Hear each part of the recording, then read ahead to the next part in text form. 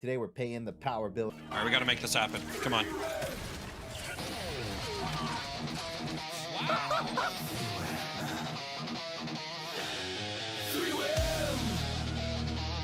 It's good all around, baby.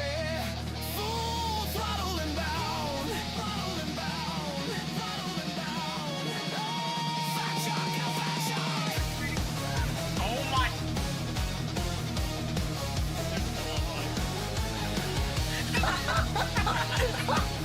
Domain expansion minefield. Claysthetics on the trigger, heart rate in the red. Charging through the fire while the squad's half dead. Warhammer dreams, Helldivers screams. Saving the code, rewriting the memes. No pause button, no soft mode. You're a hero, TV. You can do it. I believe in you. You can do it, TV. Oh, fuck. He's got the stats burned into his head. The fat shark. Clay! The fat shark. Oh, what the hell? There's a lot of them. Why are you guys laughing? Keep the blood out of him and then back into him so we can fuck it out again. I fought to the death. Didn't die. This is the dumbest shit I've ever heard. 3, 2, 1, fire! He's the spark. Gaming in the chaos. All right, we got him. Dark. From 40K worlds to Helldivers drops. He never slows down. His grind never stops. Look at all these dissonants. Bloodstones.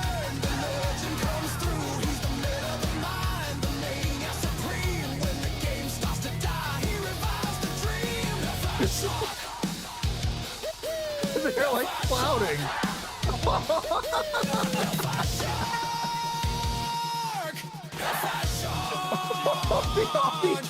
Bash drops, he breaks them down bugs. He knows about mechanics, he maps the math.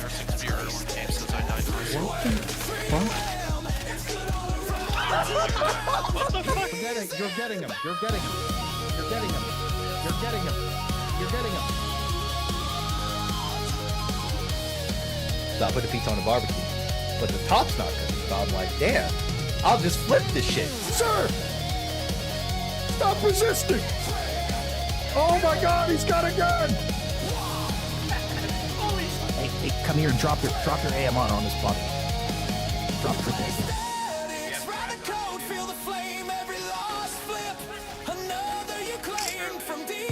Surely it's fine.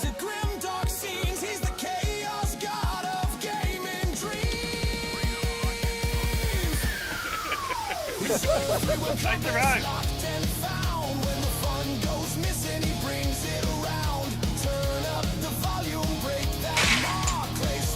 But don't worry.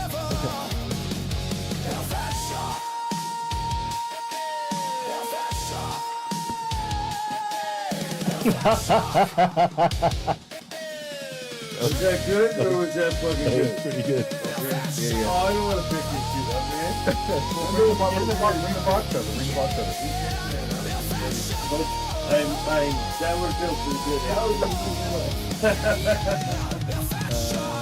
So what happens if I just click claim reward? You know what to do.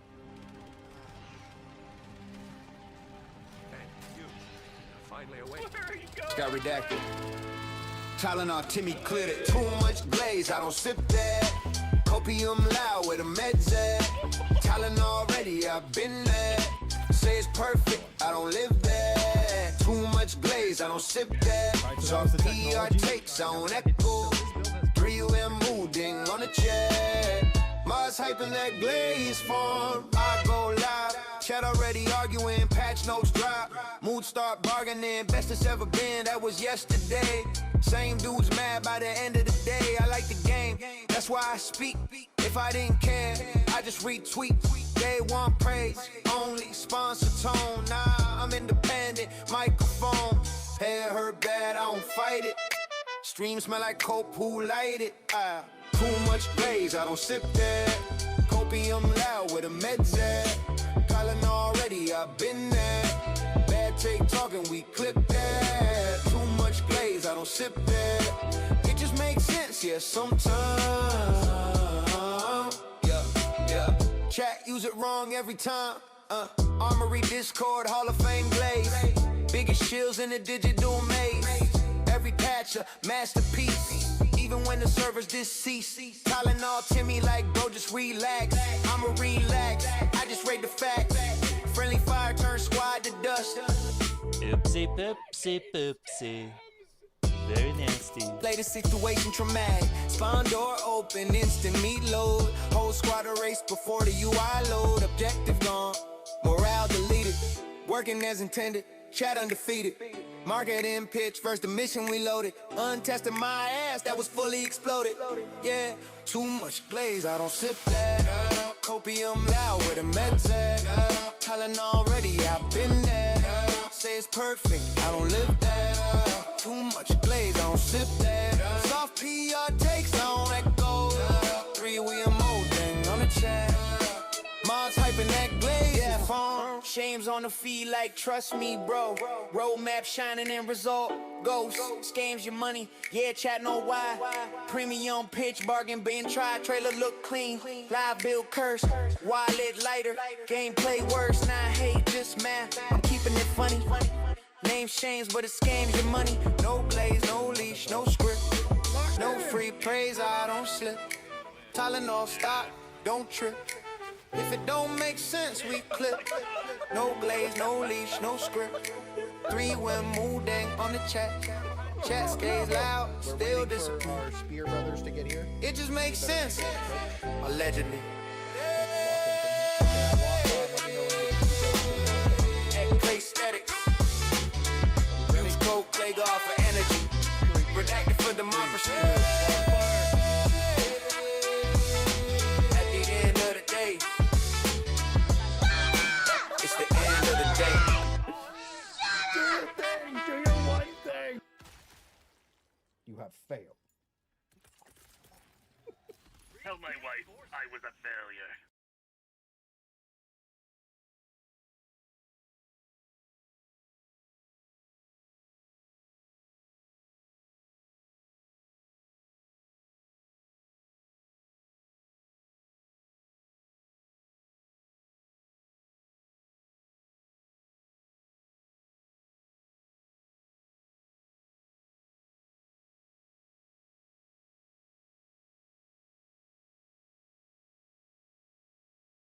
We got him, boys. Welcome to Mechdonalds. Welcome to Mechdonalds. It's a big day. It's a big day. I hope everybody had a magnificent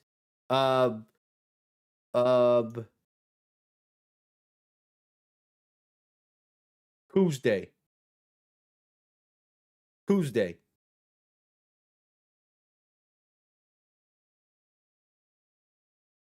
Magnificent Tuesday. Welcome to Mechdonalds, boys. I hope yeah. Exo experts, the Warbond. The future one TV sent me. The Matrix has us. Oh, yes. Yes, it does. Indubitably, it does. Indubitably. Well, welcome, everybody. Thank you for resubscribing on Twitch, Nick. Appreciate that quite a bit. Thank you for the raid, Big Dog. Thank you. I hope you had a magnificent stream.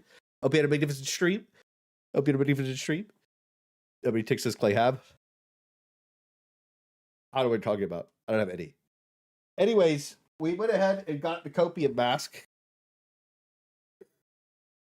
So today, we're going to go over this. I've seen a very mixed response. You can't breathe. You don't worry. Don't worry. Nobody's kneeling on your neck. You'll be all right. At least for now. I've seen very mixed response today. What do you guys feeling so far? Because for me, how I really feel about this is I'm just sad that I don't get modular mechs. I really am. I'll bring the poll up. I gotta get a couple things open. I was just chilling, banging on just thick stream, and then now we're here. But yeah, time to cook. $5 from Zulligan. Went to Mechdonalds and forgot they put the fries in the fucking bag. I get some W's in the chat with Zone, bro. And then paid on the $2. New armor passive for the Cope divers. Thank you. Thank you for I don't even know what it is yet. I don't even know what it is yet. But yes, today it is a day for a slop inspection of the new Warbond. We haven't done this in 1 month, and I couldn't be any more excited. I couldn't be any more excited. It's going to be a great day. I haven't even read the PlayStation blog yet. Where is it? Where is it? There it is. Sometimes there's a difference on the Steam one. So you're going to get to see me go through all this stuff for the first time, guys. Oh, we also, oh, by the way, I did watch the trailer already. You know what was great? You know what was great? You know it was just like super today. You know, oh my god, bro, dude, the day started so good. Man, you know, if you expected some positivity, you're gonna get it today. You're gonna get it today, guys. You're gonna get it today. Because I woke up, I posted my react to the little Warbond trailer, and then I was like, oh, why is it blocked? That's awkward and weird. Oh, it's blocked worldwide? Wow. Are we super duper serious? Like what the fuck are we doing? This is the first thing I have to deal with for the day, you know? And like, oh no, that's fucking, dude, you're talking about like a multi-billion-dollar empire, maybe even trillions for, well, not anymore after the Concord verse, but like, I'm not blaming Decon, by the way, but they knew it wasn't safe to put in your videos, but they just didn't fucking tell the creators that they have a partner Discord creator program for. Thanks, guys. Fucking cloud show, to be honest with you. Unbelievable. $5 from Mr. Joshi. I made a vehicle bay that they made vehicle pay. We're not the same. Hashtag they didn't look at my docky. Thank you for the $5, Mr. Joshi. I appreciate that. I appreciate that. Thank you, sir. Get some W's in the chat for Mr. Joshi. What the fuck? Why? Dude, they didn't get rights to the song properly, bro. All the other Warbonds, not an issue. But there's like, we can't play from like 30 seconds to like 110. Otherwise, you're cooked off worldwide. It's crazy. But yeah, we're going to do a good old slop inspection today. Maybe I'll change. I forgot that I had a meme title here. I was going to do, me and Thick were going to do the same titles today, which I might switch over to because I have another thumbnail planned. You know, we have the slop inspector, but what do you guys think? I'll let chat vote. Would you guys prefer the slop inspector or the face palm or the cry diver? You make your votes. The 1, 2, or 3 in chat. Type 1, 2, or 3 in chat. Which one do you want? You want the face palm or you want the slop inspector? You betrayed me with the title. I'll change the title over. I'll change the title over. You guys spam the numbers in chat that you want to see. What? Wow, there's a lot of ones. It looks like everybody loves the slop inspector. Sheesh. All right, looks like it's fucking overwhelmingly decided. Okay, we'll keep old sloppy. We'll keep old sloppy toppy. Is Mech's gonna get buffed? I want the fat fuck, my man. Hell yeah. Oh my god. What do you guys think of the for sale placement? All right, I'll change my title just for thickums. Welcome to Mechdonalds, everybody. Welcome to Mechdonalds. What do you guys want? Did they just cross the last line again? Or the Helldivers 2 devs just crossed the last? We'll just do this one. Copy paste. Fine, Thick. You won me over. You hosted me. It's the least I could do. No, it's okay. Mechdonalds is kind of peak. You like Mechdonalds? Dude, I thought of it like last. You want? Okay, Think. You choose. You either choose Mechdonalds or they cross the last line. It's up to you. I don't care. Oh yeah, I also posted a video on my alternate YouTube channel, which I break down the future of Battlefield 6. So if you want to check that out, that's on Claygar. I'm going to be posting basically all my breakdowns and reacts and drama slop on there. Good gameplay. Mechdonalds, it's been growing. All right. So we also, dude, we have a lot of videos to do today. So we're gonna go over the Warbond, and like usual, we'll post our slop inspection tomorrow. Big stream planned for tomorrow. Gonna be very fun. I hope everybody's excited for it. I hope everybody's excited for it. I hope everybody. Tomorrow's gonna be a magnificent day. I hope you guys are gonna have a lot of fun tomorrow. But today we're gonna go over the Warbond because that's the thing to do. I think we'll end up watching Thickham's video because apparently it's high key lit. Buzz Lightyear also posted a Is It F tier adventure, and then Wise Guy Vito also pulled up. So we've got a lot of good React content today. We've got a lot of good stuff to talk about, and I'll bring the poll up and we'll see where people are at so far, and then we'll go from there. As you can see, the trailer also has 1.2k dislikes and 29k likes, so this is a well-received Warbond. We'll break the rest of them down in a second. Polls. New polls. Why are you going to play Windrose again? Well, Space T has to have the server up. I maybe we might go beat the game on Friday, boys. We might go beat the game on Friday. The Hog too. Everything, Mr. Durkaiser, everything. Mr. Mr. $20 himself. Yo, $20 from Mr. Edward. Big Clay, are you going to play DRG Rogue Core when it comes out? Much love, King. Thank you for the $20. Thank you for the $2. Lethal. Rip, no modular max, Kara, dual shield and punch. But yeah, get some big W's in the chat for Edward and Lethal. Thank you guys for the donos. I appreciate that quite a bit. Yeah, so plans, guys. Plans. Okay, we gotta clock in. It's time to clock in. Time for Mechdonalds. So this week I'm actually going to make some videos again. I was crazy busy the last month. Crazy busy. I've been having fun streaming, popping shorts though. I've been trying to get everything ready. And I think that we'll be able to be pumping this week. I hope we'll be open this week. So plan is on Tuesday, we're gonna play the Warbond. And on Wednesday, and I've got thick fillet and background gaming on lock. BG said his sleep schedule is high key fucked though. So we don't know when we'll see him. But I'll probably call him a couple times and wakey, it's time for school to go play Mechdonalds. And then the boys will clock in. I messaged the Cold Brew and Vex Bunny as well. So we'll see if either one of them want to come play as well. So Tuesday's going to be a big day. Maybe everybody will clock in. Maybe they won't. Who knows? Really, it doesn't matter. But we'll see who wants to come play. But I do have 3 gamers unlocked.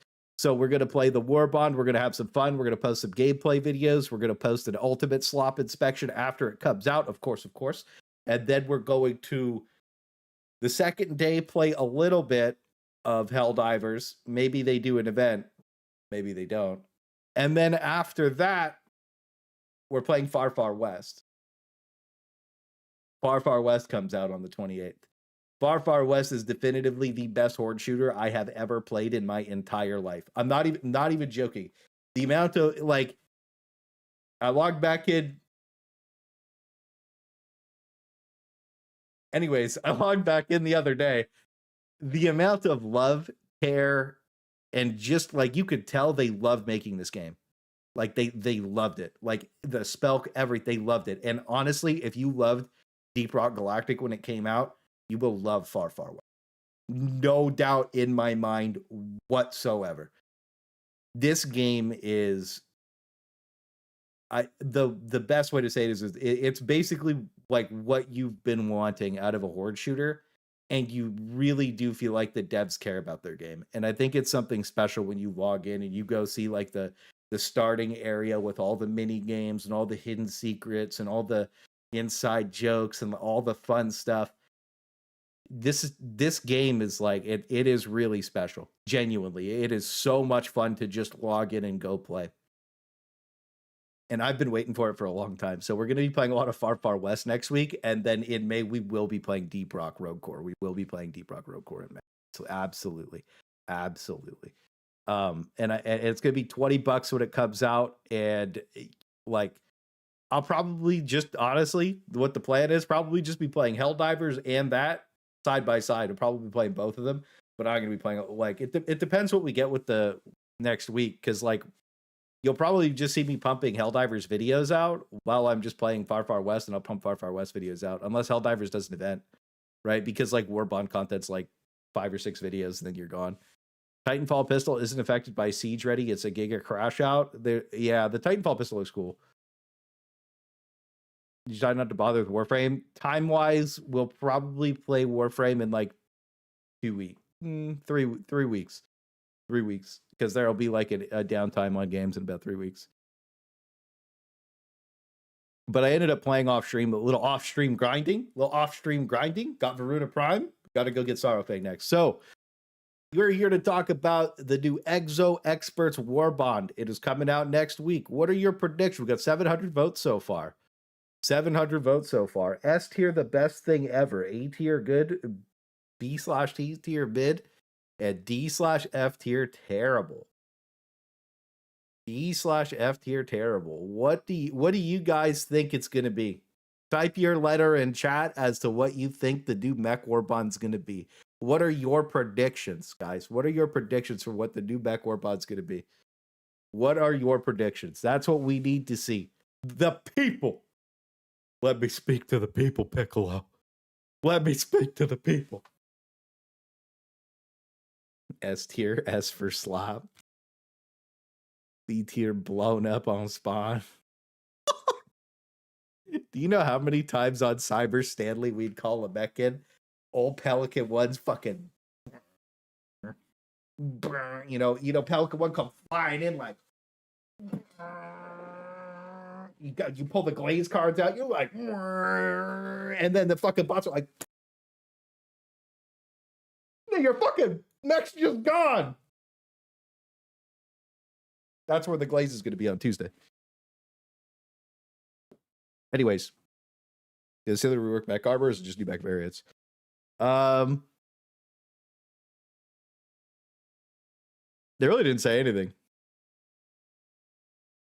My mech never blew up. Trust, nah. B or C. So most people are B or C tier. That's fair. That's fair. Yeah, I think. Here's the thing. Disposable machine gun looked pretty. We gotta watch the trailer. We gotta watch the trailer good. Hell yeah, dude. It's Mechdonalds tier. Didn't catch the last ones. Yeah, usually the stream starts about this time, but it hasn't for 2-3 weeks. So it is what it is, guys. It is what it is. We got a gifted sub from Mr. Winniam III. Get some W to chat for Winnie on a welcome to McDonald's, home of the McDonald's. Can I take your order, please? Thank you for the double gifted. Why don't he doubles down immediately? Get some W to chat for Mr. Winnie. Thank you, sir, for the double gifted. Thank you, sir. It's time for McDonald's. Are you clocked in? I've been clocked in. What a magnificent day, sir. What a magnificent day. What a magnificent day. We'll check the comments out, but I did want to show you guys this other poll. Uh-oh. Did you fill out the feedback survey in the Helldivers 2 Discord? Oopsies. It's life, huh? It's life, huh? Maybe we'll go over this poll after.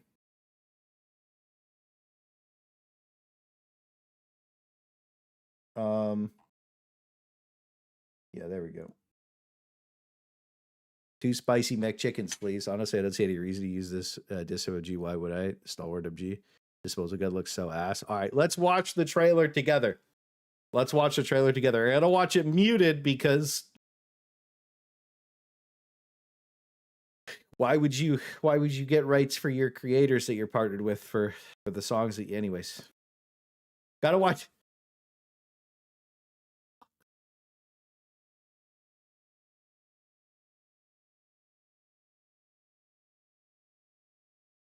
Big Bile Titan. Big Bile Titan.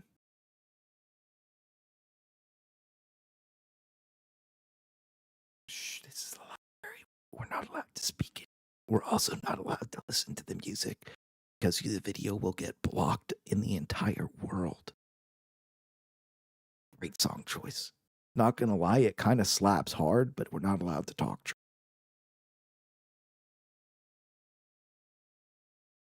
Why are they just killing Seif, though? Why are they just killing Seif, though? Also, Why can't I melee with my shield, but the mech can melee with its shield? What's this? Yeah. Okay. The machine gun looks cool. Now, the only thing that... Okay, here's an issue. All right, here's an issue. I know. The missile pistol. All right, here's the issue. Is they shoot the missile pistol at a brood commander. That's not even an alpha commander, boys. That's not even an alpha commander. That's a brood commander. But it does give him, so that means it will kill the alpha commander, pretty much guaranteed. But is this like an AP3 situation? Is this an AP4 situation? What kind of situation is it? What kind of situation is it? You know? What do you guys think? Type in chat, 3 or 4, AP 3 or 4 situation. What you guys feeling? I'm feeling it's an AP 4 situation, bro. It has to be an AP 4 situation, bro. Wasp light? Perchance a wasp light, perchance. Yeah, most of you guys are feeling. Ooh, there's a lot of 3s in the chat. There's a lot of 3s in the chat. Better be 4 or higher. It's Titanfall pistol, bro. It's an AT pistol. There's no way. Yeah, it has to be 4. Look.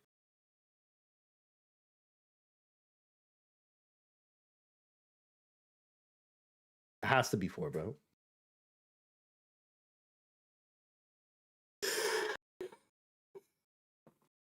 It has to be 4, bro. It has to be 4, bro. Ultimatum is 6. It should be, if it's AP7, that would be fucking crazy. That would be sick. I don't think it's AP7 though. I think it'll be 4 or 5. I think it'll be 4 or 5. Not gonna replace the ultimatum. It might. You never know. You never know.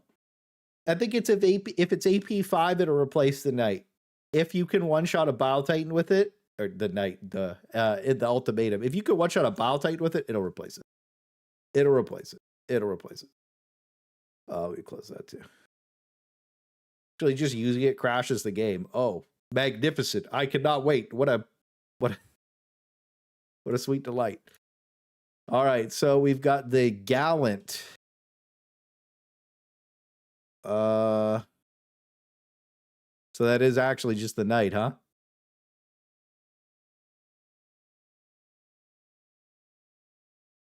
You know, it would be cool. Like the new P90 in real life just came out. Maybe they should do that. You know, I don't know.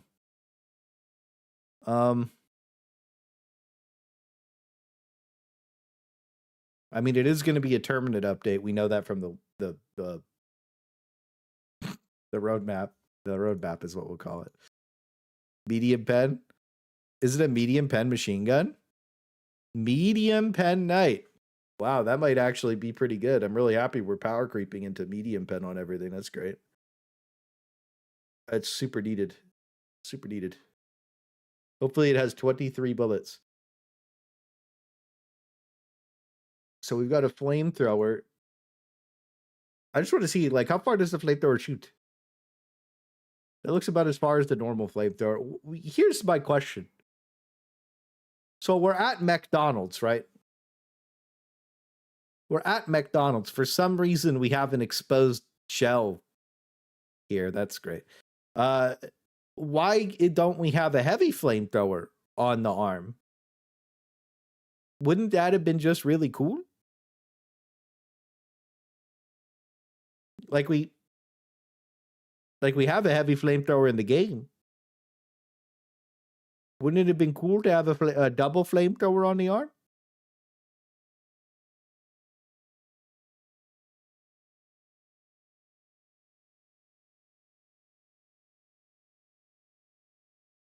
Is that the pistol that kills him? Yeah, it is. That's.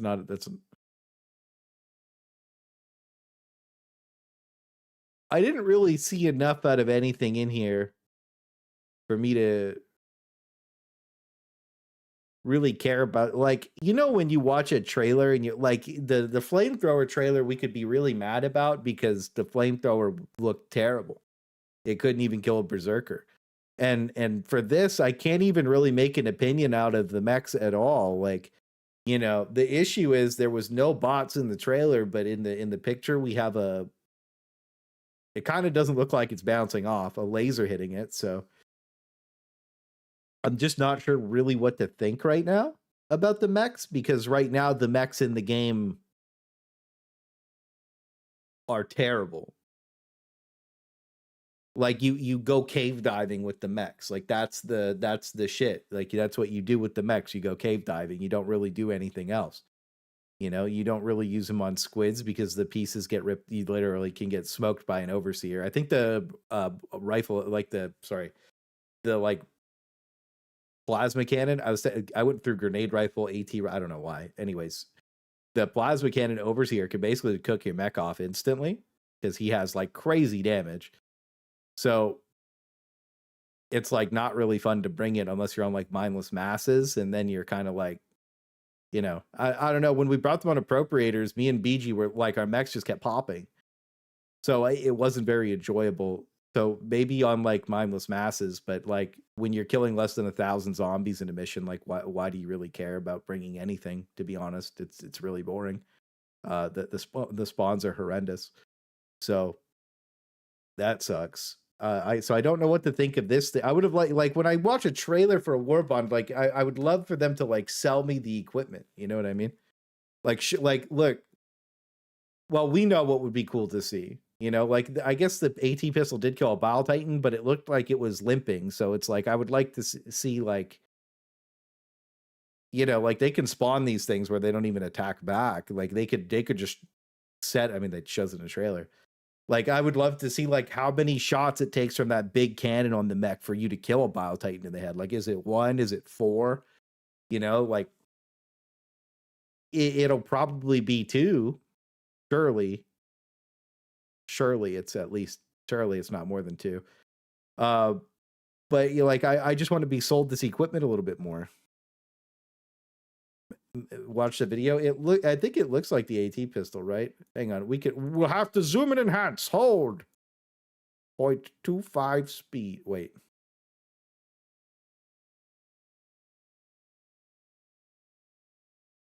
So we got the flamer shooting the shotgun at him. Looks like it staggers him. That sounds pretty good. Oh, what do we got here? Hold.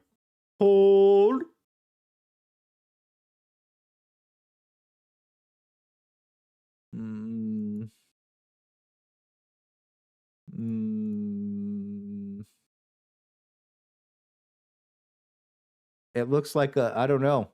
It kind of does look like it's not the missile pistol.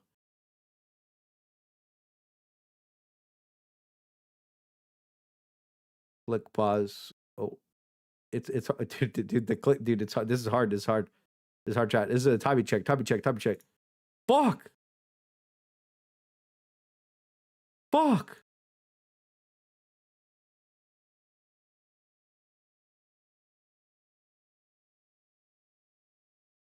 Comment dock keys are frame by frame.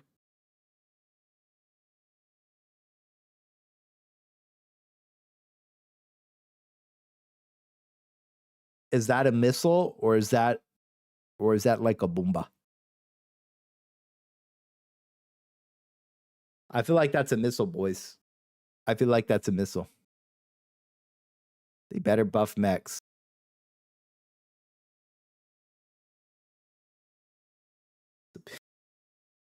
The pistol to you. Magnificent. Looks like a P-door. Magnificent. I'm super happy it looks like a penis to you guys. That's good. Def the piss. Yeah, this is the you think this is the lumber? I think that this is probably the missile pistol. We could be wrong, but you know, I think it is. I mean, it doesn't really matter what it is, considering this Bile Titan's like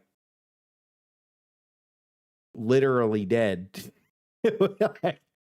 I feel like you could probably shoot this sack out with like a liberator and kill it, you know? So it is one of those things where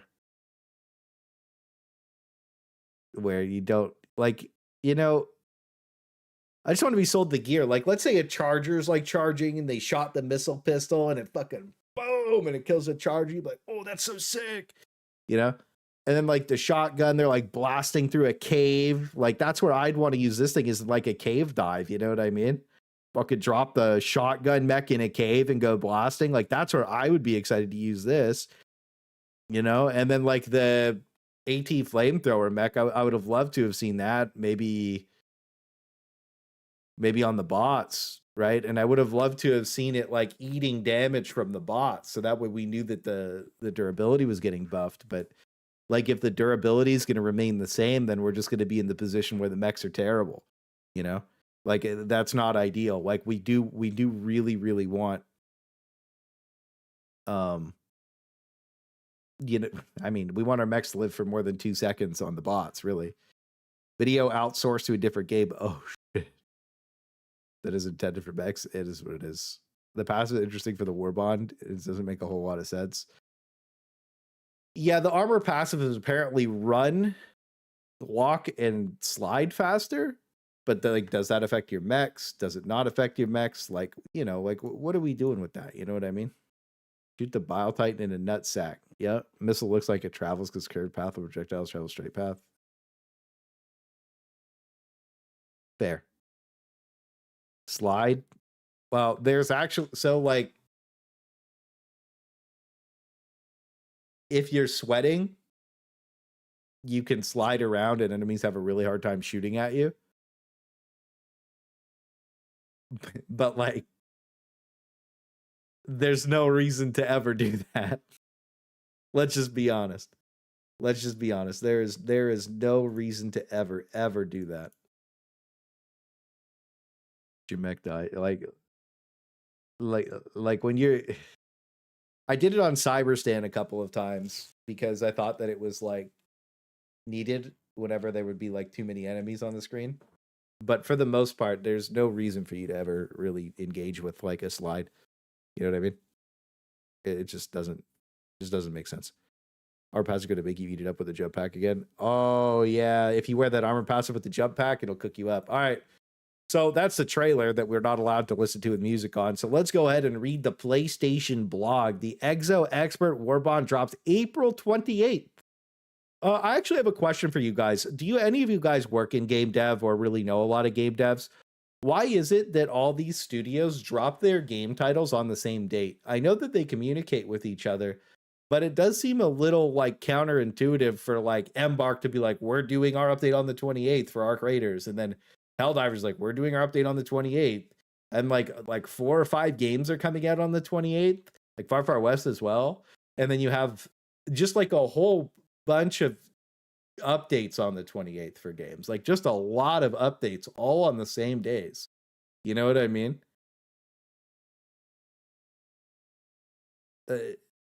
I just don't understand it. Yeah, it's always a Tuesday as well. Like you would think the ideal day for an update would be like a Thursday night or like a Friday morning. That way when everybody gets home, they can bang the update for the weekend. Or maybe they drop it on like a Tuesday so that they can update it for Friday. That never happens. They never update it for Friday. You know what I mean? So maybe it gives them time to fix it for the weekend, but they never fix it for the weekend. So it's like you could just drop the update for the weekend. That would make more sense in my eyes, you know? But it's just like every game it does it on the same day. Yeah, I know it's about the quarterly financial reports, but like you do have to think like that's, you know, like that doesn't really affect what day you drop the war bonds on in a week. You know what I mean? Or like what update? Steam does maintenance every Tuesday. Do you think that's, yeah, but like you could just drop your update on like a Friday. I don't think Steam objectively, I would say that it's worse to drop it on Tuesday because of Steam Mate, right?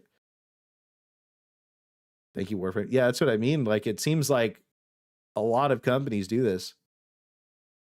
Swedish reasons? Well, all the Swedish games are dropping an update on the 28th, like all of them. I think maybe Dark Tide's skipping because they're doing Skitarii in June. So, you know, maybe they're not doing anything, but I'm not sure. Here's one shitty online course for game that everybody happens to have watched. That would make sense. I'm not buying this one the most. That's valid. It better be AdMech. It is. Did it fix something? I mean, that's why you drop it on Thursday and then you work on it on Friday and then the update goes out. It's not like they can fix it. That's what I mean, though. They never fix it, so it doesn't make any sense. You know what I mean? Make any sense. They never fix it. So anyways, we got the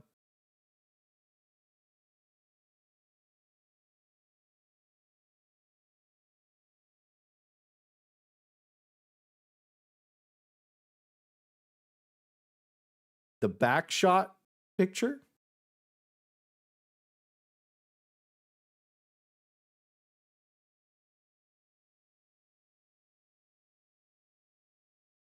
He's getting it. He's getting it in, Mom. He's getting it in there. like maybe I'm gooner coded, but like this kind of looks like someone's getting it, bro. You know what I'm saying? Must have been the wind. The back, bro. Look at this shit. Like, what the fuck? I did not notice this in the trailer. You see it now too? Nah, bro. Look at what the fuck? You can't, once you see it, you can't unsee it, bro. The back shot Mechdonalds Warbond is here, April 28th. Like he's giving it to him, bro. What the fuck are we doing? Hell nah. This is crazy, bro. This is the craziest Warbond I ever seen in my life. All right.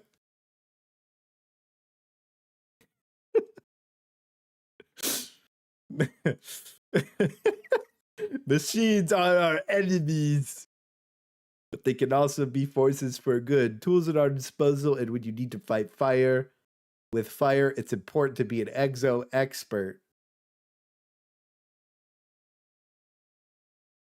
I mean, like what is our mech just like dying and falling on the fire and then exploding so that like the air goes away to put out the fire? Because like that's all that's gonna happen. All right. Got $2 for Mr. Joshi. Get that mech buns ready, boy. I'm gonna grease it up. Thank you for the $2, sir. The Ministry of Defense has authorized an immediate mobilization of the new Mechdonalds to aid us in our ongoing efforts against managed democracy. Oh yeah, this is a shotgun. This staggered, I guess. This looked pretty okay. I just like it staggered the Bile Titan, so it has to be AP4 at least. Right. Come on, man. It has to be AP4 at least, right, boss? What you guys thinking? What you guys thinking?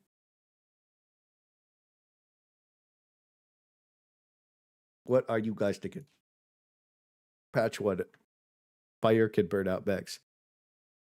Might be above AP4 if it can stagger. If it's AP5, that'd be sick. I just hope it has enough damage that, like, you know, honestly, I really just want a shotgun that shoots like airburst rounds. You know, I feel like that would be ideal. Maybe this being AP5 airburst rounds would be basically perfect. But I want like overpen. Like, I hope that when I shoot this and like I'm gonna go cave diving with this first thing. It's gonna be one of the first things I do with this when I test it. I want to load into the cave and be able to, like, if there's a warrior or like an alpha commander, I want to be able to shoot the one thing and then it goes through the first one and kills the second one. You know what I mean? I feel like that would make this really, really cool and good. If it doesn't have that, then I think it's going to be pretty terrible. Because why would you really want to have like a CC riot mech? That wouldn't really make a lot of sense. But the shotgun is very Titanfall coded and it looks pretty cool. $5 for Mr. Raldez. Mark my words, the update will only introduce the new content and not fix anything of value. They will F off and not communicate for another month. Thank you for the $5, Mr. Raldez. I appreciate that. Get some W's to chat for Mr. Raldez. So, my opinion on that is that it's going to launch, going to come out, we're going to be playing it, and one of two things are going to happen. One, we're going to be sold a solution, which is the mechs finally get fixed after being broken for months, which is their fault for nerfing the mechs and buffing all the durable damage of the enemies. And then they'll just like increase the armor on the mechs so that they can't be durable checked for the most part. Or they're not going to buff them. They're going to come out and they're just going to be terrible. And it's just going to be like more stuff to use on the bugs. And that's it. That's the one of two options. What do you guys think? Well, you guys type 1 if you're expecting mech buffs. Type 2 if you're not expecting mech buffs. Type 1 if you're expecting mech buffs. Type 2 if you're not expecting mech buffs. Thank you for the $5, Mr. Witness. AP1, armor can't resist a stiff breeze. Even the shield has ammo. That'll be a... They get some W's in the chat for Mr. Witness as well. Thank you for the... Dude, imagine you load in with the mech and it has shit durability and it just you load into the bots. You're getting ready. Do I have a? I don't think I have a shield. I don't think I have a shield. Guys, I'm gonna need it. Hang on, I'll put my fedora on my arm really quick. So this is my Glazer shield. Okay, this is a Reddit moderator. I stole this fine artifact from a Reddit moderator. Okay, so I'm gonna wrap it in tinfoil. We're gonna do that 6 months ago. Forgot. So you put your shield on, you run into combat, the bots are blasting, it's just gone, and you're like, "What the fuck happened?" You know what I mean? And then you're dead. Seems like quite a few people voted oopsie poopsies. I guess it's a 1, huh? Anyways. The shield will be destructible. There's no fucking way. This shield better be armor value 7, bro. This better be the armor plating of the gods.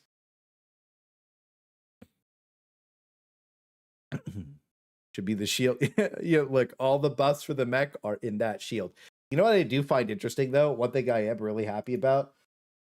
Where is it? This picture that I can't remember his name on Twitter off the top of my head. I'll pop it up if I make this video.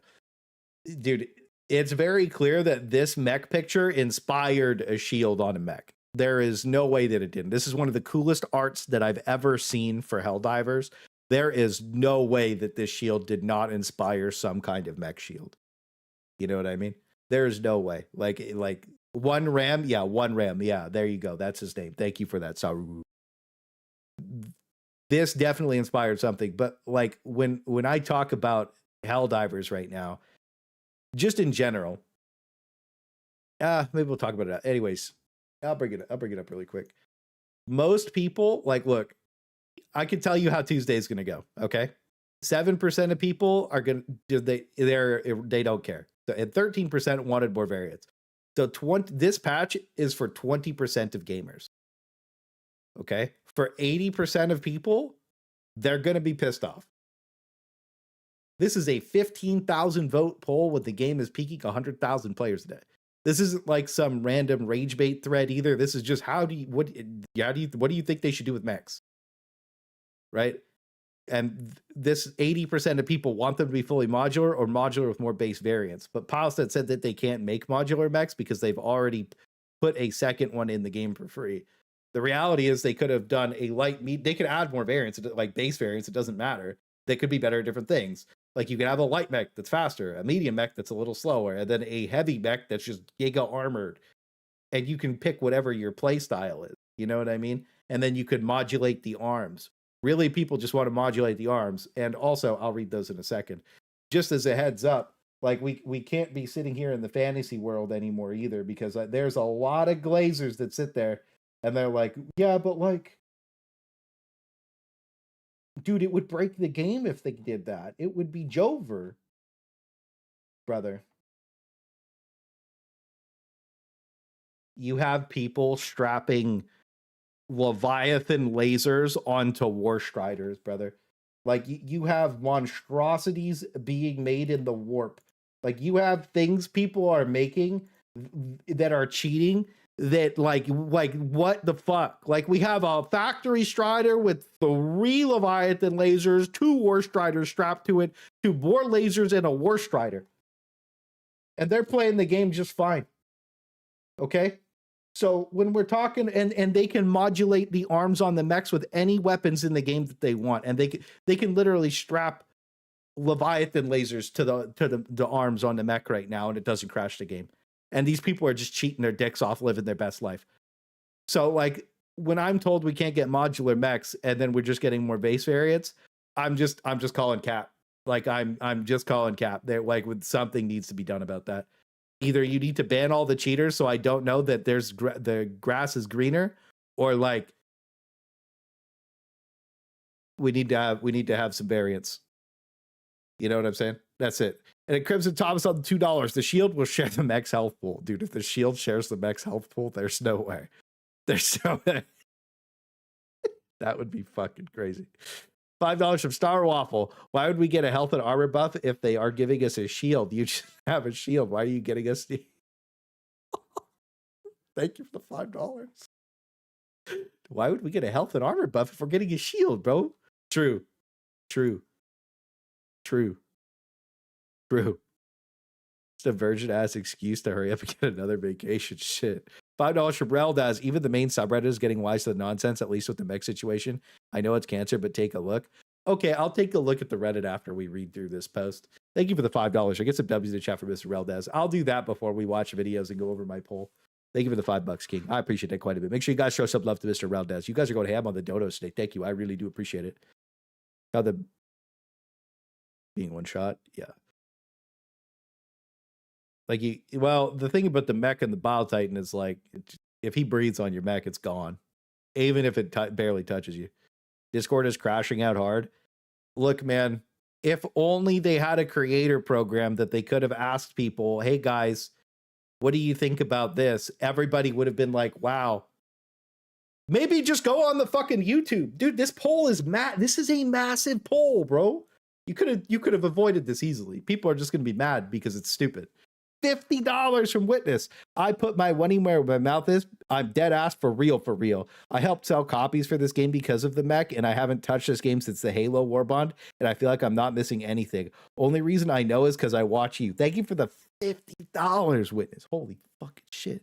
Get some big W's in the chat for Mr. Witness, bro. Thank you, sir. That is insane. Thank you for the $50, King. No, it's true, though. Like, when I tell people Helldivers, I'm like, bro, this game is fire. It's so much fun. We get to play together and live cinematic movie moments. And you know what people are the most excited for when they go play the game? The mechs in the tank and the Hellbomb backpack. And oddly enough, the minigun. But then they go use the minigun and they're like, wow, this is slop. So it is what it is. Thank you for the $10, Mr. Chaos. Are you surprised that a studio is so out of touch with their gaming community when they outsource so much content? They barely make their game and hardly play it. Thank you for the $10, Chaos. It's up W's in the chat for Mr. Chaos. Well, that's the problem, right? That's what I was saying is just as we were watching the trailer, you notice a lot of inconsistencies where it's like, well, I don't want to see a Bile type. Like, here's the thing. Like, you look at the likes and dislikes on the trailer. Like, clearly it's to bait normies, right? But here's the thing, is if you showed it actually being good, then you could excite people and get the people going. You could shoot the Bile Titan with like 2 shots from the autocannon on the mech is what, 5 seconds?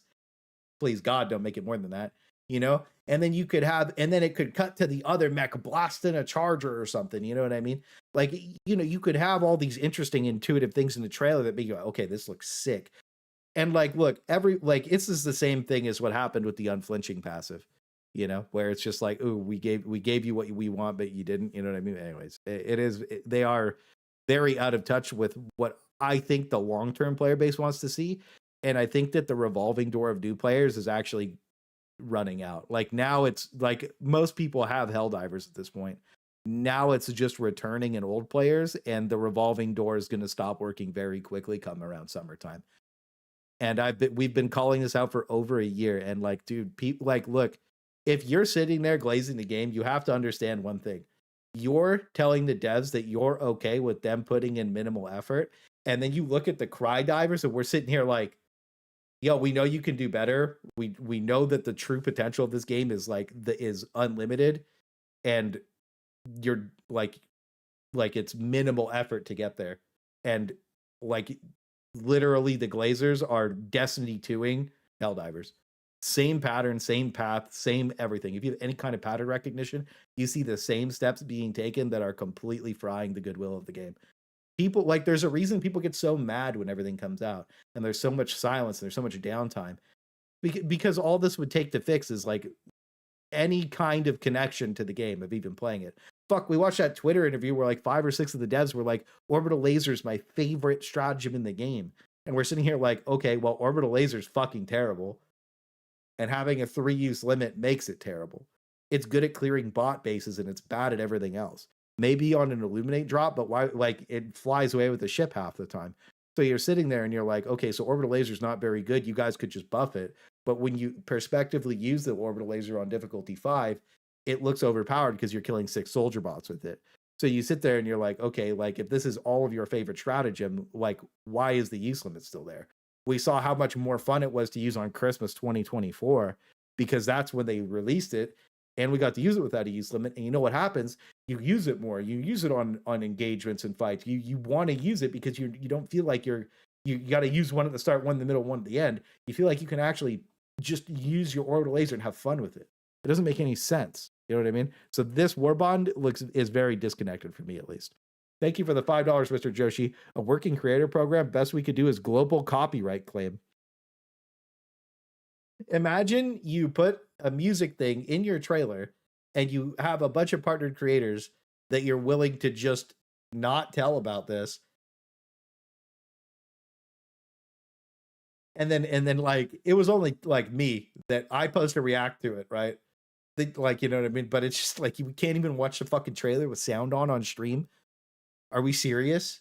That's absolutely fucking insane to even say out loud, by the way. We can't even watch the trailer on stream without getting the stream blocked worldwide. That's fucking insane, bro. Thank you for the $5, King. Thank you for the raid. Shiny Pikachu over on Twitch. Appreciate you, King. Hope you had a magnificent stream, sir. Hope you had a magnificent stream. Good seeing you, sir. Good seeing you. Lasers more often and have unlimited uses. Well, everybody used the laser more often and unlimited uses. Everybody praised them because it was fun, and then they never brought it back. You know what I mean? But it's like that's the thing is, when you use orbital, you got to look at it. There's perspectives on the game. You start the game and you're just beating the missions. Most missions take about 20, 30 minutes for people to beat, maybe longer. I don't know. Anyways, I can't really, you know what I mean? Illuminate missions take about 5 minutes to 10 minutes to complete. They're piss easy. And then you get further on in the game, and then you're full clearing the missions. And then after you start full clearing missions, you start full clear no deathing the missions. And then you start speed run full clearing the missions.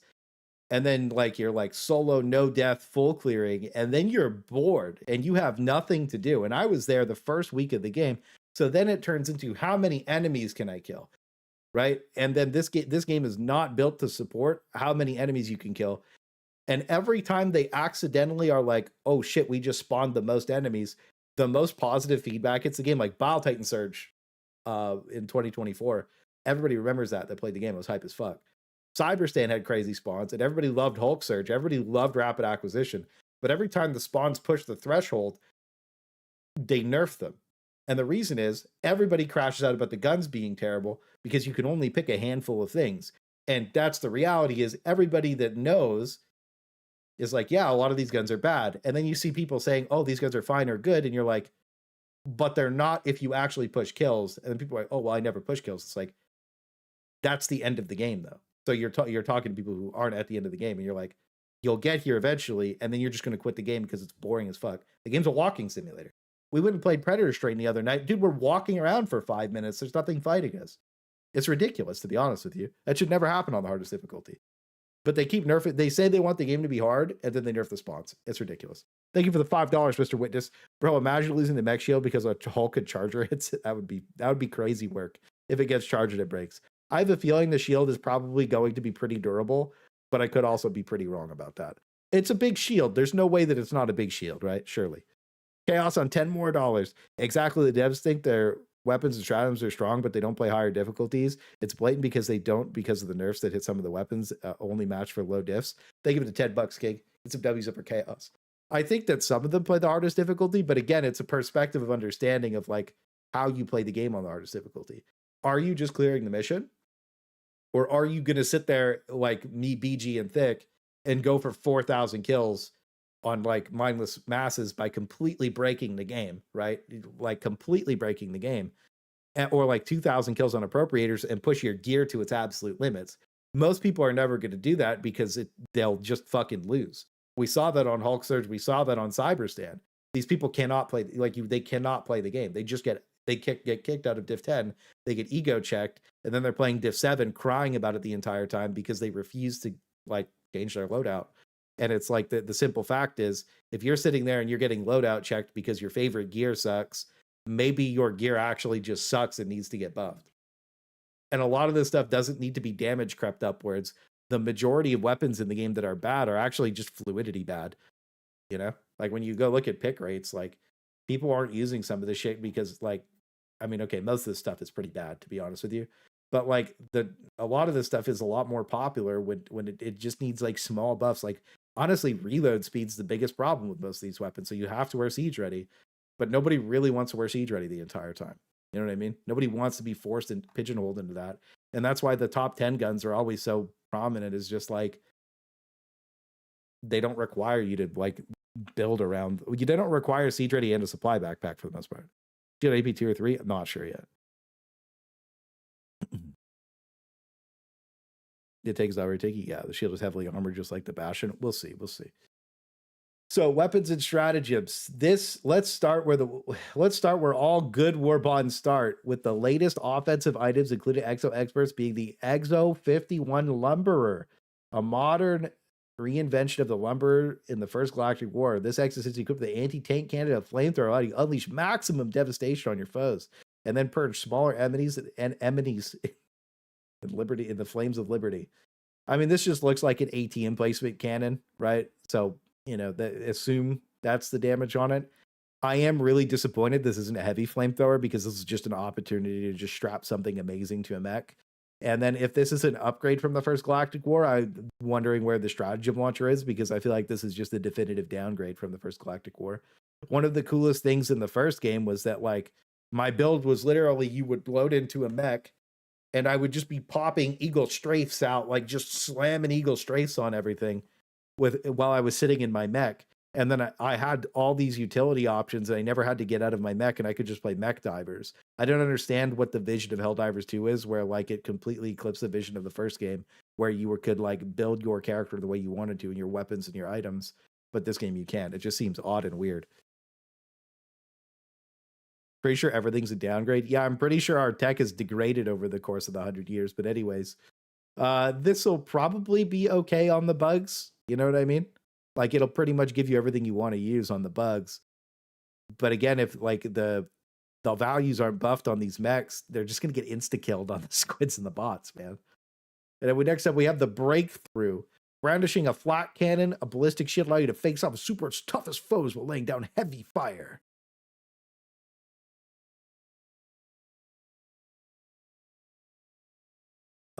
Okay, so a flat cannon. I mean, this is Titanfall coded. This looks really cool.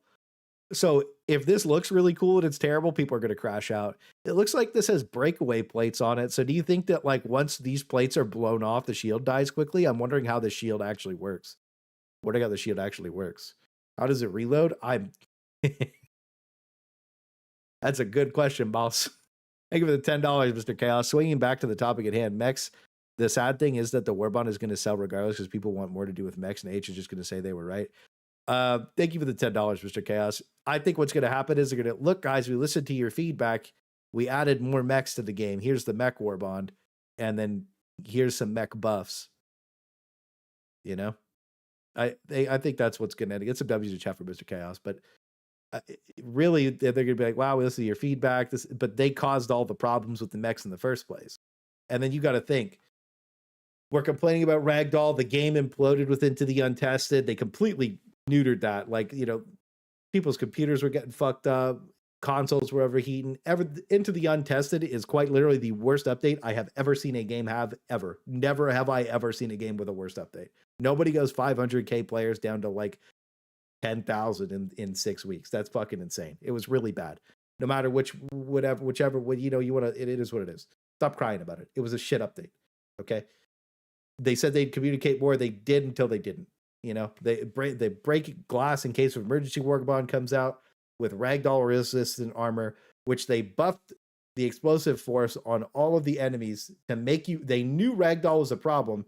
They made it a larger problem, and then they sold a solution. And then stealth is fucking broken. So Redacted Regiments comes out. Stealth magically gets fixed when Redacted Regiments come out. We're like, okay, they're starting to sell solutions when Warbonds come out consistently. That's 2 in a row. Maybe it's a coincidence.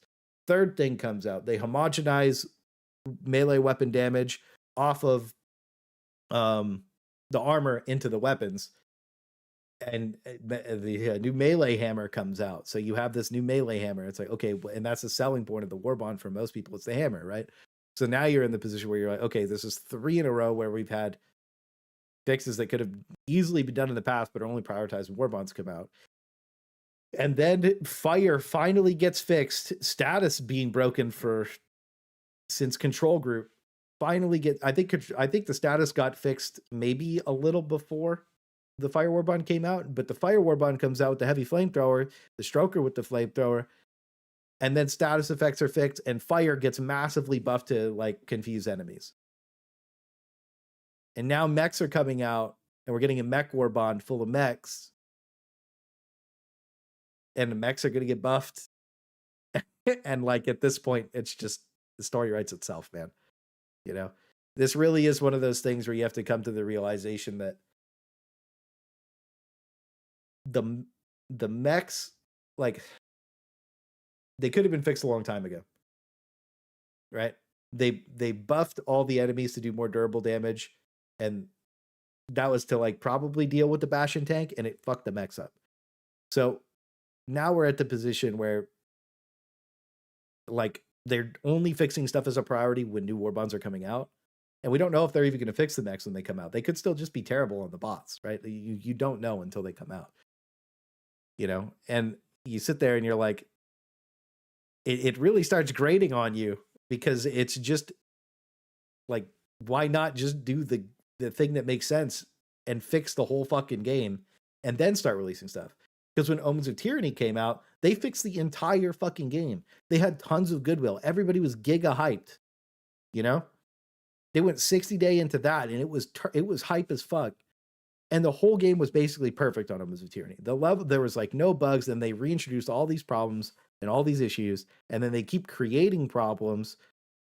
I forgot about the Force of Law thing as well, where they made bleed like go from 1, which was doing 0 damage because of the vitality passive or booster, and then they just made it 10 without thinking that 5 probably would have been a good threshold to put it at. But anyways, and then armor magically comes out that stops chest hemorrhage after everybody complained about, or everybody basically laughing at chest hemorrhage never being a factor. So you're basically in the position where we're only be getting like, we've run into the issue where the monetization has started affecting the development of the game. And we're in the position that people are going to start getting a lot more angry, because it just makes you feel bad. Like, that's it. That's all it is. There's nothing outside of that either. It's just like, okay, we're only going to fix stuff when paid content's coming out. It's like, all right, well, I mean, like, that might make your content a little more hype, but like, that's like gotcha slop type shit. So we're in the position, like, that's bad. Like, it just makes people feel bad. You know, like, we need more in-depth, meaningful, long-term progression systems in the game. We need things that keep people on the wheel. We need things that are like fun to engage with and interact with. And we need the game to be like basically fixed at a baseline. And then when this stuff comes out, it's even more hype, because it's like all of my favorite gear is getting buffed even more. All of my favorite stuff is finally like, you know, it's getting expanded on. Instead, it's just like, okay, well, now this new thing's coming out and it's getting buffed, and then in 3 months it's getting nerfed. And that's it, really. Up to 21 warbonds. I think it's 20 regular, 2 legendary. Crimson on $5. Arrowhead has proven to be the spiteful kids. I could see bot buffing the mechs like nuh-uh to the warbond attached buff allegation.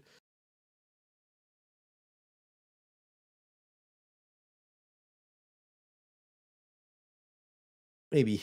Thank you for the $5, King. Get some W's up for Mr. Crimson. Yeah, I don't know, man. I'm at the point where I'm generally unhappy with how the warbonds are coming out. I am. I haven't been happy with the warbonds in a while. Like, it just is what it is. The shit's cool. That's great. Here's the thing. If you actually like the game and you like playing it, you have to come to the realization that a lot of this stuff is bad for the long-term health of the game. And the way that they're releasing it is just making people angry for no reason. And you're like, oh, well, if you just get angry for no reason, why you bother playing the game? It's like, brother, like, it's insufferable, because you sit there and you go look at like all these other games with the same patterns and the same problems. And you're like, why can't you just do the thing that everybody would like? It's super simple. It's super easy, bro. you know? And it's just as simple as like, okay, you can have 2 new mech variants. Who gives a fuck? That would be badass. You know what I mean? And then it's like, okay, and now these are all modular. You could just strap them on whatever you want. You know, like you want a shield with a Gatling gun? Who gives a fuck? You want a shield with a cannon? Who cares? You want, like, the other thing too is, for me, when I look at this Warbond, if it would have just been like, you know, new variants, like that's fine. Ideally, the perfect situation is one of the new mechs is just a heavy mech. They make like one of the mechs light that we have and one of the mechs medium, and then you can just pick a fast, medium, or slow mech, and then just like their armor is different. And then this entire Warbond is just mech attachments, and it's just like, okay, double laser cannon arm, heavy flamethrower arm, regular flamethrower, and it's just like a fuckload of weapon attachments, like 6 stalwarts on one arm. You know what I mean? And that would have been, I would have been fine with that. I don't have any problem buying this shit, but like now that we're just being sold vehicles, it's like, fuck, man. You know what I mean? Like having all the attachments for the mechs being in a Warbond would have been perfectly fine with me. I actually would have been super okay with that. But now we're just getting mechs in the Warbond, and we're basically setting a precedent that every single thing in the game is just always going to be paid for now, and there is never going to be any meaningful long-term progression that keeps us in the game. And all your long-term players now are in the position that they have no reason to log in and play other than like, what? Go participate in the fucking galactic war that is rigged 80% of the time anyways. Like, who gives a shit? You're like, oh, we're going to go to Curia. Wait, cyborgs on the moon? That sounds super fun. But then the moon's gone, the cyborgs are gone. If Eagle Storm's up, nobody's logging in to play anyways. You know? Like, nobody's going to go here anyways. Nobody gave a shit to fight the squids, right? Like, it just is what it is. So now it's a bot order. No long-term progression. Did they fix mantling yet? No. No. I don't understand how the QA missed that either. That's crazy. Oh, yeah, right. He's gone. Anyways, does it become a game demanding you throw your wallet at them? Well, Helldivers 1 had monetization issues like that.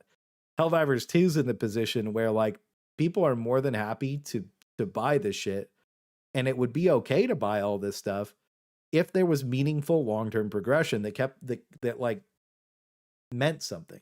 You know what I mean? That's all. Like, I don't have any problem buying stuff. I have a problem when we sit here and we're talking about like all this bullshit. Dude, I'm doing great. I'm having a great day. It's Mechdonalds today, big dog. Loadout now, brother. The most fun I have on this game is loading in with the cadet loadout and going to get as many kills as I can. My definition of fun is turning my HUD off and doing a solo, no death, full clear, no HUD with the beginner weapons in the game. That's where I'm at with Helldivers 2. That's where I've been at with Helldivers 2 since just before Into the Untested. I posted a solo, no death, full clear, no HUD cadet loadout in a city where I was fucking lost half the game. And it's a perspective issue, you know what I mean? Comes out, you know, boys need to lock in because Roman fail. But I'm telling you, me, BG, and Thick are going to lock in on Tuesday. We're going to have a good time. It'll be good. I just enjoy no premium Warbond loadouts. They're very fun. They're very fun. Put a lot of effort in this new Warbond update. Look, brother. Arrowhead Studios had a 2-week vacation in March. I know that most of them got sick when a couple of them went to the March whatever was it, PAX in March. So everybody got sick and like, you know, they were fucking cooked off for 2 weeks, and then they went on a retreat. So they had like 6 weeks off, bro. You talking about no effort, bro? Of course, there's like, what do you mean? They weren't even working. Anyways, for those who don't like to overburden themselves, we're introducing the Bullet Storm, a disposable machine gun sporting caseless ammo in multiple barrels. Each uses 2 of these, and you could throw them away when you're done. Well, that's the most exciting part of the Warbond. That's the most exciting part of the Warbond. Eats machine. This looks sick. This is an Eats machine gun. I wish they showed me how many bullets and how much damage it did. I mean, maybe it's just a machine gun. I wonder how much ammo it has. Hopefully it's just 250. Dude, yeah, like this is the most exciting part of the Warbond for me. I love disposables. So a disposable double, dude, you throw a double machine gun, dude, you bring that in, that's badass. Cool. They showed damage. Yeah, like just stat profile line on this would be great. Like I would love to see stat profile line on this. Be like, these are. You know why they don't do stats in these anymore? They did a couple of times. It's because they drop the Warbond trailer and then they get everybody's reactions. And if it's really bad, they buff all the shit. But yeah, no. If this is just a machine gun with like 250 ammo and it's just a double disposable, this will be perfect. The MG had stats on the wiki. Check from the first game. Okay. Give me a second, big dog. How do I get to Helldivers 1? Oh, wait a minute. How do I get to Helldivers 1?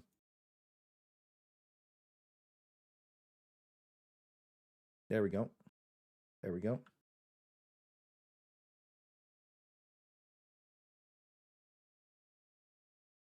What's it called in this game? Oh, there it is.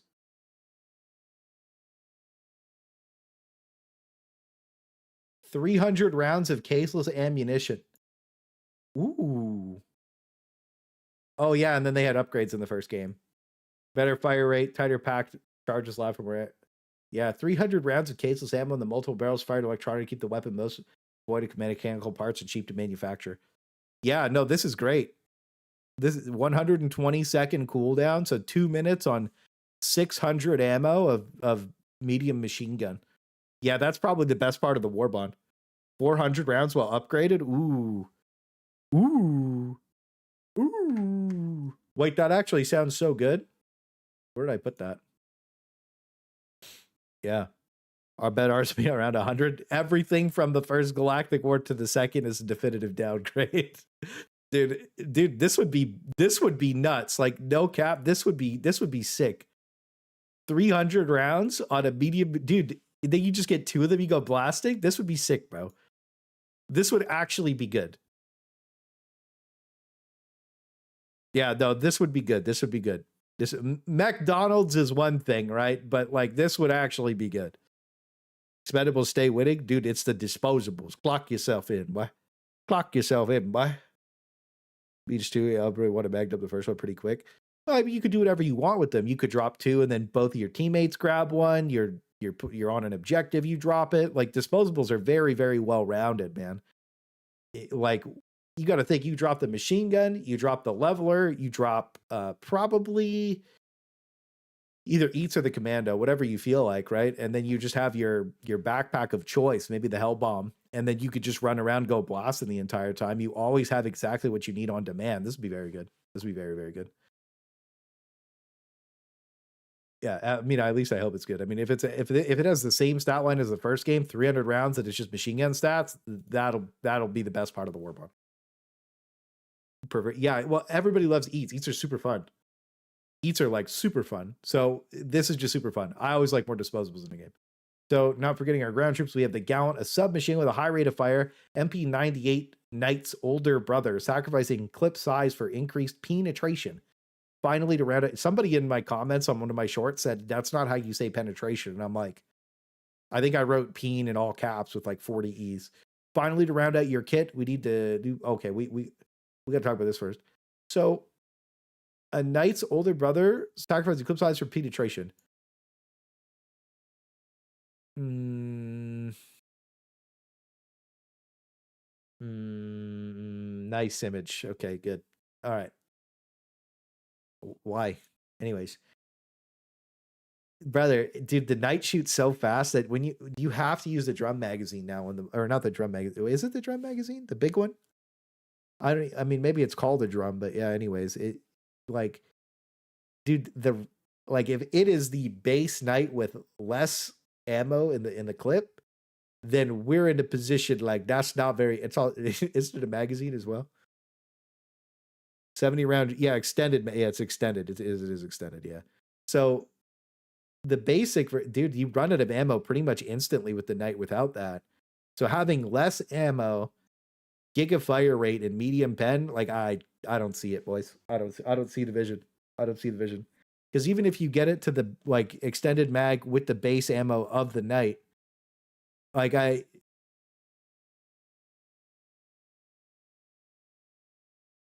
Look, submachine guns were just better last year, like 30% better last year. So we're in the position where like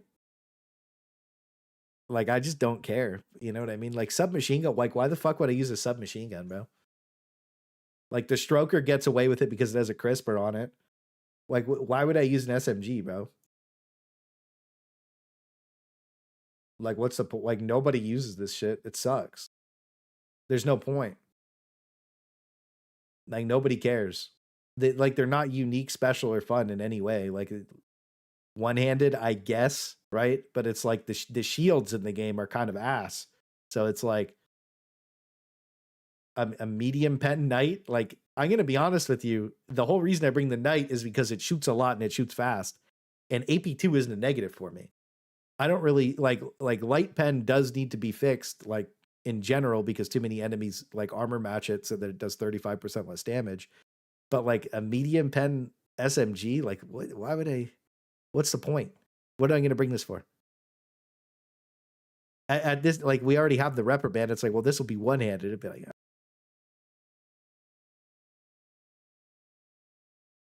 why do I want to bring a gun that can only shoot like 25 meters and then it does no damage?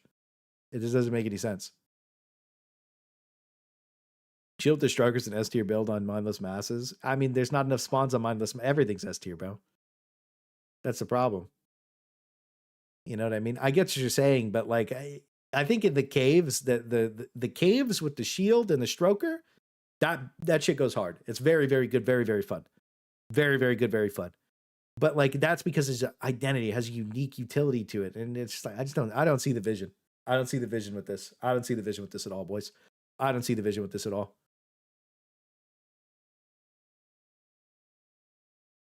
Light armor reminds you of Top Gun pilot suits. It does, I really like it. I think it looks cool.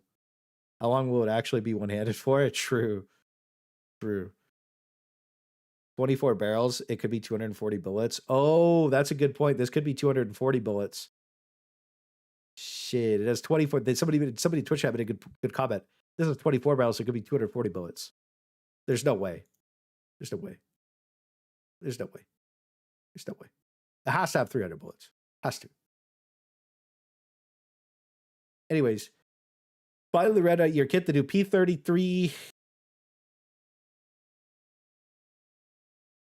The new P pistol utilizes the latest guided heat protection. 60% of the time, every time. All right, guys. I've said this so many times in my videos. Homage to the... We're pissing. You think one of the devs was sitting there watching that shit? We're like, we're pissing on him. We're pissing on him. And then they're like, we're making the P pistol. You know, like you ever think about that? I think about that sometimes because I know they watch the VODs. You think some dev's sitting there and you're pissing on him. We're pissing on him. They put the piss pistol in the game, bro. This shit looks cool as fuck. I really hope this is good. This, I'm not excited. This, I think, is going to be terrible, by the way. I think that I still have that Grok chat open.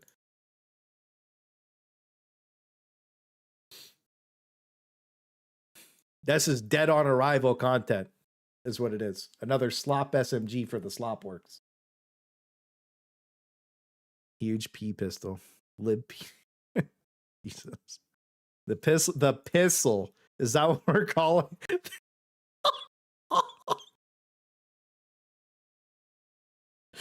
Pistol on him. Pistol on him.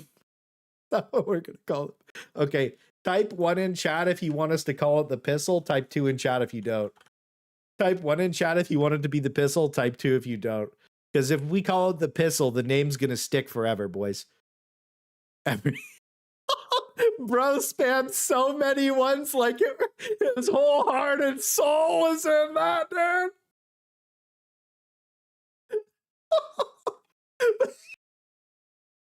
Now we have the Dicko and the pistol. Look at him, dude. He was like, yup, that's me. That's awesome. Hashtag piss boys. He's pissing so. All right, gentlemen. All right. The pistol is locked in. I'm crying, bro. Holy shit. You guys are silly goosies, okay? You guys are silly goose. Get spam on Twitch. Superior platform. What did you miss? They added the pistol. All right. So this shoots a missile. The pistol will save the game. Yes! The pistol! Pistol and stroker meta, dude. We're in it, bruv. Yeah, we're in it, bruv. We're in it, bruv. Thank you for the $10, Nom. Tylenol Tizzy message of the day. When in doubt, piss it out. I had to find the Tylenol. Take it up just for you, King. Get some W to chat for Mr. Knob. When in doubt, piss it out. Thank you for the $10, King. Appreciate you. Good seeing you, brother. Hope you're having a good day. I'm crying over here, boss. I'm crying. Holy shit. You guys made me laugh on that one. All right. This one opened just fine. What happened to the other? All right. So the pistol, I think most people speculated it's going to be AP5 when we asked in chat. Most people were spamming ones for AP5. I think it'll be 5. There's no way it's AP4. It has to be 5. If this isn't AP5, it's Slop.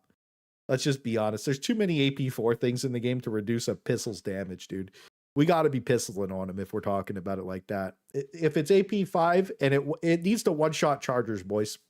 It gimped a Brood Commander. That's another thing is like, I don't want to see Brood Commanders die in the... You know why they kill Brood Commanders in the trailers? Because the majority of people play on Div 7 and an Alpha Commander is not recognizable. Yeah, I just realized that in my head. Okay, that makes sense. So that makes a lot more sense. They have to use recognizable things in the trailers. So it gibbing that means that it'll give an Alpha Commander for sure. Just because of the gibbing mechanic, you have to like overkill them pretty hard. But I would have liked to have seen this hit a Bile Titan in the head if it was going to one-shot it. And I would have also liked to have seen this hit a charger. More than anything, I would like this to one-shot chargers. I think that probably needs to be the way that the pistol makes the most sense, because it's very clearly ultimatum coded for sure. Like, this is the Titanfall pistol, bro. Like, this thing needs to absolutely fuck. You know, I would actually go as far as saying this pistol needs to one-shot War Riders. This pistol needs to one-shot War Riders. And if it doesn't, Slop. I hope it's not the Warrant 2.0. If it's the Warrant 2.0, I'll be a sad boy. But you know, the best thing with the Warrant was when it came out, you could just overpen everything, and you could like, did they remove that from the game? It was such an L. You could literally just shoot through everything in the game, including Devastator Shields. This shit was sick. No, it's gonna be AP5 is gonna be cooking.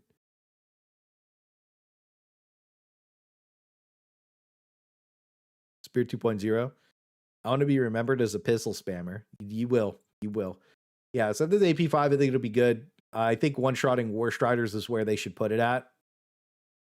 And that should be it.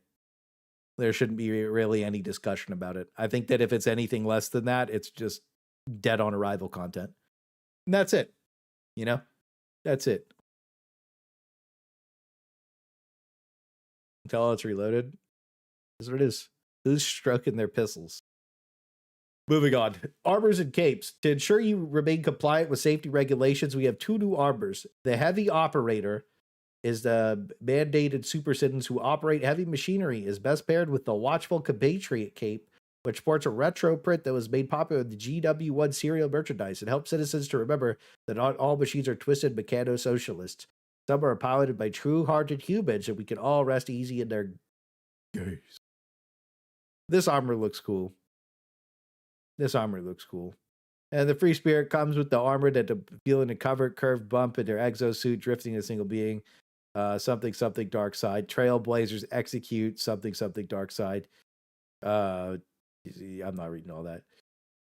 So the new armors come stock standard with the Oxygenator perk, and it allows you to walk, run, and slide slightly faster within Super Earth guidelines. Okay. What are you guys thinking? 5% movement speed, 10% movement speed. Just type 5 or 10. 5 or 10. 5 or 10 in the chat. 5 or 10 in the chat. 5% or 10%. 5% or 10%. I think 5% is reasonable for Arrowhead because they want everything to be miserable, but 5 or 10%. 2%. There's no way it's 2%. There's no way it's 2%. Minus 5 on 2. You guys are stupid. You guys are stupid. You guys are stupid. There's no way it's 2. Fixed number, not even percent based. Oh, you're right. It will be a fixed number. It will be a fixed number. Here's the thing is if I was wearing this passive, I would want my heavy armor to move as fast as here's what this should have been. All right, let's just not get it twisted. This should have been a medium armor, and this would be heavy armor, and then this passive should have made heavy move as fast as medium, and medium move as fast as light. Oh, there's also going to be a superstore.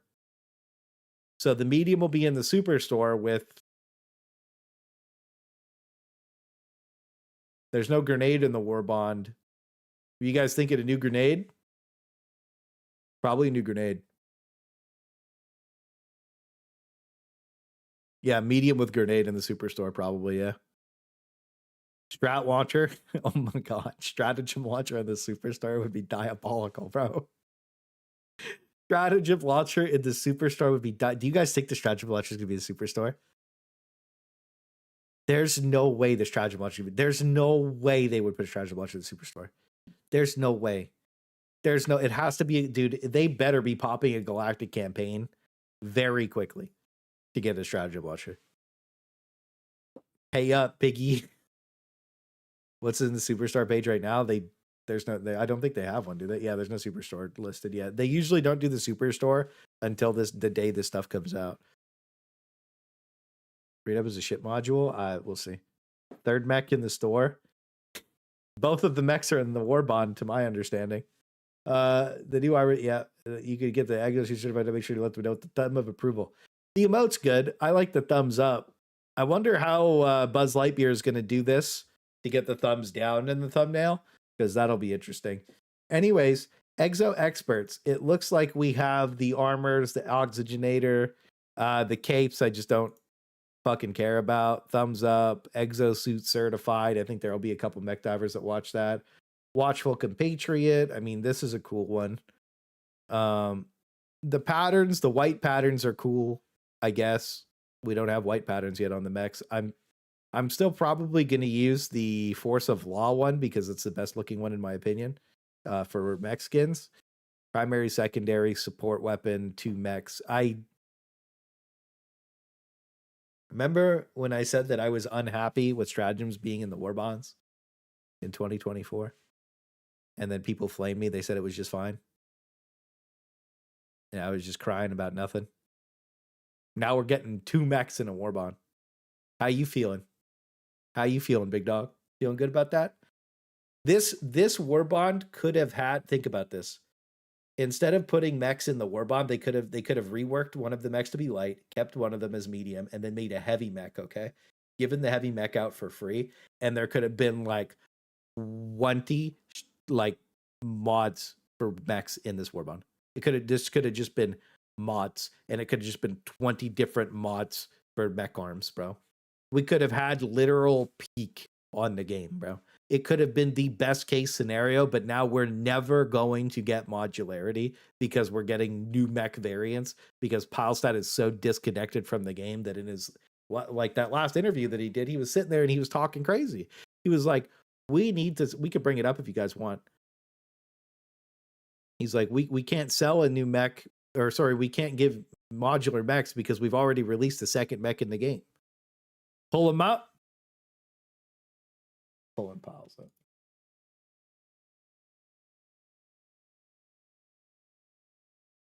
Pulling piles up, bro.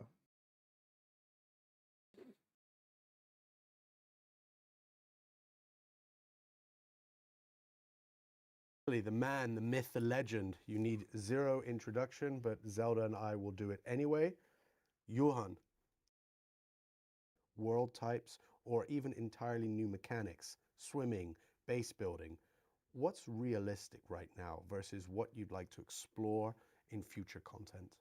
It's sometimes hard for the community to recognize what the effort needed to build some of these features are.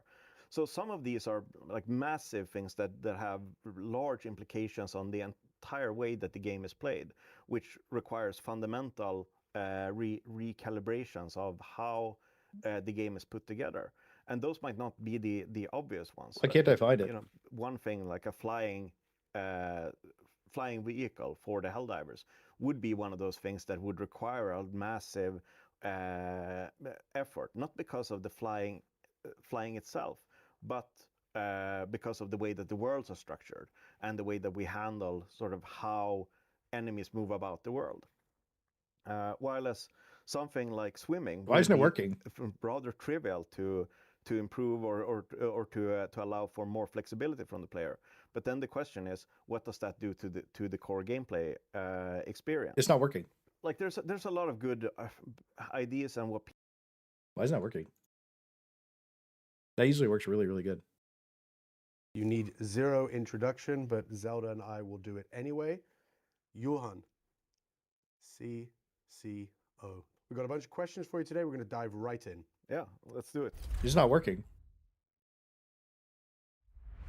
You've said the team views Helldivers 2. This is not as a working. platform This usually to works grow, really good. Perhaps even into a sequel or what a sequel could be. Nothing's working. What are the defining sequel level features that My you'd browser like to search. see that haven't been introduced yet? It won't scroll Right. it properly there. There's quite a lot of them actually, and I think the community is pretty good at picking up on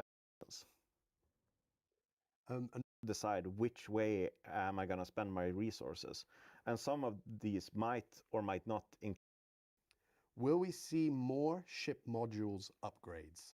issues before we continue building new features that would inevitably cause more performance issues. Type in glaze. I'm sure the community appreciates cryo or freeze weapons.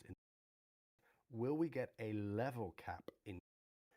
The Cold Brew has some questions for you. First one, what would it take for the FRV and exosuits to get a garage where we can customize specs, attachments? Based cold brew. If you guys haven't checked him out, he's been streaming a You lot. know what? This is actually one of those features that were cut before release. So if you go to, on the ship and look down into the hangar space, you can see that there's various alcoves. Those were supposed to be for the mech and for the other vehicles that you would be able to get in the game. So it's something that we have been talking about. It's like, how can we get people down there to be able to view the mechs and the other vehicles that they have. The Cold Brew goes on to ask, why haven't we seen major orders that bring new weapons or tools?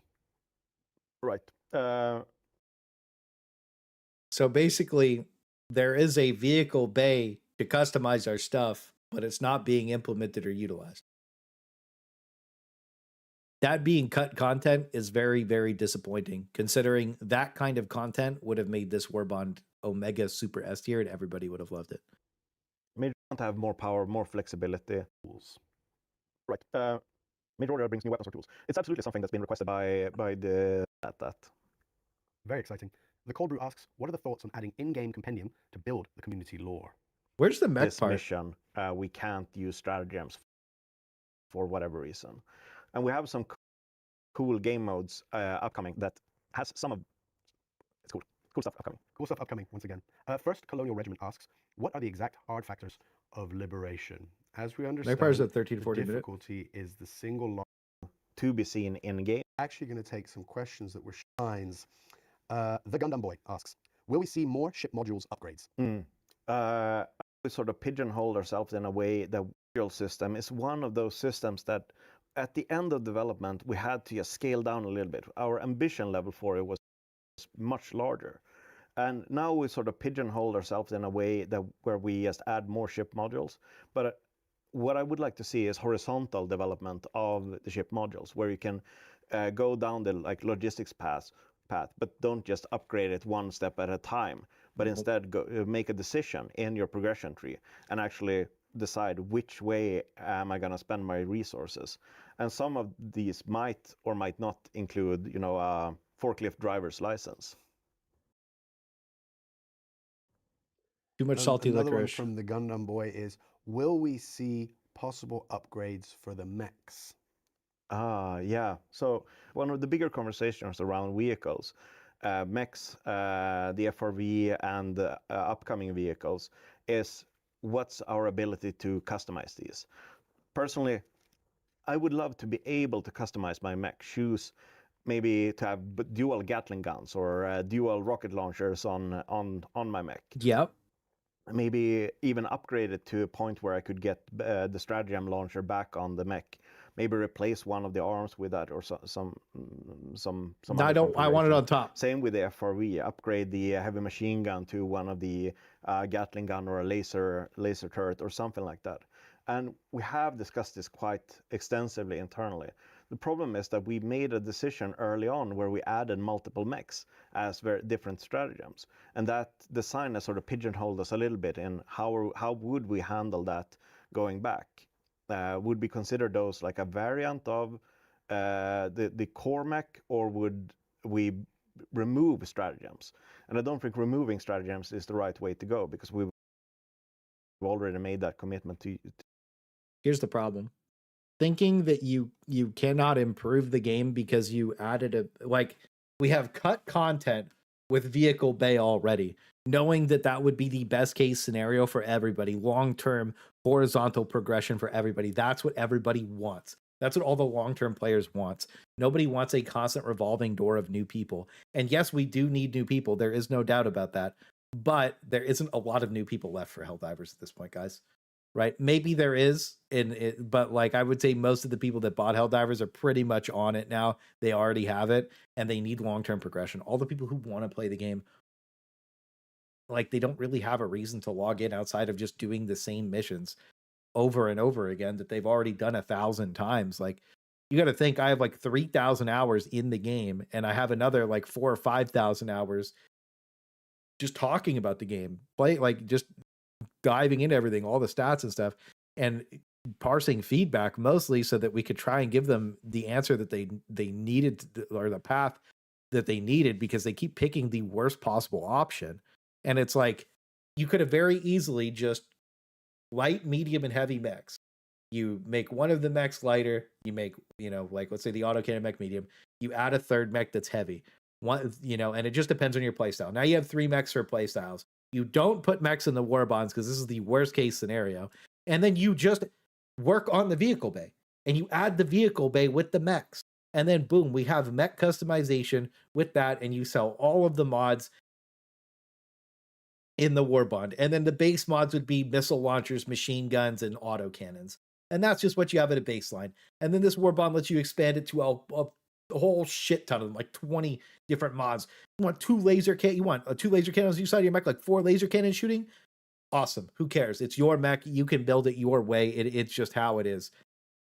I just don't understand how that wasn't the first option. And now we have this Warbond. Because one other problem we have with this Warbond is now they can't do that because they've sold you a mech. When they've given you it for free, they could very easily do that. But now they've sold you a mech. And now if they change this mech, that means they've changed something that you've paid for, which a lot of companies are terrified to do. And if they're already in the position where they're terrified to change something they gave you for free, then how the fuck could you ever imagine them changing something for the positive that you paid for? It's just not going to happen. And like, honestly, here's the best case scenario. Best case scenario. This Warbond comes out, everybody buys it. This is the situation that happened. Everybody who buys this Warbond gets a Warbond token when they completely overhaul mechs. And then this Warbond gives you all the mods for them and do what I said there. That would be the best case scenario. Maybe there's other ways to go about it. Maybe there's other ways to do it. But I'm just saying what I think would be best for the majority of people to build the most goodwill, make the most people happy, and more importantly, make the most people have the most fun on the game. That's it. That's in my eyes what would do that. What do you guys think about what I'm saying there? Do you guys think there's something better? Do you think my idea is good? Do you guys think it's bad? Let me know. Thank you for the $2, Mr. Joshi. Bro, we're getting mechs with 2 stratagem launcher arms. Bro, I could type in 2 stratagems at the same time. Thank you for the $5, Mr. Witness. Make a default mechs the best all around and let us make specialized mech. Oh, wait, but I wouldn't be able to pay $20 at a time. Thank you for the $5. That's because you're too busy giving me the money. Thank you for the $5. Can you get some W's up for Mr. Witness? Thank you. And and Mr. Harvest on $2. You had me at quad laser cannons. Thank you for the $2, Mr. Harvest. Thank you. They're not going to give you a Warbond for free. I would say that you're wrong, because at this point there's 20 Warbonds, and this would be a great excuse to give everybody a Warbond token. Because like we're at the stage where them giving one away for free is not a big deal. They can still change after Warbond release by giving the mechs a customization system. They could just give the customization system with all the customization options for free after this, and then these are the base mech variants, and that would be fine too. I think that that's a very good point. Like, you could just have the shield mech or whatever, and then you have, but then like 3 of the mechs don't really, I mean, they could just make a light, medium, and heavy mech. You know what I mean? I don't know. Like I guess, you know what I mean? Like, this could be the heavy mech. I don't know.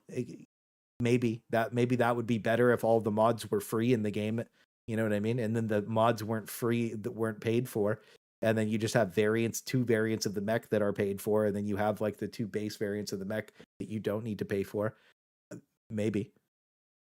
You know, this could be the heavy weapons platform mech. You know, honestly, that wouldn't be a bad idea either. Really, the only thing I would love to see on a mech is 1 arm with 6 stalwarts. That's it. I want like a storm bolter looking, like just mech. And like, honestly, 6 stallies on 1 arm, you're like, oh, it wouldn't really be that good, because like you'd be super inaccurate, first of all, and most of the point of light pen is that you have to hit weak spots. But man, it would just be cool to shoot 6 stalwarts at the same time off the side of a mech. Damn, even Kai disapproves. Play the customization systems in the game now. They just have to give it to everyone. Maybe. Be a real bullet storm. Yeah, I just want cool, fun stuff that I have to spend. Look, here's the thing. Maybe, you know what? I think I might have changed my mind. I think my opinion maybe would have been bad to put all of the attachments in the Warbond. Yeah, I think that you were right about that, Candy. I think in general, you like, there's a couple people that said that too. Yeah, I think you guys are right. I think that it's better that if the modularity is a sample-based progression system, so that way the extraction shooter part of the game becomes more meaningful again. Because that's one of the biggest issues for me right now, is like all the best moments in Helldivers were made off of that. So if you could go earn all of these arms for your mech, or maybe even just, honestly, they could just leave. You have 3 mechs in the game, 3 base variants of the mechs. If 4 base variants of the mechs, who cares? You know what I mean? And then you have all the modularity there, and then like these just give you mods for free or whatever. Like you get the cannon and the flamer and the shotgun and the shield, and then you just go unlock all the rest of them, and they're all the coolest things that you could think of. Yeah, I think that would be better. No, you guys are right. That would be better. Customization for samples is way better than putting behind a paywall. Way more goodwill, way better idea across the board, to be honest with you. It's a way better idea to have them for samples. Yeah, well, the samples are legit hard to keep if the spawns are high. Well, that's the point, is like, then you have to D-tier to like tier 7 usually to go efficiently sample farm. Honestly, tier 7's been the best to sample farm, just in general. Feels like the game needs a progression wipe. No, the game just needs like meaningful progression systems, and most of them need to be based around samples. Them being based around like requisition, like, you know, the weapon customization being based around requisition is like, it's a little weird, because like requisition doesn't really matter. You know what I mean? But anyways, hopefully we see some cool customization with samples. I don't see them adding it this update. There was that roadmap thing where it had the little Helldiver icon above it. Maybe we'll see customization with that update in June to expand on everything and make it better. I hope that's the option. I hope that there's a free Warbond that comes out in June as well that we have to grind through. That would be the best case scenario, is that full customization, full everything's added. This is a huge cope. So we'll get the Copian mask unlocked. No, seriously. I do hope that they see that the current path that they're taking is bad for the long-term health of the game. Like, the Warbond's hype and cool, no doubt, right? Like the trailer looks cool. Most people think it's badass, like you know what I mean? But the thing is, like when you go, here's the issue with Helldivers in my eyes, is most people are at the surface level and they never dig in at all.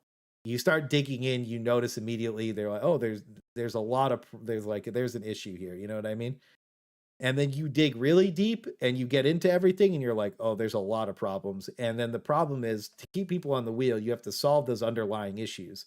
If you don't solve those underlying issues, more resentment, more animosity, and just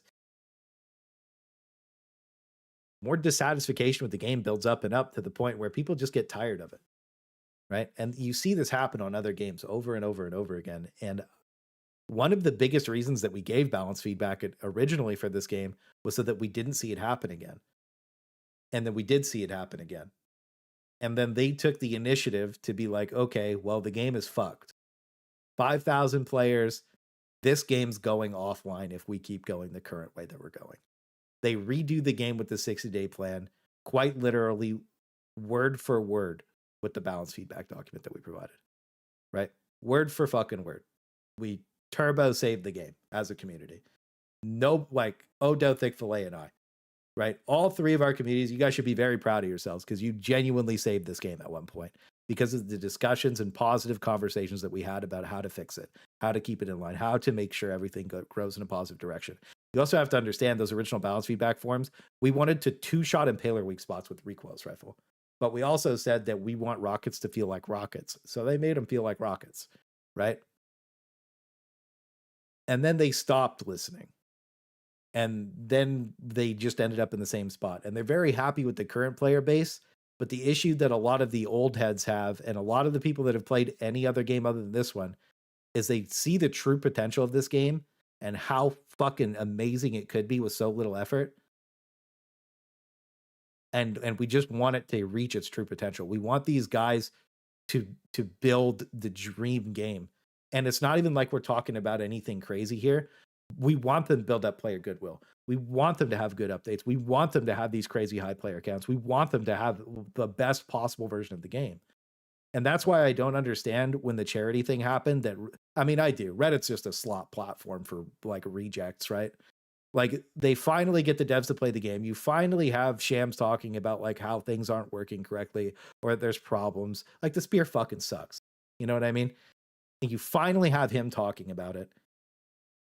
And then they dox the charity guy because we can't have anybody saying anything negative about Helldivers. It's like you have to come to the realization that this game would have been fucking dead already if people didn't like put an effort in, because these guys aren't good at picking the best option.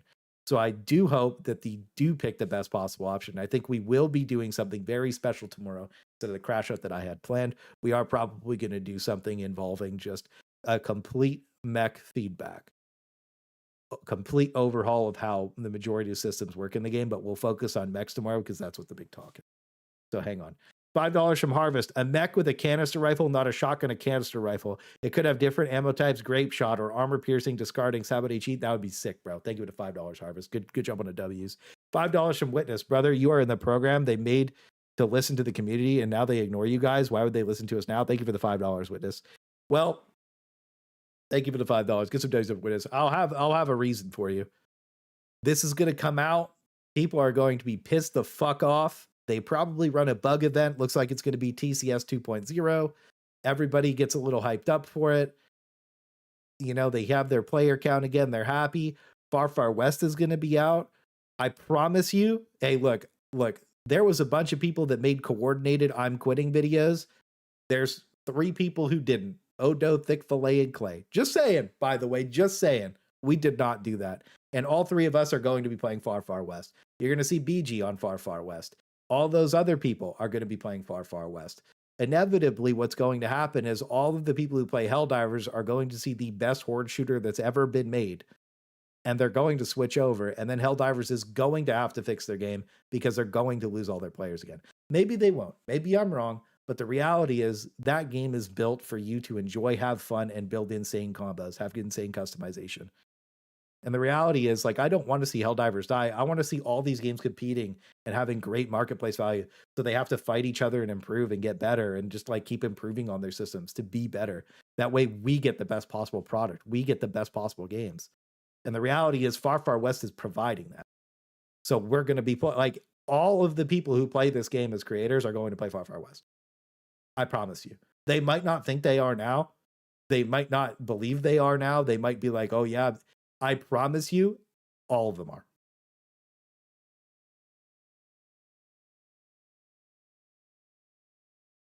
Yeah. If they want an each player base, they can have their 5K. Thank you for the $5 matching. Thank you for the fight. Get some W's in chat for Mr. Knob. Thank you. You can't spell Helldivers without 2 L's. Thank you for the $5, King. I appreciate that. Oh, dude, they only listen when the game dies. They only listen when the game dies. Because they're like, oh, how do we fix the game? And then they're like, okay, well, these guys provide feedback. Do you realize that balanced feedback forums have not been provided by the 3 like people who prominently made them? And the game has gotten substantially worse over time.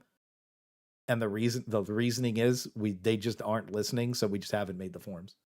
That's it. When we made the enemy balance feedback forum, they listened to it because like people were hard crashing out, but they only half listened to it. They take the one thing and they forget the other thing, and then it's just a shit fix. And you're just like, all right. It took them 5 attempts to fix the Leviathans, bro. And we were just sitting there like, what are we doing, bro? You know what I mean? We finally did the balance feedback for them. Like, this is how you fix Leviathans. And then they finally fixed them with the feedback. And we're like, all right, bro. And then Into the Untested came out, broke a bunch of people's hardware. And then you haven't seen anybody give a fuck since.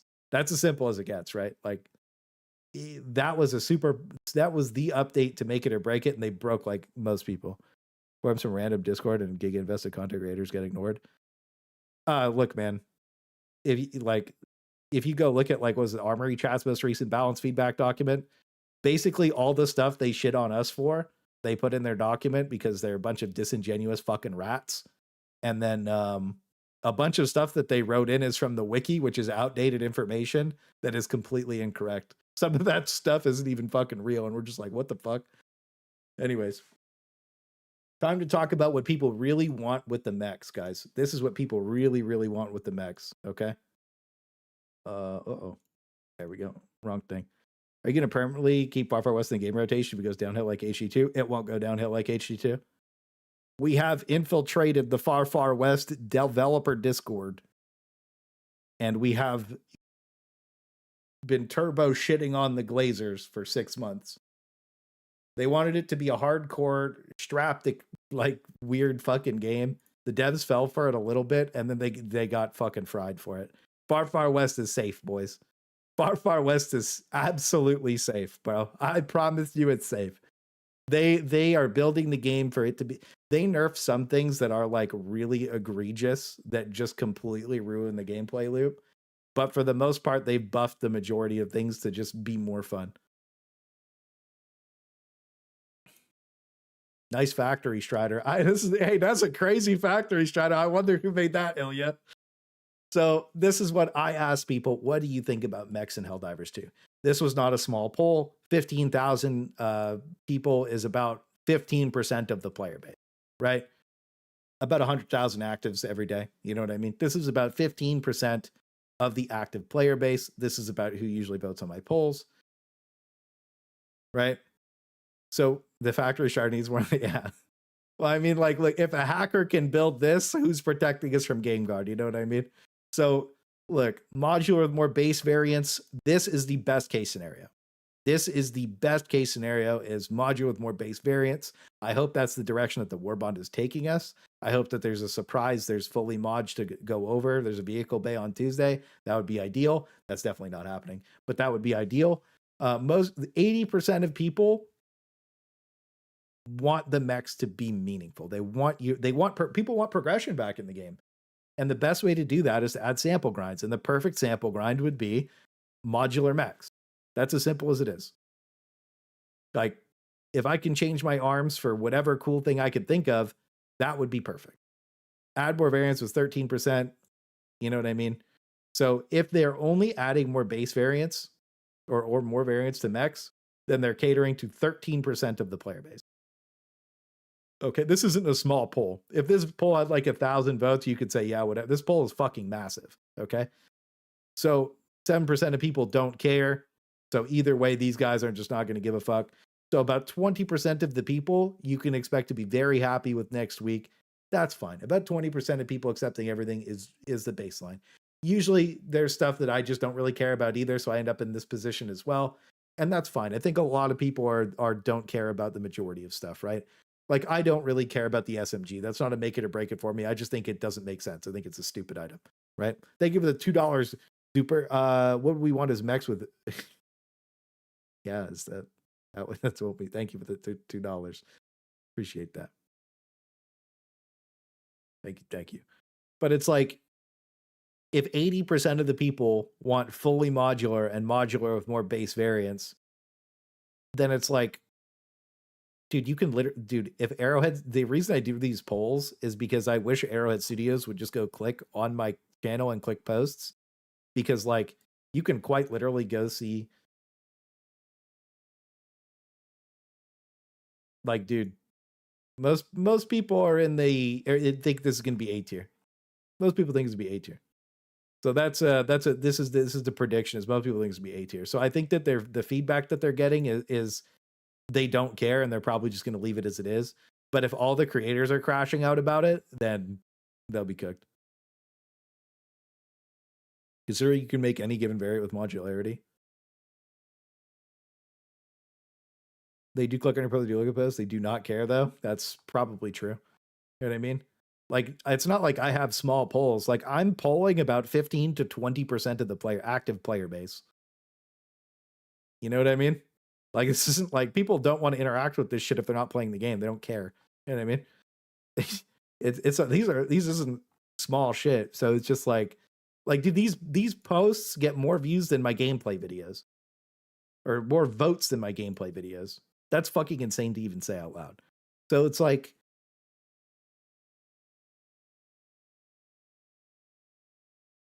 this is an easy win. This is what most people want.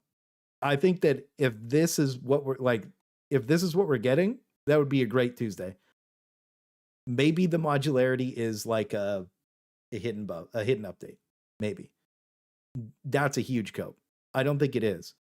But if modularity happens in June and they fully expand all the systems with the Helldivers update in June, or the Helldiver Focus update, that would be good.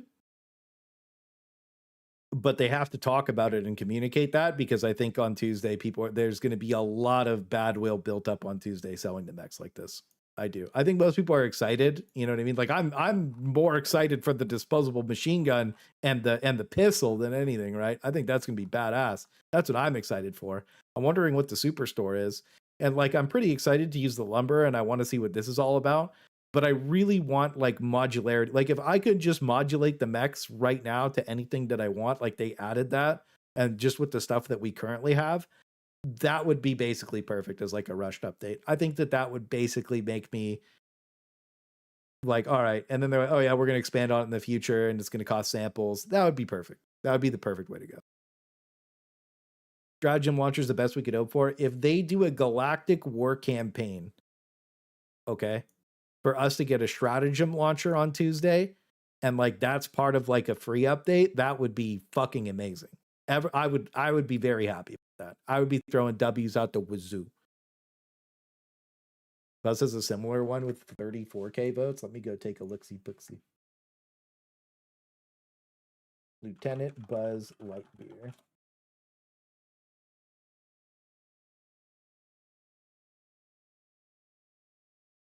F tier Warbond. Oh yeah, we'll watch that today.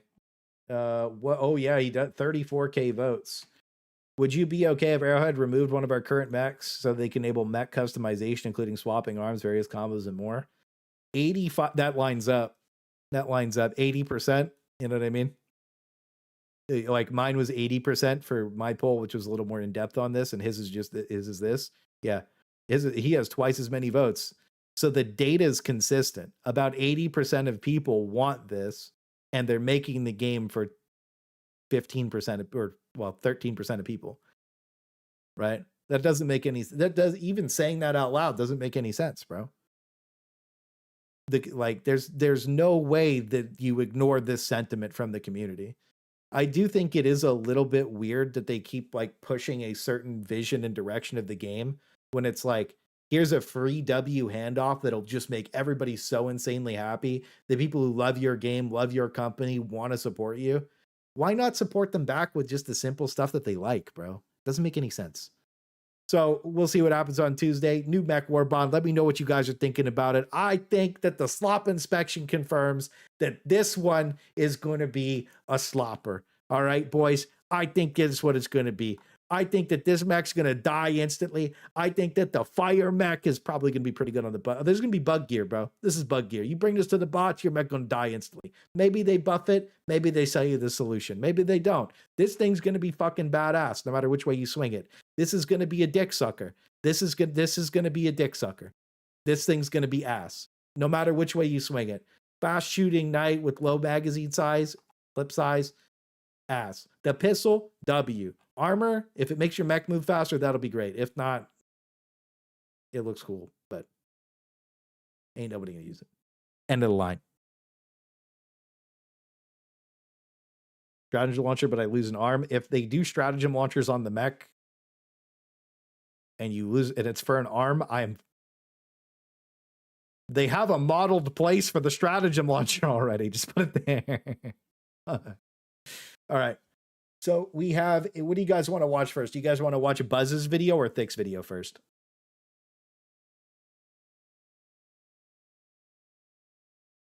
See, we're hate diving today. Go rewatch the last like hour.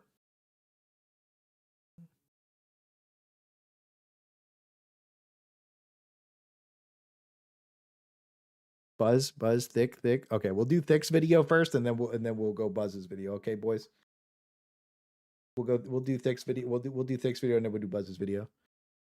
We'll do Thick's video, and we'll do Buzz's video. Depends if they release an update patch where exosuits release. That's where exosuits really matter. Yeah, we'll see. Hopefully, it's not too crazy, Nox. Both at the same time. All right. Let's watch Thickham's video. BG.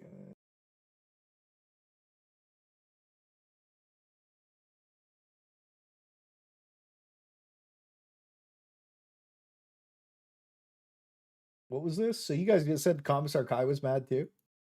Did he make a post?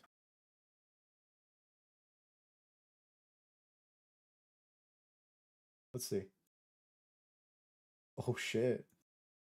Commissar Kai, the king of glaze. I am both annoyed and disappointed the new mechs will be locked behind a paywall.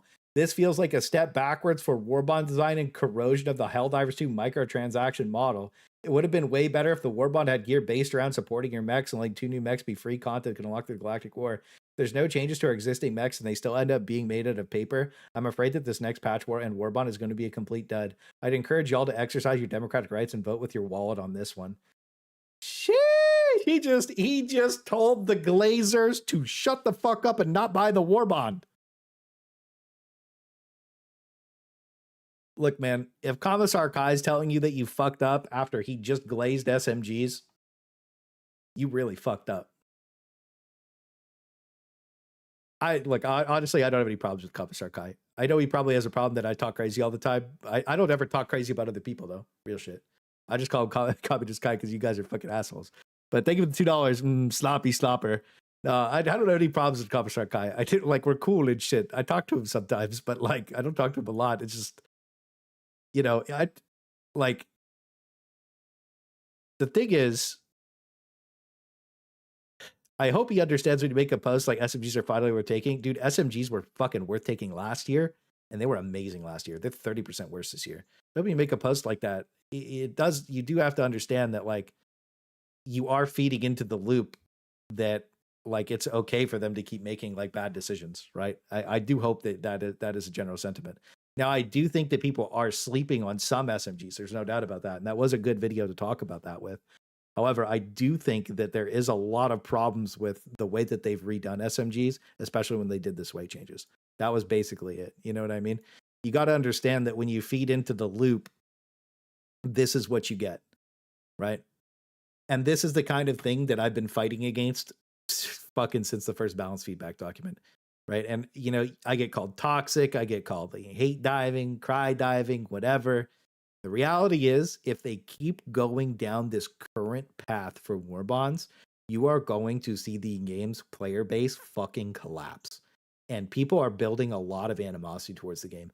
If you go remove yourself from Helldivers, you go play other games, people talk about this community as the one that doxed a guy for charity because other games have not done that.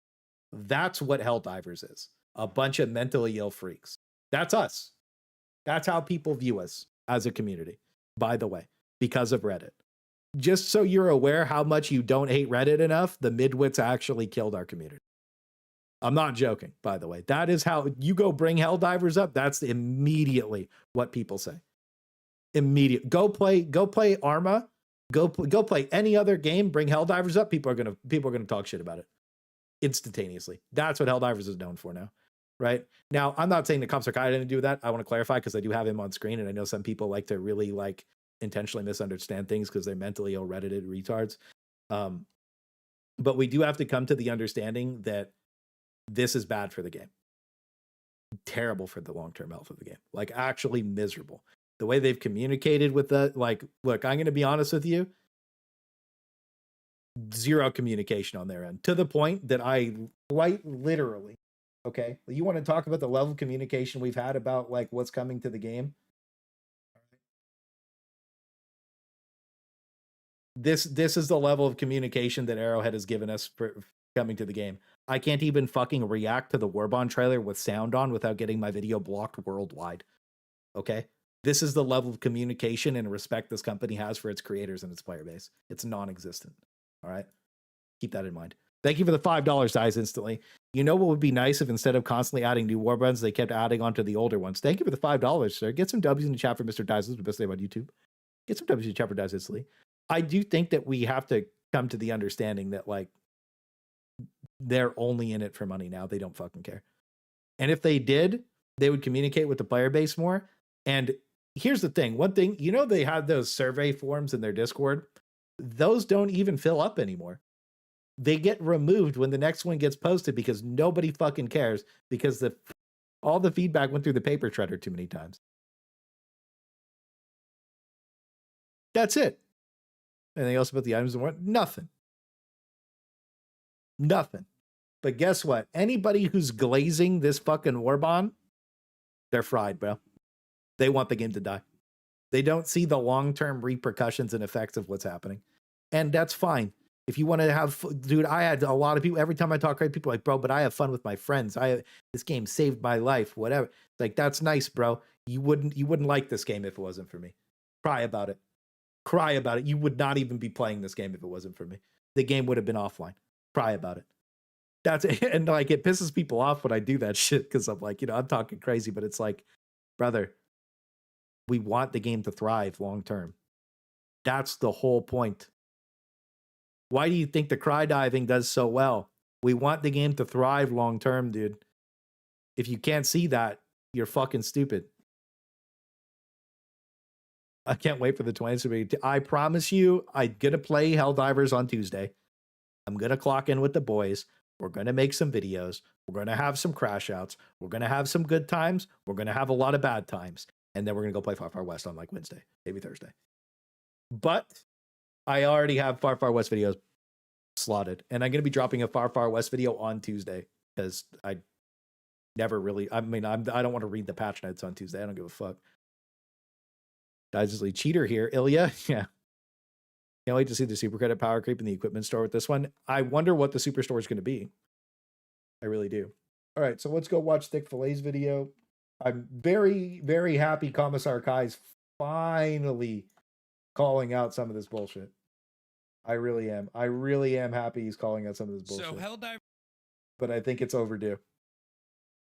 You know what I mean? People let too much slop slide. Also, did you know this playtest for Ironclad is going on? Really? I didn't notice. What's that? What's Ironclad? What's Ironclad?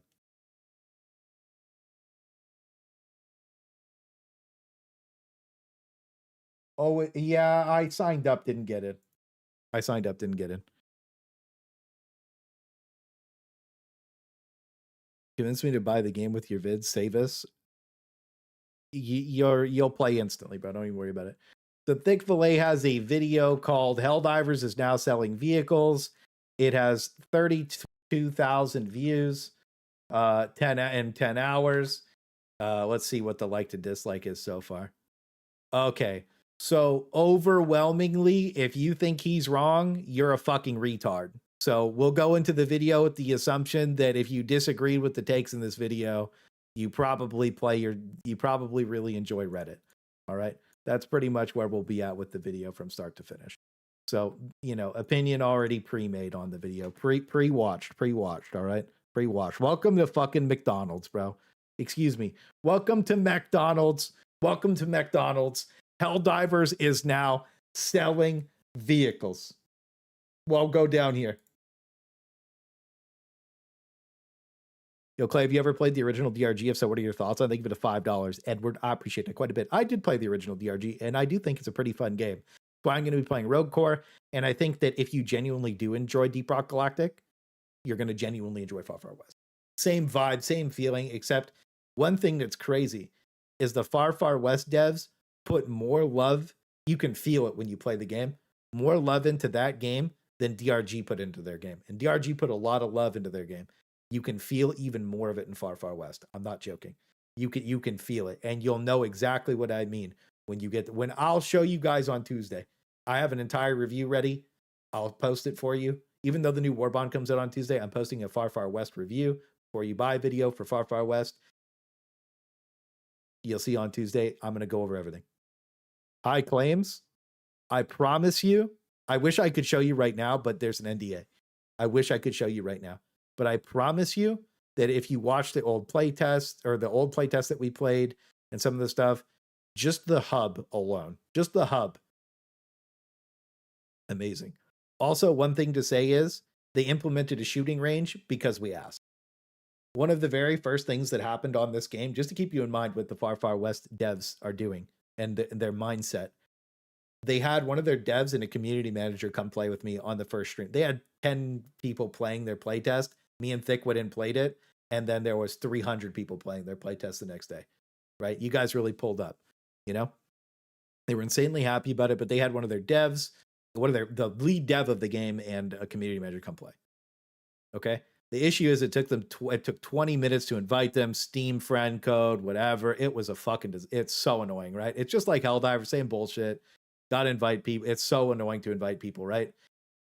So I'm like, guys, can you please add a lobby code? And they asked what I meant. So I booted up Space Marine 2. I showed them the lobby code on Space Marine 2.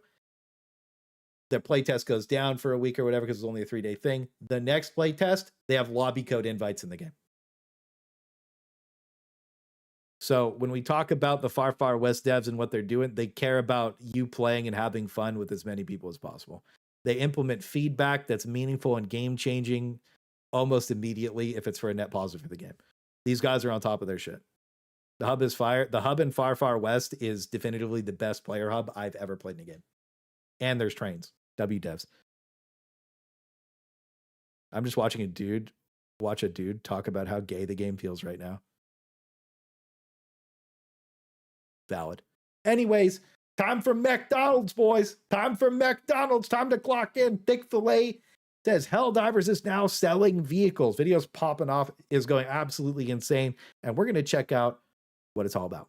So Helldivers is now selling vehicles in Warbonds. And with this launch, there is a clear pattern in where their priorities are. And that is with monetization. Long-standing features, quality of life changes, balance problems are only getting fixed when it comes time for the next Warbond, focusing on that item. So yeah, literally, it's like we just talked about it too. Into the Untested blows the player base up. Break Glass in Case of Emergency Warbond comes out with Ragdoll resistant armor. But they increased the Ragdoll force in January of 2025 after fixing it with Omens of Tyranny. The explosive force on every enemy was increased. They could very easily just reduce the explosive force and make the outer radius of these explosions not knock you down so they don't knock you down through walls. but instead they sold you an armor for it that barely works, by the way. Stealth comes out, doesn't work, and doesn't work. Well, stealth doesn't work at all, and then the stealth Warbond comes out, stealth gets fixed. Melee super bonk hammer Warbond comes out. Well, now all the melee damage is rolled from the armor into the weapons. They finally fix it. They finally make melee weapons have more damage allocated to them for that melee weapon. Fire broken since control group. Status effects on and off, working, not working, broken, not broken, host to guest, not work, whatever, bro. It's been cooked forever, bro. Finally fixed for the heavy flamethrower Stroker Warbond.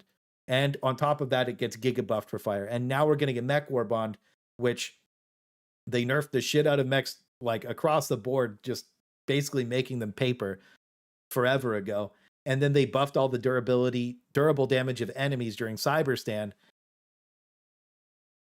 And the mechs became worthless on anything but the bugs, and they still die almost instantly to bugs. Like, dude, the mechs are a complete joke. So releasing a mechs Warbond while they're joke doesn't make any sense. So you can only assume that they're going to buff the mechs. Not only are we now getting vehicles in Warbonds, it's just a but pattern. We're also getting balance fixes to these vehicles at the same time. Oh boy. That the Warbond launches, so they can say something like, "Oh, we heard your concerns. We're listening to feedback. We heard that the exosuit stratagems feel a bit weak," but they are the people who created these balancing problems, especially with the recent enemy durable changes. Now, to start this off, a few months ago over Christmas, Arrowhead's creative officer Pylestat did an interview where he answered a question about whether we'd ever see mech customization. Will we see possible upgrades for the mechs? Yeah. So one of the bigger conversations around vehicles, mechs, the FRV, and upcoming vehicles is what's our ability to customize these. Personally, I would love to be able to customize my mech, and we have discussed this quite extensively internally. The problem is that we made a decision early on where we added multiple mechs as very different stratagems, and that design has sort of pigeonholed us a little bit in how would we handle that going back. Would we consider those like a variant of the core mech, or would we remove stratagems? And I don't think removing stratagems is the right way to go, because we've already made that commitment to the community. Are you sure about that? So just to one other thing too is we just had it brought up as well. Like Piles literally goes on to say, like, just after that, they have a vehicle bay in the ship. They have a hangar in the ship. They have this stuff in the ship, but it was scrapped content when the game first came out. The modularity is supposed to be there. The modularity is supposed to be in the game. It's just not. And now we're just getting 2 new mech variants. It's quite literally the worst case scenario. I'm gonna get a couple of things open. This could be a conversation, right? Like, you have to understand.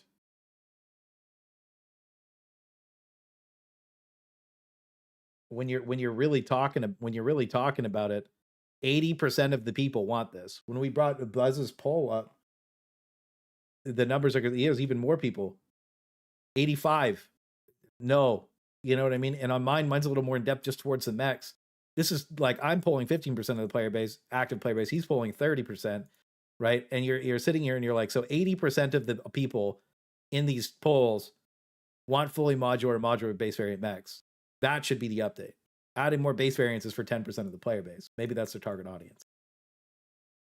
A few months ago, his answer to the question about mech customization was that removing stratagems is not the way to go because they've already made that commitment to the community. Well, here is a poll from my channel with 6,500 votes where 97% of people voted they would rather mech customization. Here is a poll from Coldbrew's channel with 4,000 votes. 96% of people want mech customization. And here is a poll from Lieutenant Buzz Lightbeer's channel with more than 20,000 votes. It's 34K. Overwhelmingly, people want mech customization. Keep in mind, about 10% voted they were indifferent, so this is like, again, 95% mech customization. Here's a Reddit thread right after Pylestat did his interview offering a solution to keep both, where we can have 2 different mechs still that offer different things you can do with them, and it is the best of both worlds. Now, one of the biggest Damn, he didn't put mine in. That's scuffed, bro. That's anyway, scuffed, bro. Scuffed, bro. I thought we were homies, bro. Weapons of it, dude. This would be cool.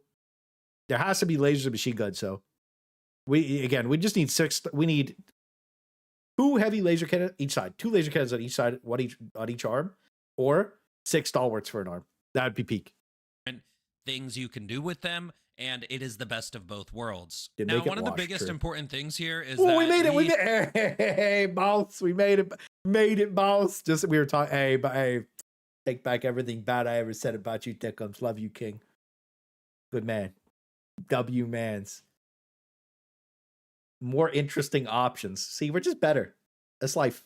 Get used to it. have been limited to 1 mech choice per mission pretty much ever since they added the second mech. You cannot queue up with multiple mechs. No matter what, you can only take 1 into a mission. There is quite literally nothing to lose by making a core mech, which you can customize. You can choose different weapons or 2 of the same weapons on the arms, just allowing the arms to be modular. There is just as a heads up too, like I don't know if he wants to say it in this video, but I'm going to do a react video. Hackers quite literally cheat the shit out of the game, and like it's to the point that like they're making monstrosities where like a factory strider has triple Leviathan lasers and war striders and more Leviathan lasers strapped onto its head. This thing has a laser cock. Like, we're talking absolutely nonsense. If I didn't know the cheaters were having this much fun, I would say maybe it's game breaking, but I've quite literally seen them strap these lasers, the factory strider cannon to the arms. Like, they can fully modulate the mech arms, they can fully modulate the car. These hackers can do anything they want with the game, bro. Okay? So you're sitting there and you're like, okay, why aren't we getting modular mechs when the cheaters can? It just makes people want to use the fucking cheat engine more, bro. Like, that's it. They're just having more fun with the game. It's ridiculous. That should not be the option. Me using the cheat like me pushing me towards that because they won't fix the game is crazy. Thank you for the $2, Mr. Joshi. Had us in the first half, not gonna lie. It's crazy, bro. It is absolutely crazy to me that the cheaters could get away with like look, they should honestly, thank goodness Game God's protecting us from the cheaters, bro. Thank goodness, right? But like these guys are literally playing like an insane version of the game as like a sandbox, and we're sitting here like we can't even change the mech arms because Warbond. All right. nothing to lose here from a player's perspective. I could foresee multiple issues from Arrowhead's side where it would take more work and more effort to implement this, and also making sure it's working properly and that none of the guns, because they just flipped an arm around, is clipping into the mech and shooting itself, which, you know, we have had that problem in the past. And it's the same thing with the mech's survivability, you know, with the balance changes to the mech. Are they really listening to the feedback? I mean, yeah, you could say that they are, but they're the ones who clearly created this issue, nerfing their health, nerfing their armor levels repeatedly, or buffing the enemy's durable damage. Here was a patch all the way back in December 2024 where they raised the mech's health by a little bit, but they lowered the arms and leg armor. This was the worst update for mechs. It was insane. Another thing too is they said that you can't you can't have too many mechs in the game where it starts lagging or crashing. That was not true at all. That was not true at all. Whoever was saying that, as like they were just incompetent as hell. They were completely lost. We quite literally, when the mechs were bugged, summoned 12. Like, what you could bring as many as we summoned 12 mechs. We could bring 2, and then we had a free one. I remember this was when they first were saying that. We summoned 12 mechs, and then we summoned 12 more. So we waited. We had 24 mechs, completely stable. No problems at all. Completely stable, no problems at all. The only time I've seen the game crash is when you, like, that stratagem ball bounce bug was in like 4,000 pelicans would fly out of the sky.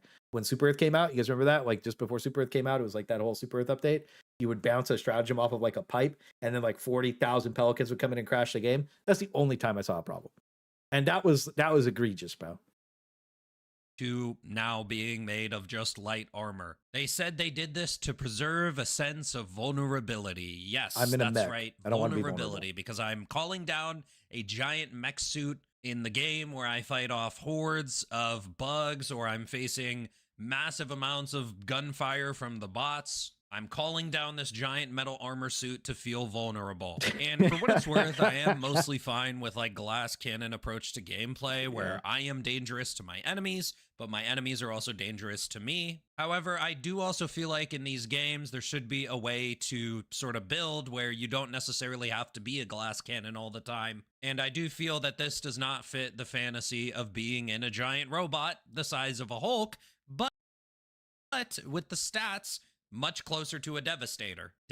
You know, that it is much closer for me with the mechs. When I want to use them, it's like I want a light mech that's super fast. Like the current mech health makes sense for a light mech if it's super fast, and then a medium mech, which is the old mech, and it's just like very plated, you know, maybe 20-30% slower.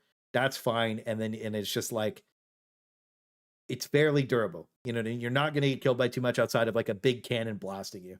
And then the heavy mech, like just let it be an absolute brawler, a complete beast, and it's just slow as shit, and you're just brawling, blasting. You call it into like blow an outpost or a drop, and you're there, and you're just fighting and blasting. You remember like one of the best clips of this game ever was when it first came out. That guy's on the HMG emplacement, and he's fucking blasting, and all the bots are coming. It's like a movie, bro, and he's just killing everything. It was unbelievable. It helped sell the game to so many people. And that's because those things used to be explosive immune completely. Now they blow up pretty quickly because if they get hit directly by any kind of rockets with the durable damage changes to the enemies, they just all these emplacements and turrets die almost instantly now. That power fantasy that helped sell the game to people, it wasn't even a power fantasy, it was just an HMG emplacement, right? You can't even fucking move on it. It doesn't exist anymore. You can't do that anymore. They'll just die instantly. So like it's ridiculous. Even $2 rabbit rating, new Warbond, rep 80/10. No rep 80/10. Fuck. That's true. Where's the dude? We're getting a mech Warbond without the rep 80. It doesn't even make sense.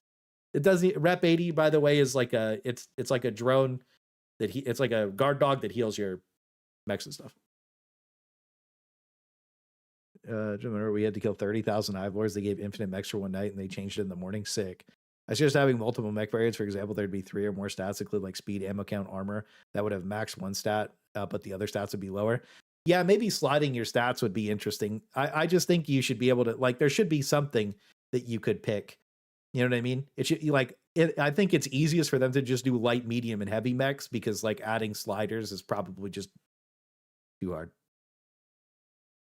Was healing beam angels? Oh, rep 80 was the healing beam. Angel was the drone. My apologies. My apologies. I got them wrong. I got them mixed up. Did you guys know that Helldivers 1 is saved to locally?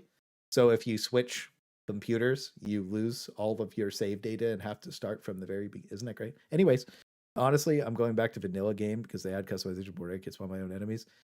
Look, I'm gonna be honest with you. People using the cheat engine are having all the fun. That's just life, bro. It's crazy. It's just crazy. But yeah, not having the rep 80 is a little crazy when you really think about it. Devastators have medium armored bodies and light pen arms and legs. Except for that shield is infinite HP, unkillable, unbreakable for some reason. Can I just strap that shield onto the new mech? The mech is actually just very similar to just a regular Devastator. Now, this patch from 2 years is not talked about enough because, well, it's from 2 years ago, but this is the patch where they stated their design intentions, and this is strictly at odds with what a majority of players expect when calling in an exosuit. And I think that this patch in particular needs to be at more attention to people. However, the more controversial changes which happened with the Cyberstan update, the patch notes just simply say that a number of enemies got a hidden buff in their durable damage. And yeah, so was it 90 a shot from like 10 or 30 or something? If you've played Helldivers 2, which the developers of the game, I'm sorry, they just clearly don't. He's not really sorry. The vehicles were already made of paper mache. I think even just a 20% durable buff to enemies would be felt, but the developers buffed the durable damage of these enemies by over 3 times, going. This was just to counter the tank, by the way. These guys did not even think about the mechs at all when they did this. There was so many times on Cyberstan. Dude, I call a mech, Pelicone 1 flies in, boomski, gone. She's gone. They're gone. My mech barely ever even touched the floor. It was absurd. The only time the mech touched the floor was when you disabled, like when you pop that disable thing so that the AA cannon. No, not even then. There were, dude, you call your Pelican in with your mech, the shit was dead before it hit the ground 90% of the time. And then it would hit the ground and die the other 10% of the time. You barely got to use your mech on Cyber 7. It was absolutely ridiculous. Most of the time, your tank died in the air, bro. It was absurd. From 30 durable damage on Devastator rockets to 100 durable to rocket. And the rockets only do 30 regular damage to Helldivers. They literally deal over 3 times the damage to our vehicles than they do to just a regular old Helldiver himself. This is an easily predictable and avoidable mistake in... Whoa. You say predictable, avoidable mistake. Hold on. Now the solution is, though, that we go back to patch 1, where the rockets one-shot the Helldivers. That way, the mechs taking 2 barrages makes them feel tanky. Fuck it. We're at Mechdonalds, boys. This is the future. The first place. So when they fix it right in time for the Mech Warbond, are we really going to say that they listened to the feedback? And given that they claimed that they're not doing mech customization because of some commitment to the players, here is Pilestat from the same interview answering a question about ship modules. Will we see more ship module upgrades? I sincerely hope so. I think, unfortunately, the ship module system is one of those systems that at the end of development, we had to just scale down a little bit. Our ambition level for it was much larger. And now we sort of pigeonhole ourselves in a way that where we just add more ship modules. But what I would like to see is horizontal development of the ship modules, where you can go down the logistics path, but don't just upgrade it one step at a time, but instead make a decision in your progression tree and actually decide which way am I going to spend my resources. And some of these might or might not include, a forklift driver's license. So what happened, bro? My man went on sabbatical, came back, and then he just, I don't know what happened, bro. He bounced. He got it. He knew everything the game needed. Everything was pre-planned. They had it all clocked in, and then they were like, "Welcome to McDonald's. Put the fries in the bag." Come on, man, please. Oh. They got him. They got him, boy. Oh, what did they do to Piles, bro? They gave him the brainworms. You can't just literally only improve the mech system with literally no downsides. But when it comes to ship modules, which we haven't gotten a ship module since, I think, July 2024 now. It's going on 2 years since the last ship modules. I mean, that's been the biggest problem with Helldivers for a long time. I get a lot of questions what's the biggest problem with Helldivers? They removed the most important, meaningful elements with your friends, and one of the biggest parts of Helldivers was the extraction shooter part. All of the feedback, all the people talking in the first 2 months, 3 months of the game, everybody was freaking out about extracting with samples. It was the hardest thing to do. The game was brand new. People were bad. People are still really bad. Most people don't extract now, man.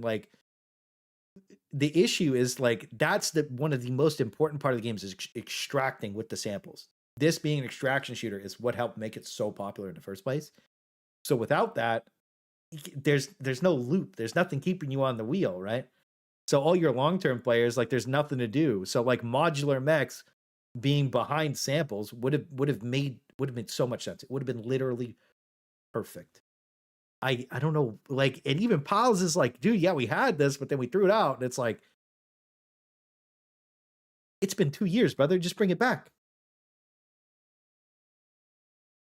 For some reason, we can't get those, even though there was a commitment there in the first place as well. The last time I wanted to collect samples was, at some point in 2024. Collecting samples and having a very tense extract where you have a bunch of samples on you and you actually need them to level up your gear is a really important part of Helldivers. However, nobody has felt it since 2024, or if you're a new player right now, to be fair. And here's a list of all the post-launch stratagems, ship modules, and weapon customization they have added after launch.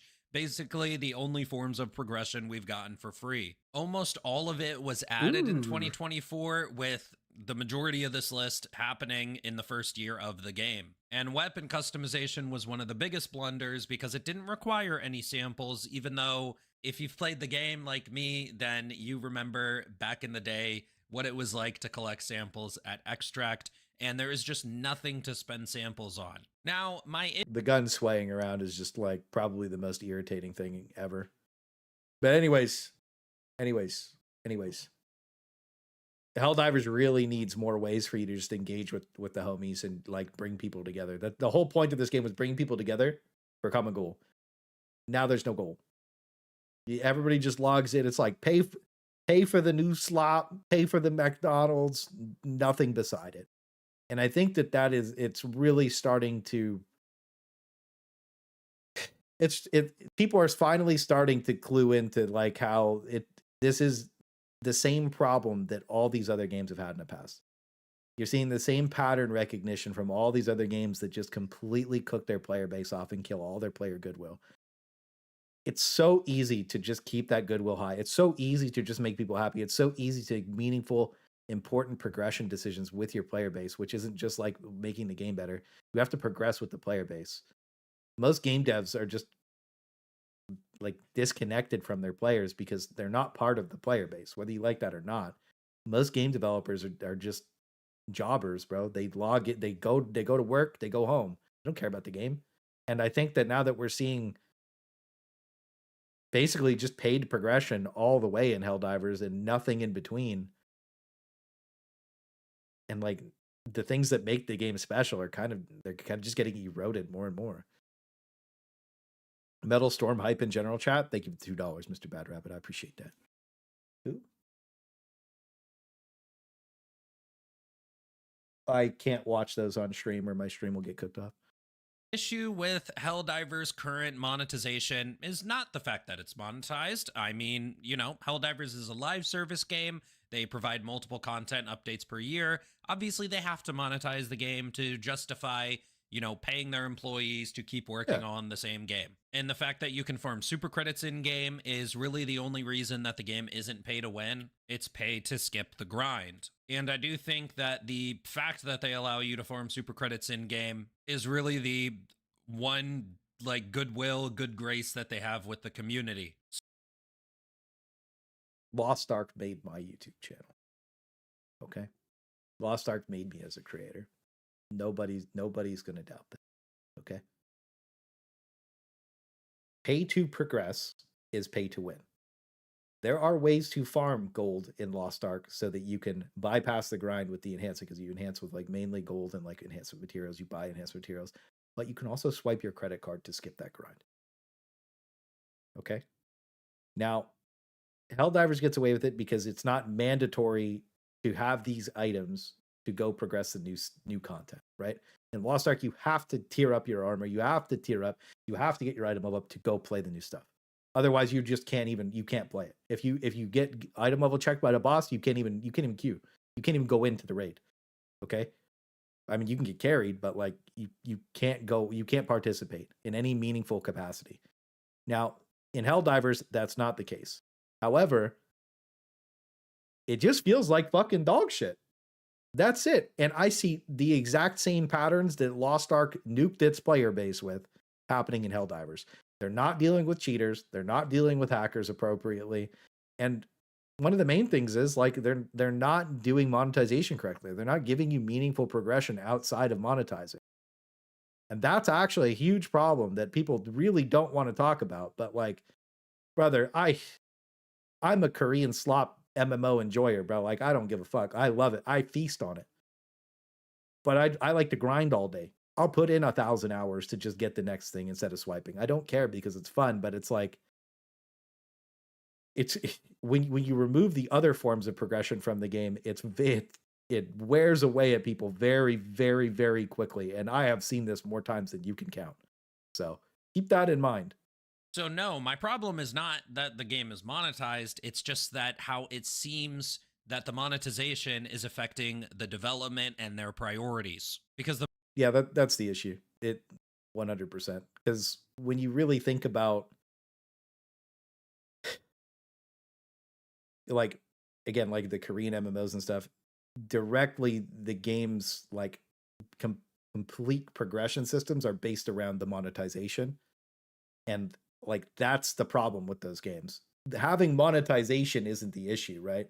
Like if those games like Werewolves Beat's very popular because it's like purely pay to skin, and like when you have stuff where it's like, okay, it's okay to have some paid monetization, but all of the progression systems can't be paid. You know what I mean? Like if there was a sample grind for the stuff, that's perfectly fine. Multiple side grades for my mech, side grades for all the weapons, side grades for all the stuff. Even if I'm buying this in the Warbond and I'm getting side grades for it because I'm grinding samples for it, that's perfectly fine. I don't mind paying for stuff, but it's just how it's implemented and how it's and like how there's not free progression alongside the paid stuff. It's it's starting to wear down a lot of people, man. Monetization structure of selling a bunch of new gear, which is also our only form of progression, and only adding in these long asked for quality of life features when it's time for that new next Warbond to come out, just feels extremely negative and a bit antagonistic to the players. You know, let's talk about silencers here. Remember the Redacted Regiment's Warbond? It was actually a pretty decent Warbond when it came out. It is One of the Warbond best. completely based around silenced weapons, armor, and stealth gameplay. Well, they did nerf the lure mine throw, though. Never forget. a month before that Warbond came out, the developers literally said silencers were working as intended. Are silencers working as intended? Will we get silencers that work like the game silencers? So they're actually pretty much where they should be at the moment. Now, they said this. Bro, Nicholas was... He was just rage farming, bro. I'm going to be honest. It's been... You know, boss, they're pretty much where they should be. A month before the Warbond came out, but when the trailer dropped for Redacted Regiments, I saw multiple YouTube videos get it posted by other creators, and I saw Reddit threads, and a lot of these people were saying that the silenced Warbond would be dead on arrival because silencers literally didn't do anything. Now, Arrowhead likely sensed a community crash out incoming when they dropped an entire Warbond around a mechanic that literally just didn't work. So they rightfully delayed the Warbond, saying that there was a key issue that didn't meet their standards, even though, you know, a month before they said it was working as intended. Now it doesn't meet their standards. And they only delayed the Warbond by 2 days to make a few number tweaks around the stealth system that fixed like 80% of the issues with it. And the Redacted Warbond release was actually pretty good after that, you know. Remember all those videos that popped up after Nicholas said that silencers are fine? And all those people were like, haha, Cry Divers, you're wrong. The devs told you you're wrong, lol XD. And then I loaded in and showed how stealth actually works, and it was just turbo ass. Because just plasma weapons were better at it. And then they fixed silencers, and for some reason those guys just kind of pretended that they never said that. That's a little weird. Anyways.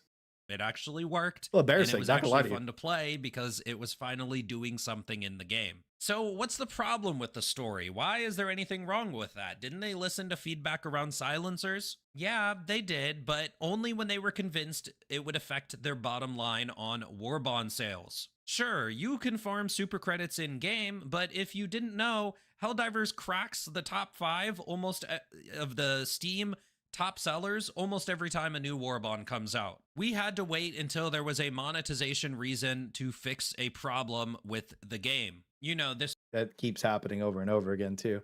Let's see. Steam, what's it called? Steam top sellers.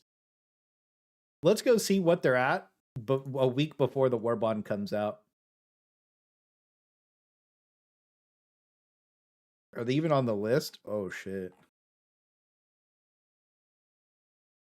40th. So we're this is the day that the Warbond got announced that we're talking about this, and they're 40th on the dude, they're still in the top 100. Windrose is an immaculate game, by the way. Immaculate game. This may be a fact that you didn't know, but silencers existed before this Warbond came out. With the Helldivers and Halo collab Warbond, which launched on August 26, 2025, it had 2 silenced weapons in it that were just flat out not functioning. They were not any quieter than a non-silenced weapon. It didn't do anything. And it was, dude, you could, by the way, when you could see the stats on the weapon, the advanced stats on the weapons, I forget what it was, but like it was like a 35-meter radius or whatever that you like. The radius wasn't reduced at all. It was exactly the same as the other weapons. There was no difference. Took them an extra 2 days Halo Warbond's delaying pay the to lose. Warbond. They only needed a few stat changes to get it working, and we ended up having to wait until January 22nd, 2026, so about 4 months and 3 weeks, before that quality of life issue got fixed. But what about the other parts of the Halo Warbond? What about the M90A shotgun? Because I swear to God, Commissar Kai and Wise Guy Vito have been talking about this shotgun nonstop since it came out. So, like, are we waiting until the shotgun Warbond for them to fix shotguns? Because that's not the only shotgun that's got some issues. And I don't.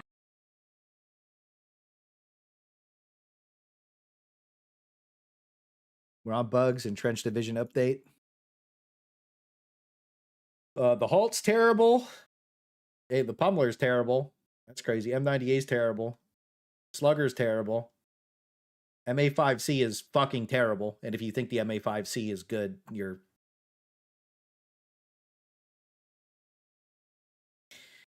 Look at this. Dude, nobody uses this shit because it's not fun to use. And the reason these things aren't fun to use is because they have no identity. They're not interesting. They're clunky. The reloads suck. The reloads suck. And the reloads suck. I don't think Crazy. we're ever going to get a pure shotgun Warbond. So I guess, you know, the M90A is just never going to get touched. You know, likely it will. But I have no reason to expect this because of their pattern of basically waiting until Warbonds come out to fix things. What if they're doing complete weapon customization overhaul in June and then they're buffing all the... No way. Let's not cope that hard. That sort That's of too much quality go. of That's too life much with go. that Too much go. Too shotgun, much go. which could literally just be fixed by a few stat changes, It could. is extremely low priority because they have no monetary reason to fix it. And how That's one of the issues too, is like when people like, look, I'm not going to try and put Commissar Kai on super blast here, but like when you glaze a gun and it gets a lot of views, right? The devs aren't really inclined to change it at all because they're like, oh, people like it. It's good. But the reality is, even on that patch, nobody was using the gun, bro. Like,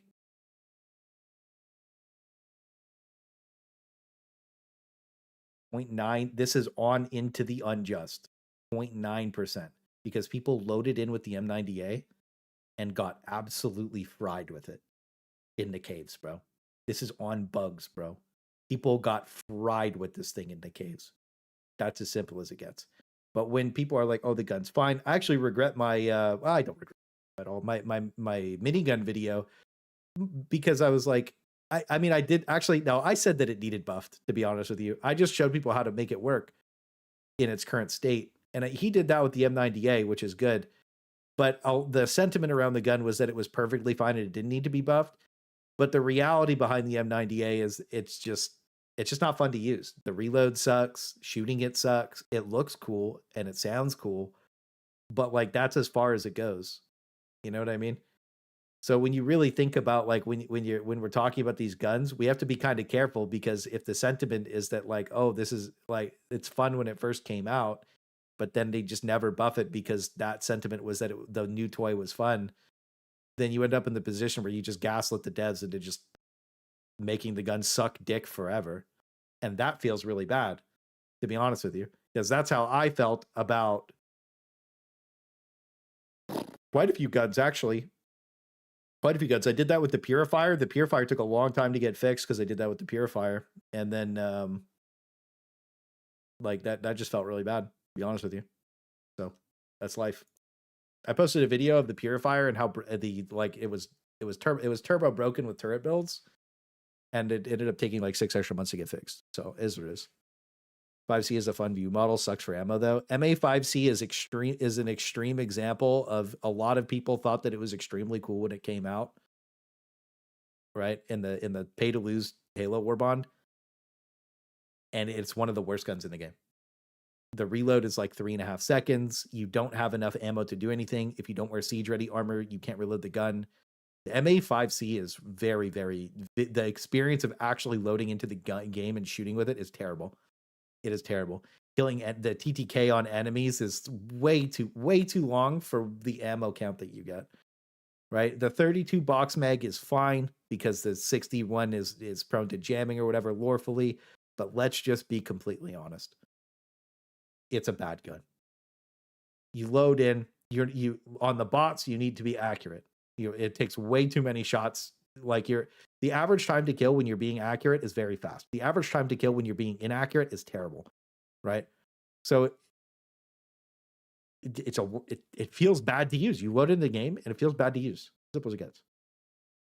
How about flamethrowers? We recently got 2 flamethrower weapons in the last Warbond that came out, the Cremator and the Stroker, which had an underbarrel crisper on it. They finally fixed fire, which has not really felt too great ever since they nerfed it during Escalation of Freedom. And then they also stealth nerfed it last year for heavy enemies back in May, because my flamethrower hoverpack strat jumping up to a Bile Titan's face has been a little bit down bad since that change. Dude, I remember we all hover packed up to a Bile Titan with the flamethrower. It was me, BG, and Thick, and dude, we were just cooking and we were giggling and we were having fun, roasting Bile Titans instantly. As she got nerfed, we were like, damn.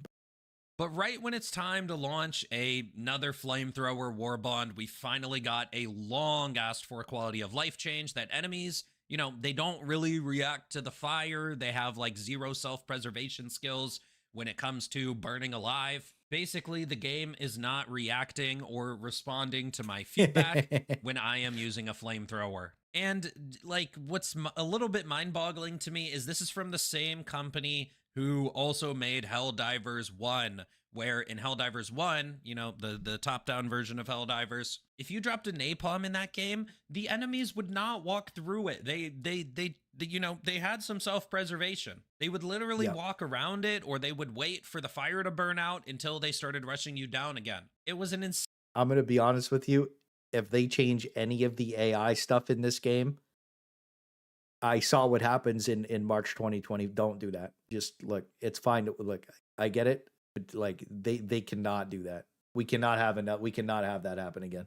They literally killed the game in 2025. They literally took there's still performance issues. They still haven't fixed it a year later. They should have rolled that AI rework update completely off.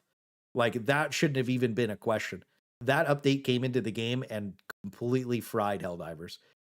That they're like, oh, it slightly decreases performance. Massive performance degradation, and on top of that there was crazy input delay, and they like Super Earth came out and it was still ass, and they had to lower the amount of spawns in the game because the performance got so bad, and it kept getting worse and worse until into the untested happened. I'd never want them touching the AI again, bro, ever. Insanely useful crowd control stratagem, with the smaller screen and the isometric view, being able to cut off like a whole direction on your screen in that game was very useful. And this pretty funny meme has existed in the community for years, since the game, maybe a few months after the game came out. But this meme has existed since 2024. I have seen this dozens of times over the lifespan of this game, and I'm sure. 2 things to note about this. 1, the meme is funny. 2, fire gets carried by wind in this game. Very weird. So like if you're shooting a flamethrower straight and the wind's blowing left, it'll light things on fire to the left as well. But if the wind's blowing towards you and you're shooting a flamethrower forward, you instantly light on fire. That happens so frequently without you even knowing, and you can tell the direction of the wind by the way that the flags are blowing. So you ever feel like you're just instantly lighting yourself on fire sometimes using the flamethrower? That's why. And the only way to tell the wind direction is the flags. It's actually crazy. I mean, you can see it if you just shoot the flamethrower, but if you're shooting the flamethrower and you're lighting yourself on fire instantly, it's because the wind's blowing it back at you.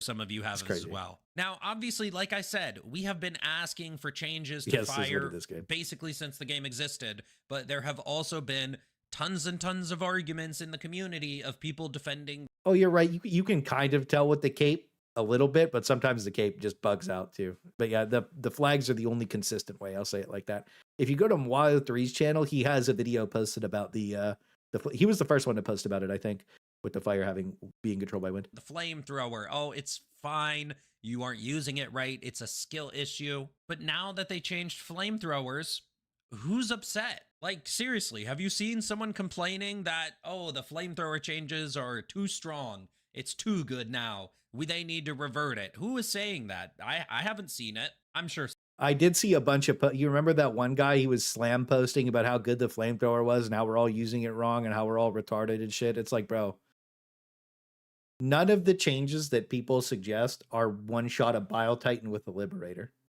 Okay? None of them. Nobody, it's a Reddit straw man, and those people are freaks. I don't care about the Reddit anymore, bro. That community is, after they dox the charity guy, we're done with, like, we can't even, they're not even people anymore. Let's just be completely honest. That area is just so toxic when it comes to anything, because it's like, oh, here's a suggested change that be a net positive for everybody. Fuck you, skill issue, you're using it wrong. And I'm like, okay, but you're bad at the game. And then they're like, no, you're bad at the game. And I'm like, okay, here's me solo, no death, no HUD, full clear, cadet loadout. Did you post the same thing? Blocked. Awesome. Good talk. Every time. Someone saying it realistically if you look on Reddit or if you look in the main Discord. But, like, what portion of the community is upset that they made enemies finally react to fire? Like 1% of the community? 2% of the community? Probably less than 1%. You know, we heard from Pyostat in the same interview I clipped earlier that the community is not a homogenous entity. The community is millions of individual voices. And, you know, when you make one change, it might make one group happy, but it also may make another group unhappy. You know what would be great? Is if they constantly prioritized 80% of people instead of like 15%. Because these people don't care. They'll just play anyways, right? But, like, this should be the goal all the time. Warframe does this, and everybody likes that. And these people play anyways. Because they're not going to be mad about these changes. They're going to be net positive happy because these are W fucking changes. They'd be hype as fuck.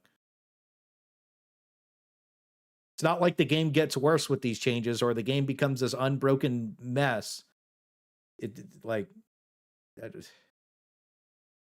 And that's true. You know, that is a true statement. But when it comes to quality of Fuck life, that. Stop making the game for things 10% of people. function properly and just flat out not feel bad to use, what are the sizes of the groups who are unhappy that you are making a weapon actually function and actually do something? You know, the enemies finally react to fire.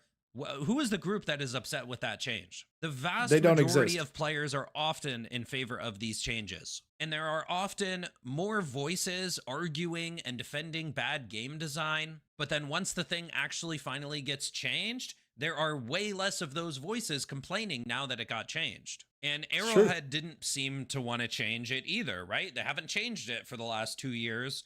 But now that a new Warbond's coming out and it might affect their bottom dollar, that the backpack flamethrower is literally just going to be a worse version than the regular one, well, now they need to change it to, you know, make it function properly. And I will say, it didn't seem to have that confusion effect that they added in the trailer. Go back and watch the trailer. Oh, you know what? Warbond.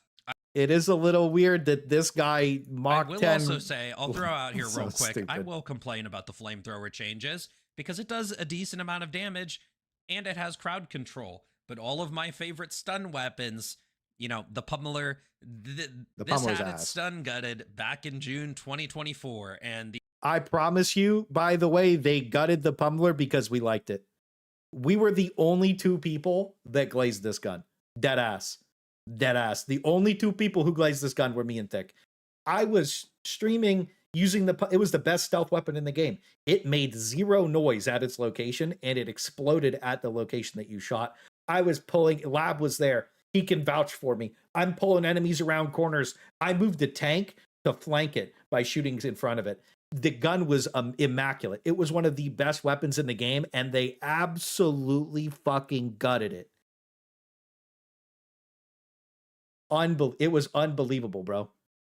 That's how I found you in Thick. It was my favorite gun, bro. The Pummeler, when it came out, was insanely good, and it has been terrible. And dude, they were like, yeah, you guys like that? Well, that wasn't in the vision. It's like, what the fuck?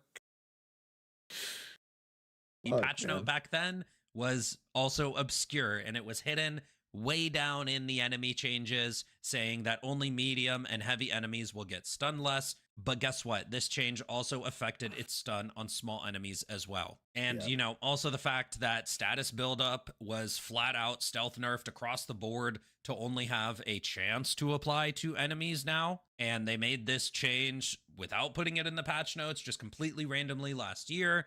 And also, that just broke and didn't work for, like, it was on and off working or just not working for 8 months. And if you were too far away from the host, like literally 8 months, it wasn't, that's not like a joke. It was actually 8 months. And it was on and off, like working, not working that through that 8 month period.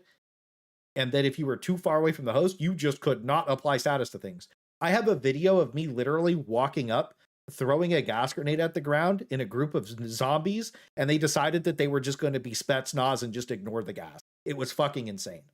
We had a video of like shooting the ground at the crisp or lighting the ground on fire, and the zombies are running through the fire, taking no damage, not getting ignited.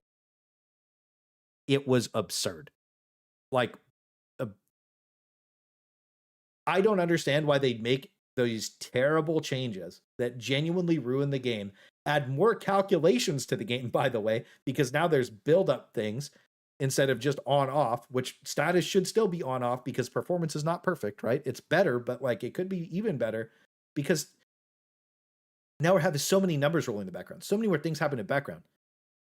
The game needs better performance across the board, right? So having those things, it doesn't make any sense to me, especially when they break a lot. They finally got it locked in for the Fire Warbond, but it's like, come on, man. Like, I don't understand why that breaks, comes out, and it's not an immediate, like, okay, we fucked this up, roll it off. Maybe we'll implement it later. Maybe we won't, but it's not working right now. Same thing with the AI changes. I don't understand why these broken updates come out and they don't just be, all right, we gotta run it back. This ain't good.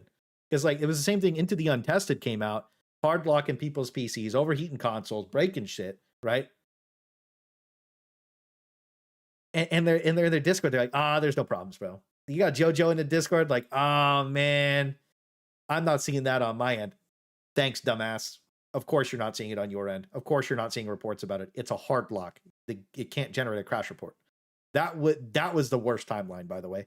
I had glazers in the comments being like, you just built your computer wrong. And then I'm like, the CEO literally said that there's problems with the game. He said that there's hard locking issues. They're like, oh, well, I didn't see him say that. These people are insufferable, bro. They're lost.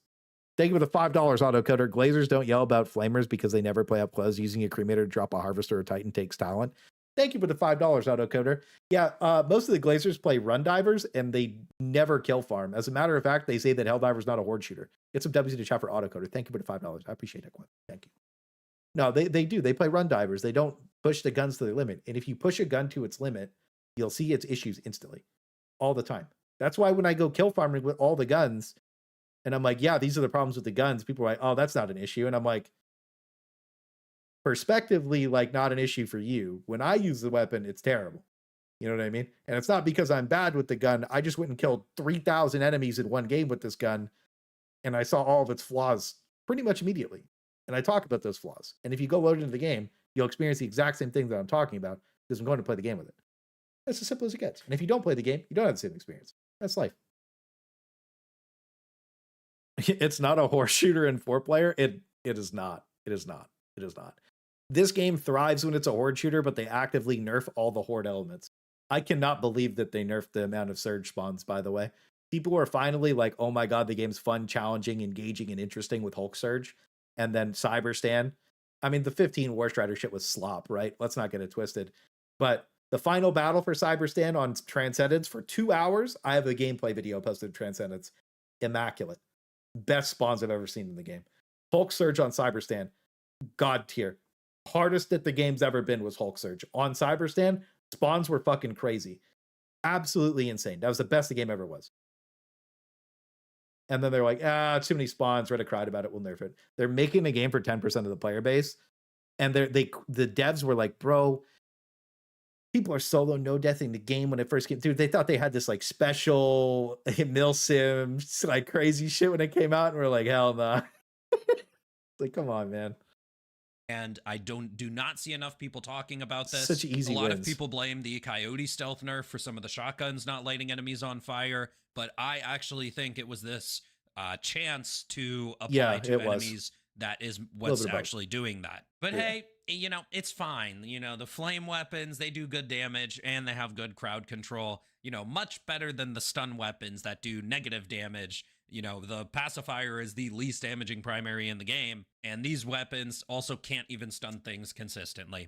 Whatever. I guess I'll just wait till this, you know, the next stun Warbond comes out. I'm sure they will fix it by then. Now, I just want to say it's really interesting and also a bit disheartening to, you know, watching Arrowhead, you know, make these decisions, like whoever the decision makers are, and especially the people who balance the game, just make nonsensical changes that are extremely avoidable if you actually playtest your game properly and have a better understanding of the game and, you know, the community you are cultivating and the game you're developing. And if you don't, that's fine, but maybe you should communicate with your players more. We've heard they remember last year, we're going to communicate more. They communicated when the game was at the worst that it ever was until they fixed most stuff and got back to the baseline of where they want to be.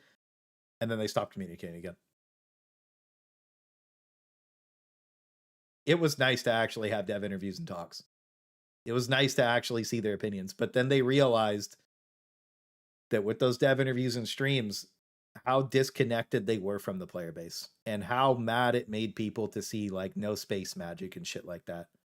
They realized that it was creating a more negative environment. So they stopped posting it because they realized that these things that they believe for the future of the game are not what the majority of people want for. So talking about their perspective, it makes more people feel disconnected from the game than ever. Right? They weren't even talking about the stuff that people asked them to talk about. Dude, the interviews were like, my questions never got brought up in the interviews. I wonder why. You know, because I asked the hard questions, man. And getting an answer for those would mean taking a definitive stance. And like, if they got, here's the other thing too, is it's not a bad thing to just talk about your shit. And then you're like, oh, well, that's how everybody feels. Well, fuck it. That's how everybody feels. I guess that's what we're doing. Who cares? Doesn't matter. It's not a big deal. You have a shitty opinion and everybody's like, yo, man, that sucks. Okay, let's fix it. Let's work together with the community to fix it. Let's build the best game that you guys ever seen in your entire life. But the problem is that they don't care about that. And the reason that I believe that is that anytime there's a cool, fun bug that is emerging gameplay that is just something cool that the players come up with, like the Dreadnought mech, you know, like with the fucking Odar, that was badass. You're dead, you hobble over to the mech in zombie mode, you get in, you get out of the mech, you're dead. You're in the mech, you're alive. It kept you alive like a Dreadnought. That was badass. That was fucking cool. And then they took that out. And it's like, why did you take that out? When we have all these other bugs. The game was insanely broken at that point as well. And we're getting fun bugs removed that are cool emerging gameplay. Same thing with like the Quasar Cannon auto charging. Why didn't that become a toggle? Why didn't like just make it double the cooldown? 30-second cooldown on an instant shot Quasar? Lots of people would toggle that. That sounds actually awesome. You know? And then the warping out of the Pelican, like, what the fuck? Who cares? It didn't even affect the game at all. There was nothing. It did nothing. A waste of dev time. Like, oh, somebody in chat a long time ago, they're like, maybe it only takes them 30 seconds to fix that. I don't give a fuck if it takes them 30 seconds to fix that. If I have a bug that's over 2 years old on March 6th, 2024, where I shoot my gun, I reload, I dive, and then I shoot my gun, and my magazine magically space magics out of my gun, and I have 0 ammo to shoot with, and I have to reload again, then we have a problem, because one of the most game-breaking bugs that makes the game feel terrible to play was only slightly addressed during I think it was Cyberstan-ish in this era, where they made it a little like more visual to show you if the magazine was there or not. And it's like, dude, it's still a problem. That still happens. It's like one of the oldest bugs in the game that everybody who's like constantly using assault rifles and SMGs to kill stuff, and you're actually getting pressed by a lot of enemies, is like, damn, this feels like shit. Same thing with the invisible corpses, bro. That bug was pissing. Dude, it sucks. From Arrowhead at the end of a lot of these patch notes videos, give us feedback. Oh, we're listening to the feedback. Give us feedback. Make sure you do the player survey every week. But why not some actual communication? You know what's crazy about the survey is, dude, it doesn't even fill up anymore, by the way. Like, dude, it rolls until the next one and they close it. Too many surveys in the paper shredder for people care to fill it out anymore. Thank you for the $5, Mr. J. I want that SMG and MG knockoff Titanfall. I'm not going to lie. I always wanted something like this. The way they're going about it is wrong. Thank you for the $5, Mr. J. Get some big W's in the chat from Mr. J. Make sure you get some double W's in the chat from Mr. J for making a big recovery, bro. I'm happy you got yourself sorted out, bro. Did you end up buying that? I saw you earlier. I didn't say hi though. My bad. Did you end up buying the rowing machine that I talked to you about? It's a big one, bro. It's a big purchase. Copa got me on mine. It's amazing. I hope you end up getting it, bro. Get some double W's in the chat from Mr. J, bro. Thank you for the $5, King. I appreciate that. I do. Yeah, I do. The thing is, the Warbond's hype as fuck, no doubt. I think like I love the idea. Again, it's just the way that it's being implemented. Not good. Everyone stopped taking feedback because of paper jam 2 years ago, and they haven't come back from vacation to fix the paper jam in the shredder. Thing along the lines of what the Warframe developers do, what the Deep Rock developers do, what the Path of Exile developers do. Warframe. These are, I think, the 3 best live service games out there, and they overwhelmingly play their game. They stream their game, or they are just known for playing it in general. And I will say the Crimson Desert devs have been cooking with Crimson Desert. But man, did they ever? Did BDO's a mess, bro. I don't care. That game's a mess, bro. Anyways, he's right. They communicate with their community like crazy. Another great example of a game that just came out is Crimson Desert. And, you know, I would actually like to play you a clip from a video about Crimson Desert where they were praising them for listening to feedback, and it really reminded me of Helldivers. 2 major patches in 10 days. They are moving wickedly fast, and yes, it would have been nice if all of this was just there at launch, and I am glad that people have spoken up, but honestly, it feels really good to be heard, you know? Like, I genuinely feel like I am a paying customer again. I bought a game, told them what was frustrating, and they fixed it. In days, not months, not years, and that is sadly not something that should feel like an anomaly, but after years of, notably Western AAA, studios treating player feedback like an Avengers level threat instead of just useful and helpful information, it kind of is. That used to be the norm. That used to just be how this worked. Either the game released polished to a T, or the developers were ready and waiting to accept and act on the players' responses. And the fact that this feels so rare now says way more about the industry than it does about Pearl Abyss. We paid for this game, we showed up, and Pearl Abyss is treating us like that actually means something and is important. Like we are people who bought their game and deserve to have a good experience. That's not a problem to manage, or a community to pacify, or just a revenue stream to optimize, just their customers who they want to make happy. And the reason that they could move that fast is actually the whole point. They were laser focused on their game and their audience, so when players showed up with feedback, there was nothing else competing for that attention. And instead of getting defensive about it, blaming their audience, lashing out over the critical reviews, they just listened. They went down the list of complaints and started fixing things, and actually thanked people for the feedback instead of getting weird about it. Most studios would have put out some type of big roadmap and asked everyone to just be patient. Pearl Abyss just did the thing. The Helldivers roadmap was a double pat on the back. They're like, bro, we did this year, and we did this year, and this is what's coming in April, and this is what's coming in June. And it's like, bro, that's not a fucking roadmap. Come on, what? So the thing about BDO is they have done weekly updates to, or excuse me, Pearl Abyss. They run Black Desert Online. They've done weekly updates to that MMO, running events and whatever every single week. They've done balance changes every single week. they're used to making changes every single week that never degrade the performance of the game. They never degrade the quality of the game to make these changes. They just rapidly are used to making changes. They also run a global test server for Black Desert Online. So when it comes to Crimson Desert, they're able to just put all hands on deck and make these changes as fast as possible.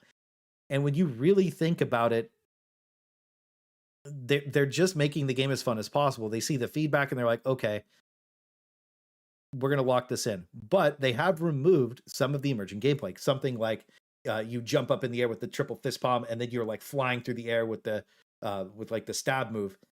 And then they changed it so that it's like an actual gameplay feature. And then people found a way to like gain a ton of inertia and momentum with their flying tech, and they took that out. But they made it better and added it as a skill because they saw this and they were like, yo, this is cool. And they literally take this flying thing, like they move it to a skill that you just invest points into, and it's better than the bug. The skill's better than the bug. These people are making the game for people who want to play it. They're making the people for the game for people who want to enjoy it. They're making the game for people who want to love it, bro. Right? And they're respecting your purchase. And Helldivers removes those bugs and implementations, or excuse me, they remove those bugs instead of implementing them and making them part of the gameplay loop. Instead of this emerging players experience and this gameplay that is so fun and special, all these bugs that make the game special, they just remove them instead of making them better and improving on them. And you can see the definitive difference in how happy a community is versus how unhappy a community is just by that. It doesn't make sense to remove those things. It makes the game better. It makes the game more fun. It's as simple as it gets, bro. And that's like, as soon as I talked about this earlier, most people never scratch, like they scratch the surface with Helldivers. They play the game, they have fun. Cool, that's great. You dig into the ground a little bit with the shovel, you're like, oh, fuck. And then you start digging deep and you're like, holy shit, what the fuck is happening? Because as soon as you're in the know, you're like, wow, this is crazy. And everybody who closes their eyes and pretends it's not happening is like, you're like, what are you doing, man? Like, this, like, the things I'm saying aren't going to make the game worse. These changes aren't going to make the game worse. They're going to be a net positive. Everything's going to get better.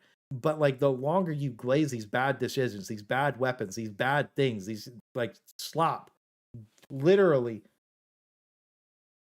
the dead on arrival content, the longer you hype the dead on arrival content, sooner or later it's going to catch up with the game. And then all the content's dead on arrival. And then you run into the issue where nobody wants to buy or play the new shit. And then you have Destiny 2.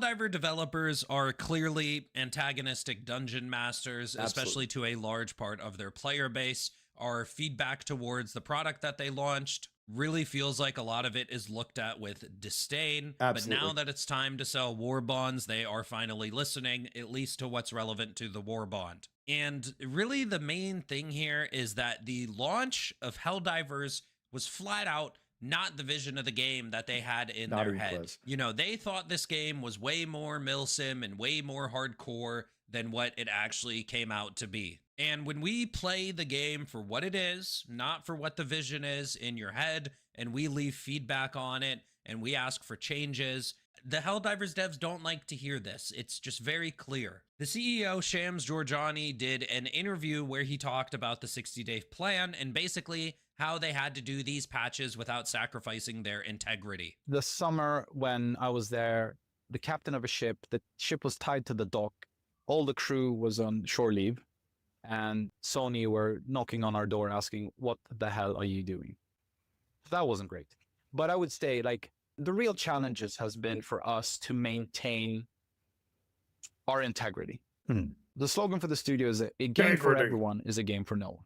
So we did not set out to design Helldivers for a wide audience. We made it for a niche audience. And our belief is that if you make an uncompromising game experience for a very specific audience, you have the ability to resonate far outside of it. Well, I would say that Before he says what he was going to say, $5 for Witness. Remember Pearl Bliss nerfed flight bugs and doubled the flight time stamina and decided to add those bugs as perks. Absolutely goated. W's up for Mr. Witness, bro. Thank you, sir. Thank you, sir. Thank you for the $5. Yeah, that's what I mean. They added it as an ability. But it's like, bro, we can't compromise on our integrity at Integrity Farms. You sound like fucking Randy from South Park, bro. What are we talking about? You're just removing emerging gameplay. You're removing fun things that people like. You're removing everything that makes the game special, and you're just monetizing the people into the floor. And there's going to be a breaking point where people are just very unhappy. And we're already there. And as soon as the Mech Warbond comes out, if there's no vehicle mech customization shit, people are just going to crash out. The Mech Warbond looks cool. The shit in it's cool, bro. There's no doubt. Everybody's like, this Titanfall is hype as fuck. But how are you so disconnected from your player base that like, oh, what is a game for everyone, a game for no one is the current direction of that? Just fucking sell more slop Warbonds. We're at like fucking 20. And we're sitting here like there's no meaningful progression in the game. And the only progression is go grind medals for your next Warbond. Are we serious? That's a game that's the niche audience that you're looking for. The people are going to buy a fucking Warbond and go grind medals. That's all we've gotten for 2 years. That's the current model, by the way, for 2 years. And you're sitting here telling me that me asking for a sample grind with the homies to have side grades is talking crazy. Think about that. That you're not making the game for me when I'm saying that. You're making the game for the people who are going to buy literally they're going to log in, buy the Warbond, go grind the medals, and then not play until the next Warbond. Is that the game for no one? Because that's what we're talking about right now.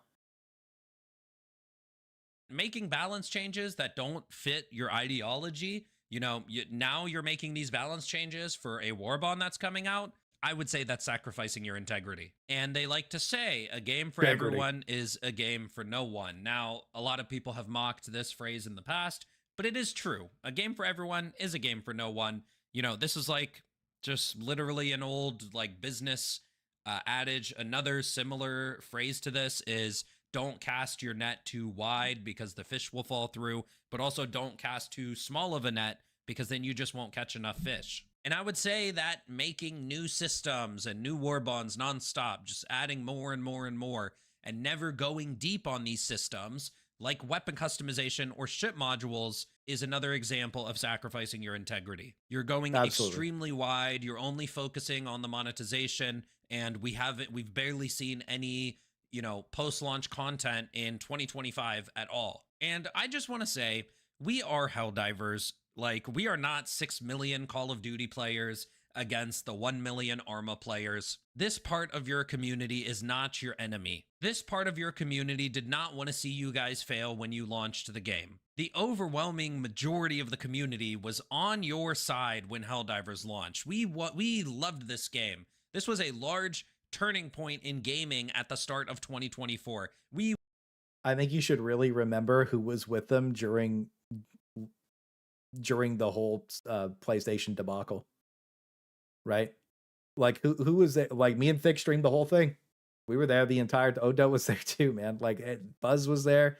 We were there, man, streaming the whole. Like Buzz was streaming, making video. We were there the whole time, defending Arrowhead. Sony's the problem. Now people are gonna be like, "Oh, Tencent's making him do it." No, that Tencent's not making him fucking do shit, bro. Go play PoE too. For a season, I guess, because if you go play, you're playing for a season. Go play PoE, bro. Tencent's not the issue. Tencent liquidates small studios because they buy them after they're dead. You want to talk about when they invested in the game right before Escalation of Freedom dropped. Escalation of Freedom came out and nuked the game. Tencent was probably like, Jesus fucking Christ, here we go again. You know what I mean? So Tencent's not magically making them put all of the progression behind Warbonds. That's just not happening, right? This is just Arrowhead Studios speedrunning it, and it does not make any sense. And that's why people have been so mad for so long. That's why people have voiced their opinions so heavily. And like they're literally just making a game for no one. It's not a game for it's not a game for a niche audience. I mean, I guess like it's just not. The current direction is for no one. It's like, here's some new cool stuff. Literally, this is all that's happening. Here's some cool new stuff to go aura farm some clips with to post on YouTube Shorts. See you next Warbond.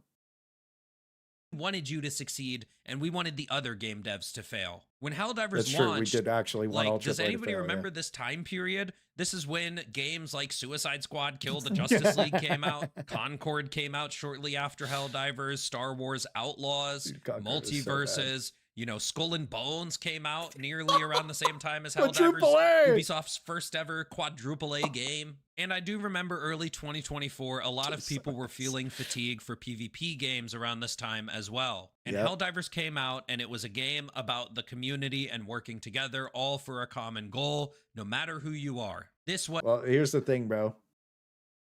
The big part of that too was like people were getting turbo hacked on Tarkov, Pod, Apex, everything was fucked, bro. Helldivers came out, there was no games out. Everybody was tired of getting hacked on. You go and play the PvE game with your friends, you can't get hacked on. You're playing against the enemy. It was good. It was great. That's what everybody, dude, it was hype as fuck. Don't get it twisted. It's just for Instagram. We're farmers. Well, that's the current dude, that's the current direction of the game. It's not good. Anyways. Was a breath of fresh air. Barely anyone was against you. When the whole PSN debacle happened, nobody blamed Arrowhead for that. true. Even though Arrowhead definitely had, you know, a lot of responsibility in Yes, that they did. situation. Anyways. But nobody blamed them. Everybody blamed Sony. Everyone said, oh, it's Sony's fault. It's Sony's fault. Nobody blamed Arrowhead. Everyone was on your side. Everyone was thinking, like, poor Arrowhead that Sony is doing this, and we have to make an example out of your game so we can get rid of that, you know, the PSN. But they did not get any blame for this at all. Everyone was on your side. You know, I remember those early Pilestat tweets when he was still the CEO. Oh, man. And he was saying things like it's irresponsible to hire a ton of new devs because later on, maybe the game won't be as successful as it is on launch and we don't want to fire people. He was tweeting things like you have to earn your right to monetize. He was saying things like, you know, Oh we my have too God. much capacity in the servers. Literally don't buy the Oh game my right now. God, Wait bro. until we figure out the server issues. And I remember What an happened? interview they did early on where they said they wanted to be like the OG Blizzard. But then a few Oh, they called themselves the next fucking FromSoft, bro. That that shit was crazy. I was like, oh yeah, the next FromSoft, we're cooking. What happened to that? years later, listening to the game director say things like good FOMO, like, oh, we don't want bad FOMO in our game, but we do want good FOMO. And I do remember when the game director lied to my fucking face and then I crashed out over it. I accepted it for like 6 months off the Sweden pill until Into the Unjust. That was great. I feel good about that still. So does Thick, so does Buzz, and so does Pips, because we were all standing there talking to him about it. 4 people were disrespected very heavily that day. And this is in the form of the awesome Hulk surges that happened in Cyberstan, and everybody loved those. It was actually a good blend of difficulty and fun. And bro, I've wanted to play a Hulk surge so many times since then, and it has just never happened because this is part of their good FOMO, I guess. And hearing the devs say stuff like, oh, it's just a flag. These are the kinds of statements which are not in touch with your community at all. And these are the kinds of statements that you are following in the footsteps of Bungie. Anybody remember some of the things Bungie used to say? Beware of over delivery, because then players will expect more. These are the kinds of tone-deaf statements that Bungie says. And some of the Marathon community is wondering why, after so many years of how Bungie treated their player base with D2, why everybody is shitting on Bungie and Marathon right now, even though it's apparently a good game according to... Quite literally, everything wrong with Destiny is happening to Marathon on like a loop. The cheating situation is so bad. Quite literally, Aztec Cross was reacting to a cheater who copyright struck his video reacting to the cheater who's been cheating since launch, who's been posting videos and streaming the entire time with Giga Turbo wall hacks, by the way, and aimbot on the game that you can't have aimbot or wall hacks on because their anti-cheat is so good. The game is so plagued with cheaters, which you knew it was going to be because it's a Bungie game. They cannot handle cheaters. They just never have been able to. That like you cannot play ranked. All the streamers are playing ranked. The streamers are getting turbo fucked by cheaters. So the casuals are like, streamers don't matter. When the streamers leave Marathon, the player base already dead, bro. This shit's already gone. This the nails in the coffin, bro. Dude, this is the most searched for. Dude, it's literally the most searched for thing on Steam DB, bro. You don't even have to type it in. Everybody's praying for this to die, bro. Here's the thing.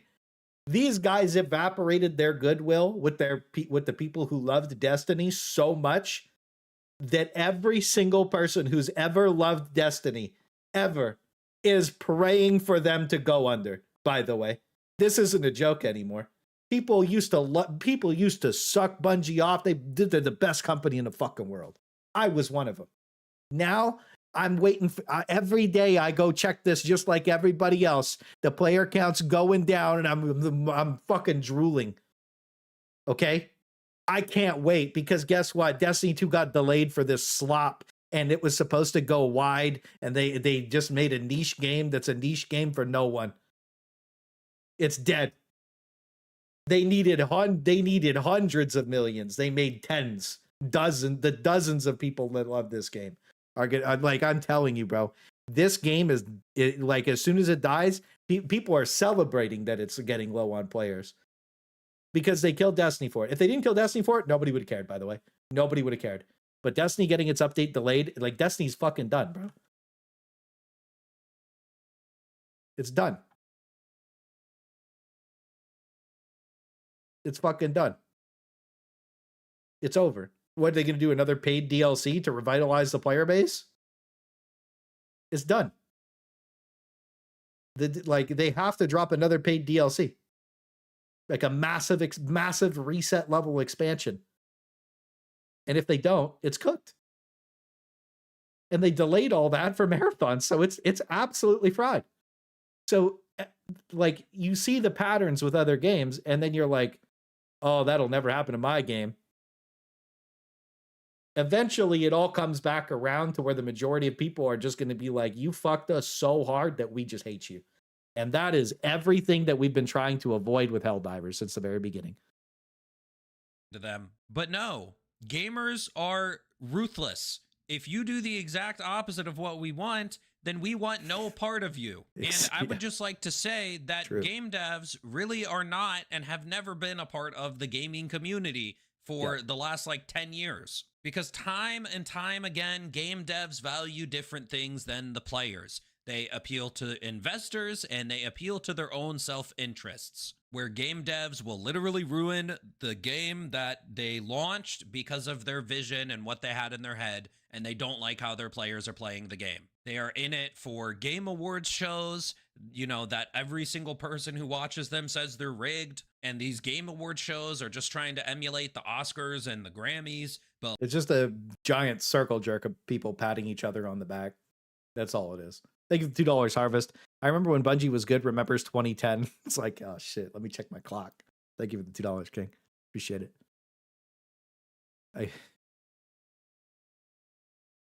The last time I checked, the people who run the Oscars and the Grammys probably visited the island. So I just want to know, why don't the majority of you guys have the same values as the majority of your players? Why is it the same story time and time again? The definition of insanity is doing the same thing over and over and expecting different results. So why don't you guys just stop taking feedback and actually just communicate? You know, some back and forth. What was the Propaganda Commanders program for? How come no Helldivers devs have hopped on a few games, you know, just even once a month or something with a couple of the different creators and let the player base watch you guys play the game, hear you talk about the game, you know, maybe do a podcast or an interview? Because you know what sold me so hard on Path of Exile 2? The game director of that game did like 30 interviews with content creators before the game launch, and they run it back and do a bunch of interviews with content creators and news outlets every single major league launch. And lots of small creators too. They also make sure that the people who are like the most passionate about the game get priority interviews, because like it doesn't, like, IGN gets your interview. Who gives a fuck, bro? Nobody cares, right? You're just gonna make people hate you for that. You get Mythic, Odo, Buzz an interview. Those are the people that you like. Nobody would ever even dream that Arrowhead would talk to us. right?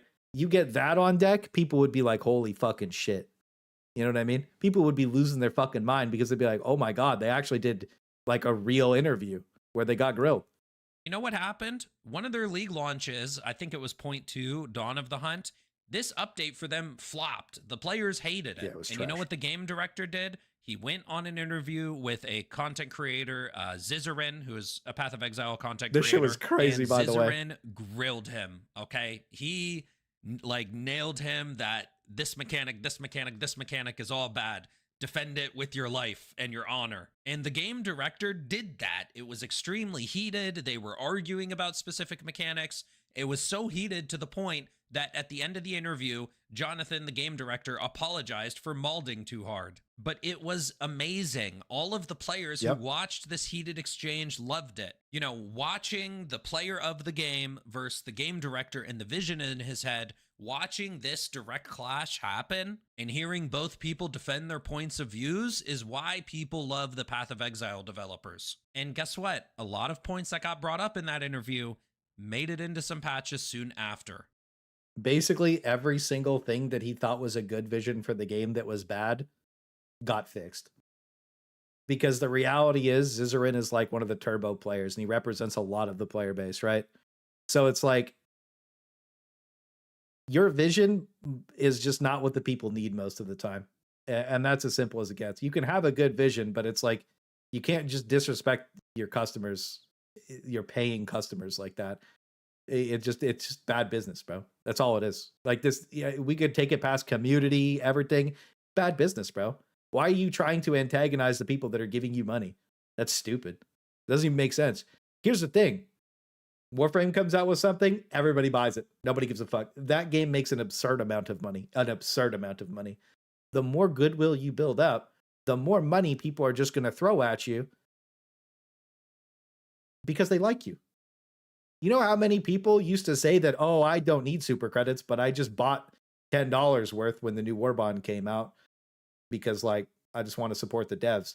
For the whole first year of the game, right until Escalation of Freedom, I saw that sentiment over and over and over again.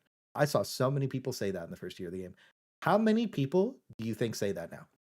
So stop treating us like our feedback is against the vision for the game. We play this game many more hours than you guys do. You know, you might have created the game, but I can point out a couple contradictions in the lore and the design reasonings that you guys said. I'll give you one really old example, like why Hellpod Space Optimization isn't base kit. I think the Helldivers devs has said it's not base kit because, militaries historically send people into war all the time without enough supplies. But isn't the premise of Super Earth not that they're like some super futuristic society? But no, not that. They're just a couple hundred years in the future, and what Super Earth has a lot of is money and resources. They're just I swear I heard the devs say it's more so a what if the military was giga rich, and a little bit in the future. A little bit of sci-fi, but not overly sci-fi. And I will also just say that I prefer monetization similar to Path of Exile. Path of Exile sells cosmetics and supporter packs. And the focus of development is on making the systems actually deeper. They add a new system when there's a new league, but they also do a ton of changes to the old systems, making them better, making them deeper, balance changes all around. Mind you, in the background of this video, there is a very specific situation that like the people who scratch the surface level of the game wouldn't understand, but you have seen hundreds of stalkers and a fuckload of bile titans. You know what the most fun thing you can do in Helldivers is have a cheater load the game up. You load into his lobby, and then he mods the spawns. Because cheaters can absolutely mod the spawns in this game. They can create surges. They can create whoops all stalkers. Dabby Kuhn did that on first year Halloween. Whoops all stalkers on Gar Haran. It was one of the most fun games I've ever played in my life. We killed like 2,000 stalkers. It was sick. Everybody watching it loved it. That's life. Look, the problem is that they can very easily make all of these changes, and they just don't. They can very easily be like, okay, we're having a Bile Titan surge tomorrow. They never do. All these fun, cool things that you remember about the game that are like accidental bugs, they could do. They just don't. There used to be Giga Stalkers everywhere. That just doesn't happen anymore, bro. You've been seeing this crazy shit the entire fucking game. Adding new skills crazy, for man. the characters to use. And that sort of thing wouldn't even work with Arrowhead because of their vision when it comes to transmog. You know, transmog is like a piece of bacon that tastes like an apple, or vice versa. And Oh my fucking god, Brian. Look, bro. Look, if you think that transmog is a bacon apple, I've got a bridge to sell you in Uganda, bro. Like I do. It's made of gold and diamonds, bro. I do. It also tastes like apple bacon, bro. Like I don't candied bacon. Candied bacon burgers. You know. Let me tell you, bro. Like, if you think transmog would be bad for the game, and we just had like a very simple, you swap like full armor color customization, you could make the colors on the armor cost super credits. I go grind a game or two, whatever. I go grind one game. It's like, all right, I got 40 super credits to dye my armor, right? If I want to buy a color palette, you can make me buy it. Fuck. Be better if it was sample based though, because then I have a constant meaningful progression curve on that. But just let me have my favorite armor. I wear that because everybody has their favorite armor, and then I just get to pick the passives on it by dumping a ton of samples into my armor. Maybe even just let me build my own armor. I don't care. It doesn't matter, right? I like the bacon apple makes no goddamn sense. Boy, it make no sense. That would be one of the most meaningful forms of progression in the game because it gives you a sense of self in your character because you customize it. That's very important for long-term play. And we are not seeing it. And that is the biggest mistake I've seen them talk about and make. I guess that's a Swedish thing. You guys aren't American. I guess you just never heard of Applewood smoked bacon. Because democracy. Thank you for the $2 harvest. Have they ever? It was right there, bro. Aren't American. I guess you just never heard of Applewood smoked bacon. Because democracy basically means government by the people, of the people, for the people. But the people are retarded. But the people are retarded.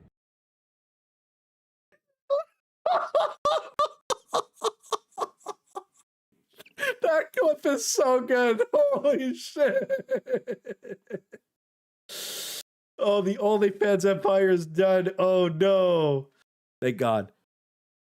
Brother, what an amazing video. Make sure you guys go throw some love. Make sure you guys put some W's in the comments. This is, I'm going to post my react to this video. It's probably an hour 20 long. I'm going to post this not tomorrow, but the day after to signal boost this video. Everybody needs to watch this video. Everybody needs to watch. This is such a good video. I genuinely cannot believe we've gotten to the stage of the game where dead on arrival, F-tier Warbond selling vehicles. What did Odo have to say?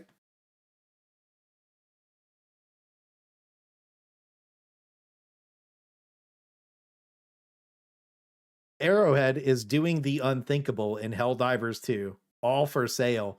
Damn, he kind of low-key copied Thick's thumbnail. Damn, he cooked. Well, maybe we'll watch that one tomorrow. You know it'll be a good one. What have I been watching? What do you mean? That's Asmongold. OnlyFans Empire is done.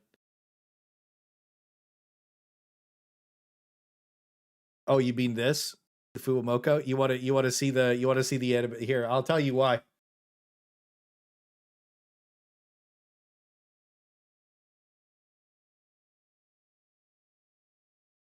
So you'll be there, okay? Today! Today. Not tomorrow. Today! Today! That's what I've been watching. Sentiment rising.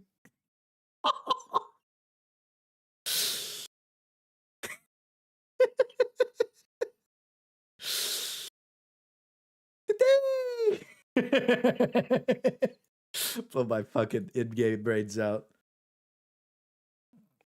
POV, the current state of the world, yeah.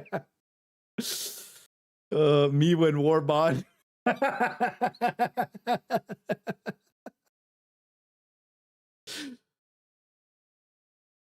Did you know it translates bow bow to smell smell? I didn't know that. That's funny. Me when a new Slop Warbond comes out, look, man.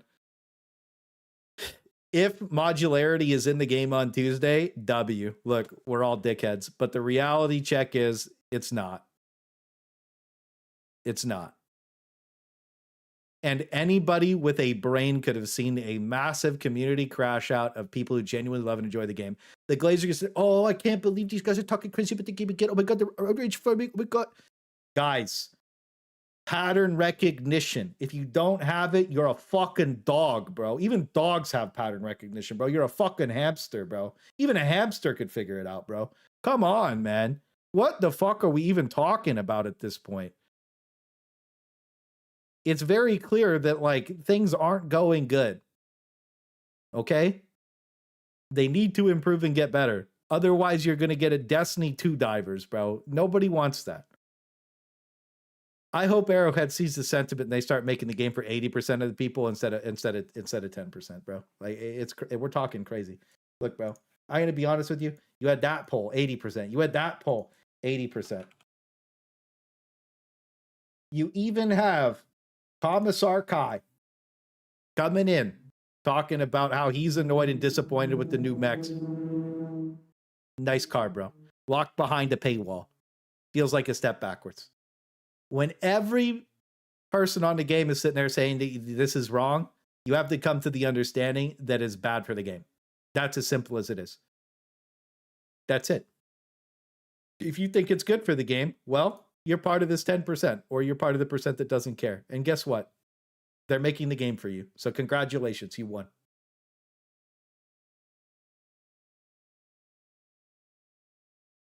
That's it.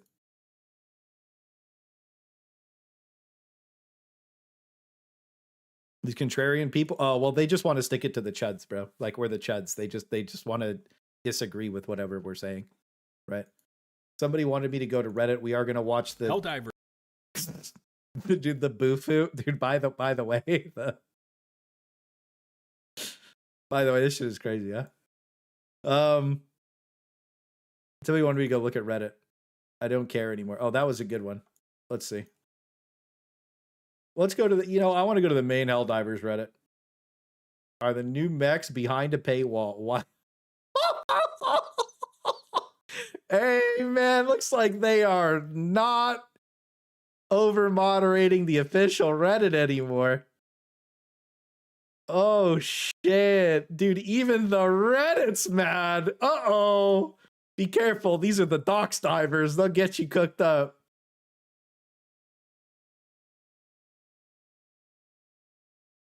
Sell us one of the brother. Holy. Yeah, dude, this thing would be bad. This would be so sick. This thing is badass, dude. Like, why is it? Here's the thing, bro. This could have been the heavy mech in the game. Think about this. This could have been the heavy mech in the game, bro. This could have been the heavy mech in the game. Could you imagine if the light mech, the medium mech, and the heavy mech, and this is the heavy mech? Are you serious? You imagine pulling up with this fucking Dawn Crusher? My goodness.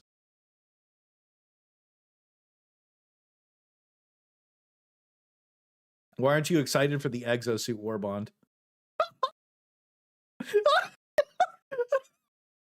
Why aren't you excited for the Exosuit Warbond? Bro, the Overseer one-shots each arm. You're ruining it, bro. Hang on. I have the perfect one for this. I have the perfect thing for this. Hang on. Oh, those are boobies. Hang on. Hang on. I'm screwed. Here you go. Oh, man. You're just ruining it. Look at my lips. You're ruining it.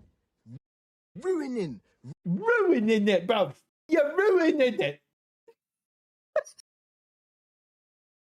Oh, man. You're just ruining it. Look at my lips. You're ruining it. Ruining the... Ruining it, bro. Oh. You're fucking ruining it, bro. What the fuck are we doing, bro?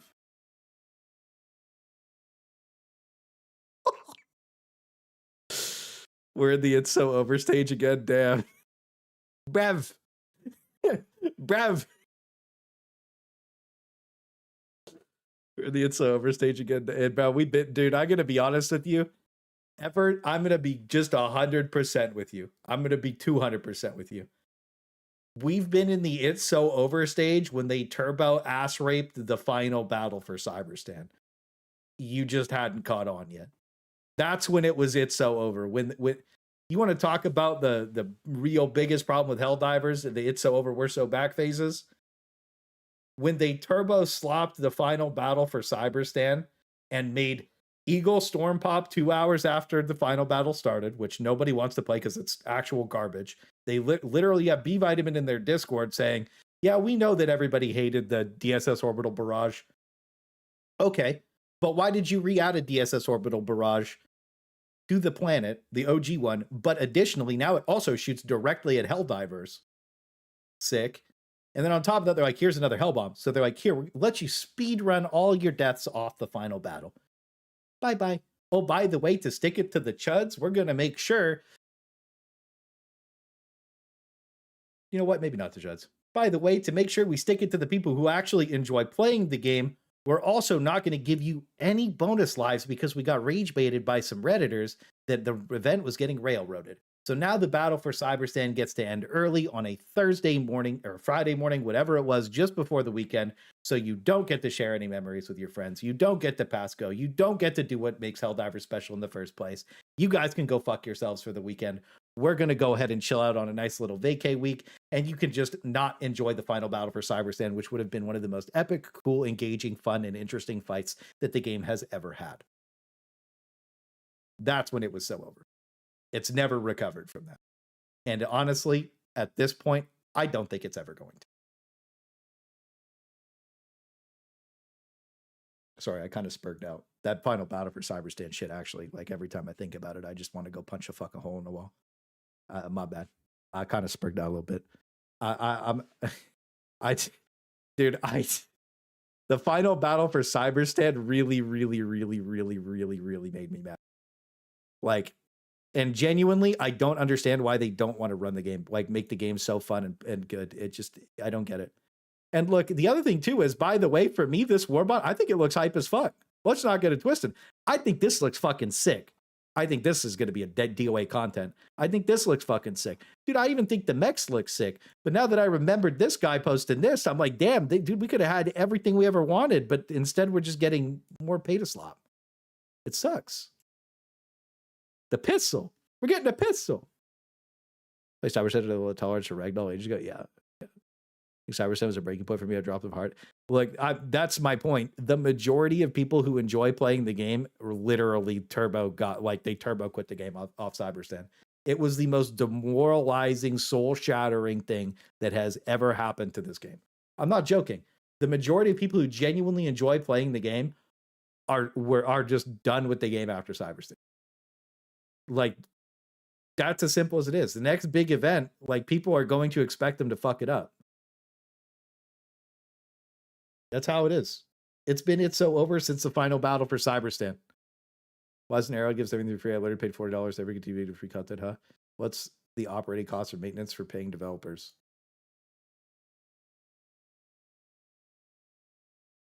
Are we super duper serious?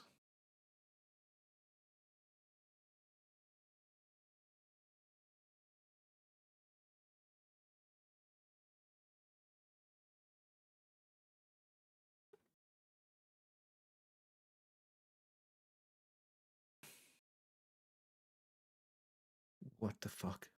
Dude, this platform is just... Dude, honestly, his opinion is not even that popular, though. Real shit.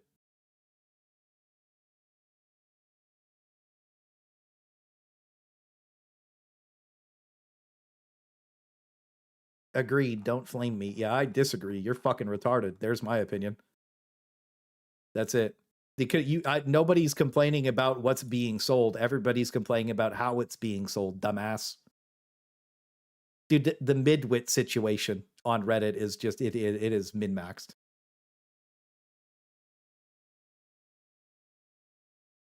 Anyone surprised that profile picture is an MLP character? I don't know what that is. What's an MLP? Some weird shit? Can we raise the stink about Arrowhead killing more Seath than enemies in the Warbond? My Little Pony. That's a My Little Pony PFP, bro? What the fuck?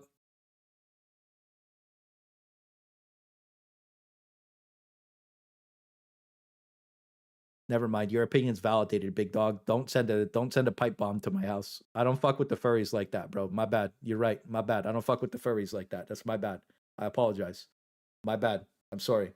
My bad. I don't fuck with the furries like that. The furries, they spend a lot of money on their fursuits. That shit's expensive. It's like tens of thousands of dollars. I apologize. You're right. My bad. You're right. I don't fuck with the furries, bro. They'll send you pipe bombs. It is no. I'm sorry. I didn't mean it. I didn't mean it. I didn't mean it. I didn't mean it. My bad. My bad. Yeah, we're moving on. We're moving on. HE1 stuff's actually good. The HE1 stuff's... You wore Dude, I'm interested to read through the comments on this one. We're in the third weapon with Warbond is supposed to be... This is the official Reddit, by the way. I always felt like the error. Yeah, I always remember when stratagems weren't in Warbonds. Slippery slope. Yeah, I get it. Stratagems are nothing new, but the first time vehicles we need to see patch notes too. Yeah, they really should have expanded on this. We need to see patch notes. I guess we'll see the patch notes on Tuesday. Look, if modular mechs don't come out, brother, it is going to be a dude. Here's the thing, man. Some people make more money on the game when it's doing good. Some people make more when it's doing bad. But some people make no money when the game's doing bad. And that's when we get to see their true colors come out. Get you waiting for Tuesday, the deglazing on Tuesday. I always appreciate a good deglaze. It's really refreshing.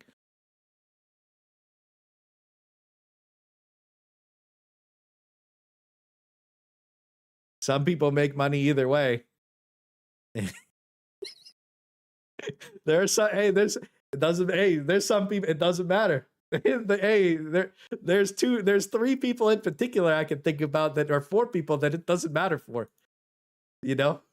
We have the community that wants the game to thrive and succeed, and we also have the community that just wants to watch it all burn. It's life, bro. It's life. Sometimes you win, sometimes you get Mechdonalds.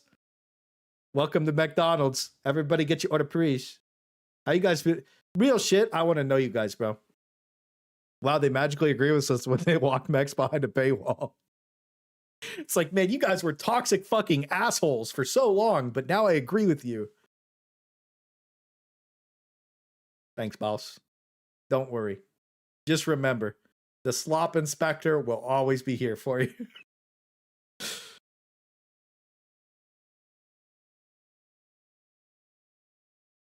Ultra Cubs of the June update is a QL. Look, if June is not all the custom, if the June update wasn't all customization, I promise you the June update is now all customization.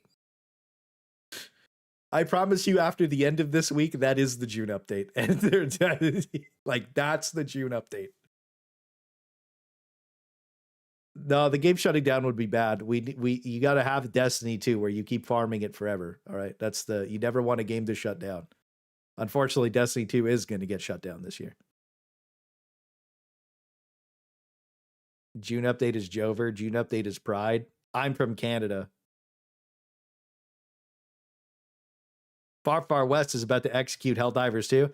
I promise you, if this update misses on Tuesday, this is going to be the same situation that Space Marine 2 did, where Space Marine 2 came out and they were like, the devs were like, we're not going to make the same mistakes as Helldivers.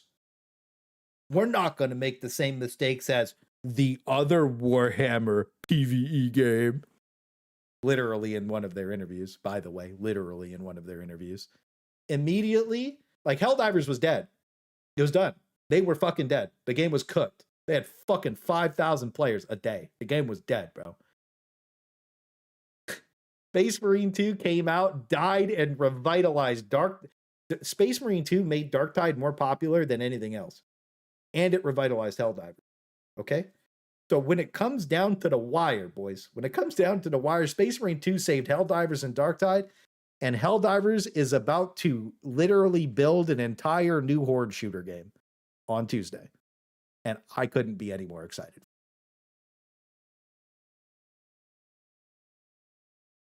Destiny 3, yeah, they fucked Destiny 3 anything about that for Marathon.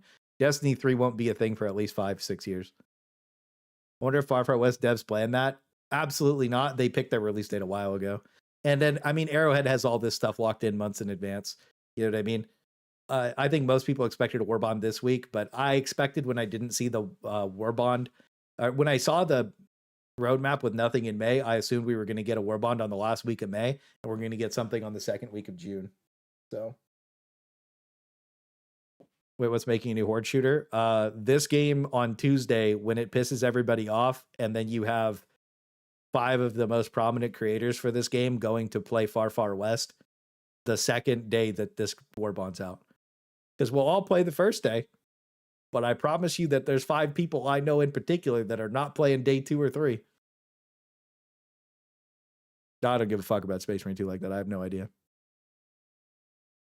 Devs see the docs Reddit getting upset and suddenly may change the game. Don't worry, devs. Just be nice again. It worked last time. Thank you for the $5 with this. The docs divers are our only hope. I like how the glaze divers have just been degraded into the docs divers. They're all just like toxic shitheads. Everybody hates them. Oh yeah, by the way, Arc Raiders has their big season update on the 28th and a new map and a new large enemy. So a lot of people that quit Helldivers to go play Arc Raiders off of Into the Untested. By the way, Into the Untested also helped make Arc Raiders as popular as it was, because Helldivers was just in like an unplayable state. So you're in the position where Helldivers is about to build another game. Good job, guys. Really happy that we got a massive 6-week vacation into 0 feedback on a war. It'd be crazy as if they just invested 10 minutes into asking, like, could you imagine? Fuck the game director. I don't want to talk to him. Could you imagine Shams or Pilestat comes into like a stream and just talks with us? You know what I mean? Like they said they were going to a while ago, and be like, yo, man, like, what do you think of this shit? Or not even a stream, just off stream. You know what I mean? I'm under NDA, so I wouldn't be able to leak it, or I'd get like turbo fucked, right? You know, I'd just like we'd be able to sit there and have a real conversation about the game. I think Thick was right in his video where like if they went on a stream and they were like, okay, I'm going to defend my dude. If they went on a stream and tried to defend their vision of the game, it would be evaporated within 20 minutes. We aren't getting any hard locks up reports on our end. Oopsie poopsies. Did a creator program like ask our content creators for feedback. That's crazy.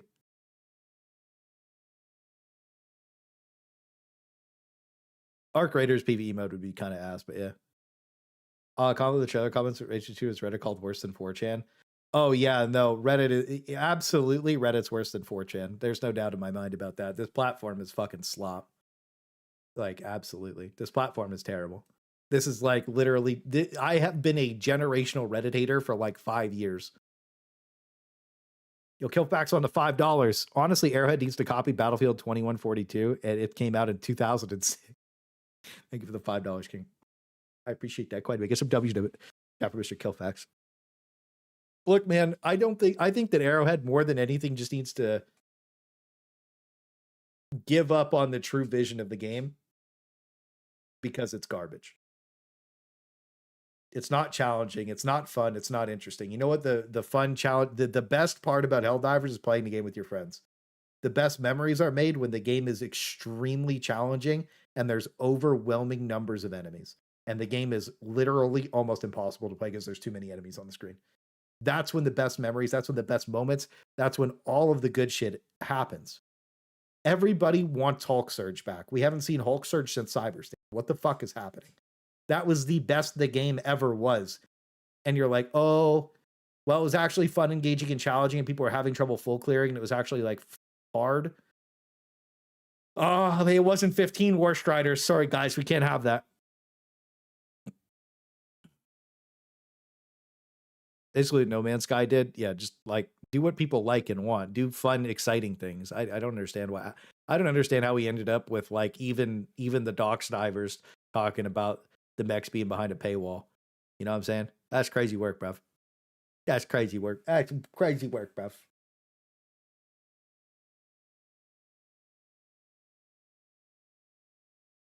Crazy work, bruv. In it, bruv. In it, bruv. You're ruining it, bruv. You're ruining it. You're ruining it, bruv. All right. So we have a new Warbond, I guess, from Buzz Lightyear. Time to clock in for Mechdonalds Part 2. Just unveiled its next Warbond, Exo Experts, and what's in here and the questions about what happens when it goes live are already buzzing within our community. Now, I've got the full breakdown for you, as well as my brutally honest thoughts, so stay tuned for all of it.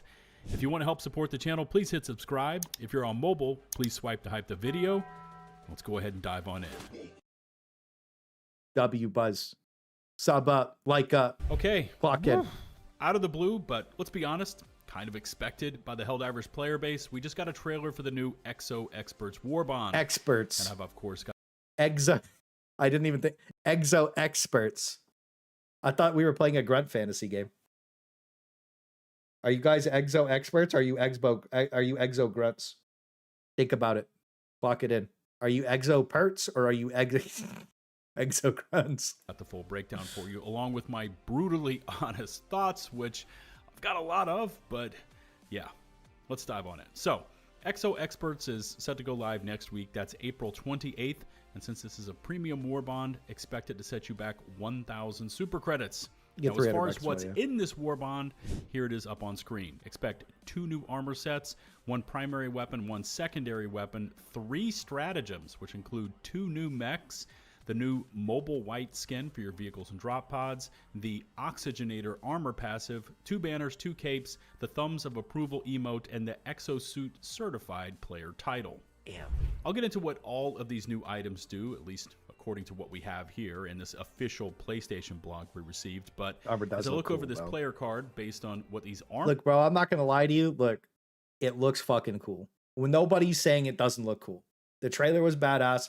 The music was so good that it blocked their creators from reacting to it worldwide. You can't even put the music in your shit. Right? Like, do I still have it open? Yeah, I still have it open. You literally couldn't even play the music in your shit because this is how little communication we have with Arrowhead about this stuff. It is great, isn't it? They really, really clocked that one in. But anyways, there's no doubt that it looks cool. There's no doubt that it's awesome. But the problem is that the way that they're selling it to us is bad. Nobody would have cared if there was some new shit in a Warbond. Everybody, like, it's like, oh, alongside 3 side grade mech progression with a vehicle armory.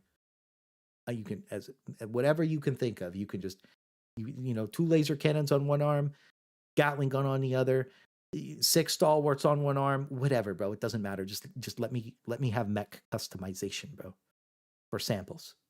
Make samples great again. Dude, the manga crowd be like, no, seriously though, we need the extraction shooter part of the game back more than anything.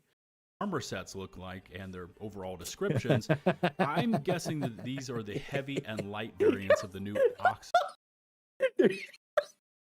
Dude, everybody spamming MSGA would be so fucking stupid and funny. It's ridiculous, bro. It's ridiculous. If I had the ability to make a stupid red hat, just like full sentence, just max idiocy, bro. Oh, everybody's gonna be spamming MSGA forever, bro. So stupid. Oxygenator armors, and we should expect a Superstore offering to go live at the same time as the Warbond again next week, probably with a medium oxygenator armor thrown in there as well. Bro. But I'm gonna add a big question mark here because we don't know that for certain. Now, if we get any... yeah, we don't know. I think, well, it's like walk, run, and slide faster. Most people said it was going to be 5% in chat when we asked everybody. It's probably going to be that. Like, you know, armor passives are like usually pretty undertuned on purpose for whatever reason. But if it makes your mech move faster, that would be kind of cool. I think that you know what the new armor should be? The mech armor. It should passively repair your mech while you're in your mech. That'd be better. Details on what's in the Superstore before next week. Expect that info to appear in a follow-up video. Also, I don't know if you remember back to the Entrenched Division Warbond, but in that Warbond, we got 3 variants of the concussive padding armor passive, and they differed from a combo of explosive damage resist plus more throwables to explosive resist, gas resist, recoil reduction with sidearms, over to the Superstore variant, which had explosive resist and a bit of the extra padding passive. Which, mind you, is the best armor in the game if you just want to stand there and fight everything. It's ridiculously good. It's super good. It's super good. Yeah, the movement speed thing should just be a passive for SMGs to make them feel more unique, right? Like you should, like if I'm wearing light armor with an SMG, I should be zooming, bro. I should be zooming. Remember, armor passive affect vehicles, otherwise physical. Yeah, but I mean, like this one should affect vehicles, is what I'm saying, bro. However, and the point I was getting to is there's nothing here in the blog mentioning different variants of this new oxygenator passive. But one aspect of the entrenched division that players really seemed to like was that our choices in armor varied based on their overall classification. Now, hopefully that system continues on into Exo Experts, but for now, let's dive into the new items. First up is the new primary weapon, the SMG 203 Gallant. Now, not much DOA content is shown during the trailer, and what we do see here is all in slow-mo, maybe to mask this SMG's rate of fire, but the blog does say that this is an SMG with a high rate of fire, filling in as the Knight SMG's older brother, sacrificing mag size for increased penetration. Now, for reference, the Knight has an RPM of 1,380, which is absolutely mental. It also has really good ergonomics, 90 ballistic damage, and is a light armor pen weapon. Now, if the Knight has a base starting mag size of 50 rounds, it sounds like the Gallant's going to scale back on available ammo and possibly a little bit of RPM to add in medium armor pen, but hopefully there's also going to be a full offering of customization options. I do hope there's a full customization, but the biggest magazine you could expect is 50 rounds because it says it's going to have a smaller size, right? So you're in the position where at 50 rounds, the Knight feels very awkward to use. So if honestly, they can't drop the fire rate's what makes it fun. So if the fire rate's lower and you're using medium pen, why am I not just using the reprimand? Like you see the issue when you release too many primary weapons without just being like, okay, well, you know what'd be really cool is if we just dropped weapon attachment instead, like some kind of weapon attachment, and maybe they want to add a new one, but like I don't know. The other thing too is we don't know what the Superstore is going to be yet. You know what I mean? But it is one of those things where I just don't see a medium pen Knight with a smaller magazine being good in any way, shape, form, or capacity. I don't see that working out at all. Including an extended mag to give this weapon a little more sustain once fully upgraded. One other thing too that you have to realize is like I use this gun a lot, and I use a lot of guns every time I go through and test them all. I should post more tier lists, but I test all the guns usually every patch. And like one of the games that I dropped was Bullet Hell against the Predator strain when they were bugged in the city, and I used the Knight and the Stalwart, and like I was just literally slamming. I shot like 20,000, 30,000 bullets that game. I love using this gun, but like without the extended magazine, like it is very rough to use. So like, and I mean like it's we'll lower the fire rate on the new medium. It's like, bro, like what the fuck is the point? Like I want it to shoot fast. It's just gonna be like reload simulator. So it's another mandatory supply backpack weapon. Or supply backpack weapon. And then additionally, you're also mandatorily going to need siege ready armor because you're also going to have to be reloading a lot. So you're going to have to be reloading really fast. I am very tired of weapons releasing in a state where they mandatorily need siege ready and supply backpack, man. Like it is like all of the weapons that need that are just terrible. And they always end up DOA. And like if you go look at the pick rates, it's all the same story, guys. It's all the same. It's all the same story. Oops, wrong one. Like all the weapons that don't need that stuff are like high pick rate. You know, the Scorcher is the only one that I would say is B tier without that stuff because it's so good at putting out damage, and you only need the supply backpack. You don't need siege ready armor with it, right? The Liberator's high pick rate because of, low levels. Same thing with the Peen, it's low levels. You know what I mean? But like, you either need the supply backpack or siege ready with the Penetrator and the Liberator. You don't need both. You know what I mean? With the Breaker and Incendiary, you definitely need both. But it's like a lot of these weapons have bad pick rates, especially SMGs, because they don't really have a proper role in the game. And there would be no reason to pick the new medium pen SMG outside of leveling it up over like the Stroker, for instance, which is light pen. You know what I mean? It just wouldn't make any sense. Anyways. I don't think it's Sticking going to with be the very weapons, good. The P-33 missile pistol uses guided.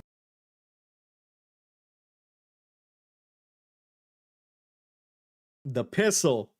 The pistol. I think this thing's going to end up being fucking goated, bro. There's no way something called the pistol is a goated. Propelled rounds and a lock-on feature, and for the few seconds it's shown in the trailer, we see a diver lock on to what looks like a warrior and liquefy it with a single shot. This weapon fire. It's a brood commander, and if it liquefies it like that, it'll goop an alpha commander. But this thing needs to goop a charger in one. This thing, honestly, if this thing doesn't goop a war strider in one shot, it's trash. That's it. Fires out before needing a reload. Now, if anything, the P-33 seems to be a scaled-back Wasp launcher, but in pocket form and only capable of, again, shooting one missile. I'm calling cap. I didn't realize that the Wasp had a trailer like that. I'm sorry, Buzz. I'll go back to hear what you said. What the fuck? When I shoot the airburst shot, it gets like one. It never kills anything. It never kills anything. It's terrible. And I know it's based on the amount of missiles left that you have in the tube or whatever, right? Even when you shoot it with like a full canister, it does nothing. Back Wasp launcher, but in been pocket terrible form forever. and only capable of, again, shooting one missile at a time. Yeah. Range for the Wasp, though, to lock on is a wild 300 meters, and it would deliver medium armor pen on its explosions, but can reach up to AP6 when the actual projectile hits a target. So, if the missile pistol has that kind of range and damage output, I guess it could be interesting, although I don't know where the missile pistol fits into the game, especially when players already have the grenade pistol, which is capable of also closing bug holes. So I think that it's just like we need more alternatives to anti-tank pistols so that the ultimatum isn't like the only thing that you use. You know what I mean? Like the ultimatum's amazing and you use it all the time for a ton of stuff because the reason that the ultimatum is so good and so popular is because it opens up things like the stalwart to be used as like a, you know, like a really good support weapon. It lets you open up a ton of like support weapons that you otherwise would never even think about bringing in because it's like, okay, well now I have my anti-tank on me, right? And it's the same thing. Like my favorite loadout on the bugs is Scorcher, Stalwart, Ultimatum, gas grenades, supply backpack. And then I can run anything. 2 stratagems, whatever I want. And then like, you know what I mean? And it's like, yeah, it's a pretty heavy invest loadout. It's just like, do any armor I want. Usually I run recoil reduction because when you crouch and you're shooting the Stalwart pinpoint accurate, it feels so good, bro. Like the ultimatum unlocks all these loadouts. So having something that's equivalent to the ultimatum would feel really good. That's why I wanted to one-shot War Striders. Because if I have a snap War Strider remover, that's like everything that you need. Because it's just such a slop enemy, to be honest with you, that you just need something to snap it off the screen. That's all. Next up is the first of the sidearm pick rates. Yeah, sure. On bugs, weapons, secondary, oopsie poopsies. Yeah, ultimatum, grenade pistol. You know, we need an ultimatum side grade because, dude, all the most fun support weapons in the game use the ultimatum basically. Right? It's just how that's on bugs. This is on bots. This is on squids. It's just because all the fun shit is like not AT. So you want to bring in, you need AT, direct AT removal. So everybody brings the ultimatum. You know what I mean? And devs a bit, oh, we got to nerf the ultimatum, bro. Yeah, tasty. It's such a high pick rate. Let's nerf it, bro. Yeah, come on. Let's piss everybody off. What if Tuesday rolls around and they nerf the ultimatum and then this new pistol's the replacement for that? Oh boy. A man could dream. A man could dream. The salt dive. Imagine. What a W situation. The stratagems contained in Exo Experts, the MGX-42. By the way, they absolutely slaughter the Thief in this video. Absolutely slaughter the Thief in this video. Again, this new stratagem only appears for a brief few seconds here in the trailer, but from the footage, we see that it is called down in the same way a player would also call down and receive an EAT, meaning they arrive 2 at a time, so you can stand your ground with one. This is possibly quickly pick up the second, or you could maybe share it with a friend. Nope. The Bullet Storm is a disposable.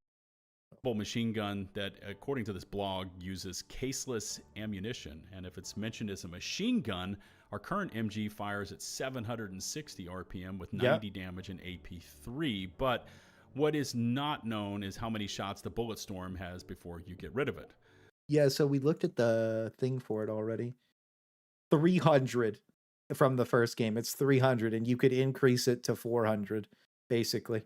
So with an upgrade. So this should have 300 ammo. And if it doesn't have 300 ammo, then it will be confirmed that everything we have in the second game is worse than it was in the first game. Would a player pick this over, say, an actual machine gun stratagem, paired also with eats for when they need more punch? I honestly don't know. All right, now over to the mechs, and of course making a return, and it's expected from Helldivers 1, is the Lumberer, which Arrowhead leaked last week when they dropped this artwork with the old Lumberer stratagem sequence scratched out and the new sequence scratched in just below it. Now, this suit... It's coming with 200 rounds? Why would it come with 200 rounds? It should come with 300 rounds. Doesn't it cool down? Well, if it's anything like the first game, it'll be 120 seconds with 300 rounds, medium pen stats, or medium machine gun stats. 120 seconds wouldn't be that bad. It'd be like 90 or whatever. It would be fine. It features an anti-tank cannon on its right arm and a flamethrower on its left, with the anti-tank cannon resembling the cannon from the anti-tank emplacement itself. Can only dream. The gaming chair. With this pairing, it looks like we've got the long-range pop comboed with a close-range crowd control, much like the Patriot mech in that regard. The XO55 Breakout, though, is the complete opposite of the Lumberer, coming in with a ballistic shield and a close-range flak cannon. That thing is badass. This shit looks so cool. This mech doing what looks like a lunge attack and a bash with its shield, smashing smaller targets to bits as it stomps across the battlefield. Now, there's nothing in this blog saying what this mech's flak cannon can actually do. Meleeing the Thief is diabolical. In terms of damage, status effects, or available ammo, but for now, we might as well concentrate on the other side of this mech, the shield. And I'm just going to say it because I know everyone's thinking it.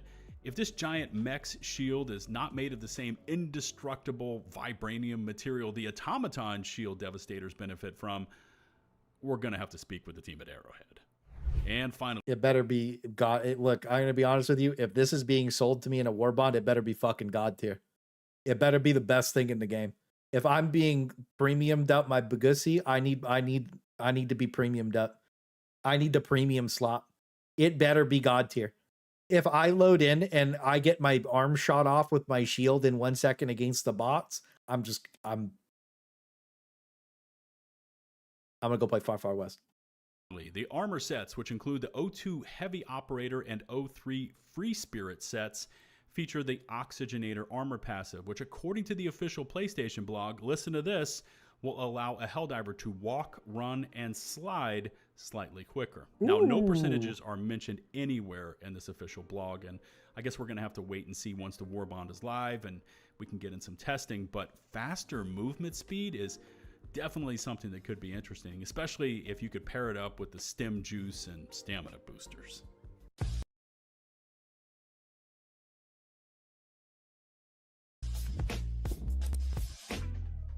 With all of that, I'm gonna start putting that sound in my videos. That shit is so funny, bro. That shit is so funny. That shit is so funny, bro. That shit is so funny. You know it cooks people up. You know somebody's watching that on their TV and then they're just sitting there like panicking instantly, dude. That shit's so funny. Out of the way, I'd like to now ask you, my viewers, to drop your initial thoughts about what you just saw in the Exo Experts Warbond down in the comments section below. Maybe you liked it, maybe you didn't like it, plus add in any sort of details about why, because that would be appreciated. And like I said earlier on in this video, it's now time for me to lay out some thoughts on it all, and it's also time to get brutally honest. Let me first say this. I'm concerned. Let's exclude the primary, secondary, and bulletstorm stratagem because those are what they are, and they could be viable and interesting pieces to add to our armories, but mechs in a Warbond? Last week I posted a video about... Not this again. You sent me a message. 1, 2, 3, 4, 5, 10, 11. Well, how do you know how big the bullets are, bro? 198? Oh my god, if it's 198 bullets, bro. If it's 198 bullets, bro, we're gonna have a situation. If it's 198 bullets, we're gonna have a situation. All right, we're gonna have a situation. We're gonna have a situation. You're ruining it, bro. You're ruining it. About Helldivers. Look at my lips. You're ruining it. And that whole discussion of the multiple sides of our community. Some feeling that the game does it, some saying that they don't. But here we are with what looks like our most powerful mech yet, and the Lumberer now built into a paid Warbond.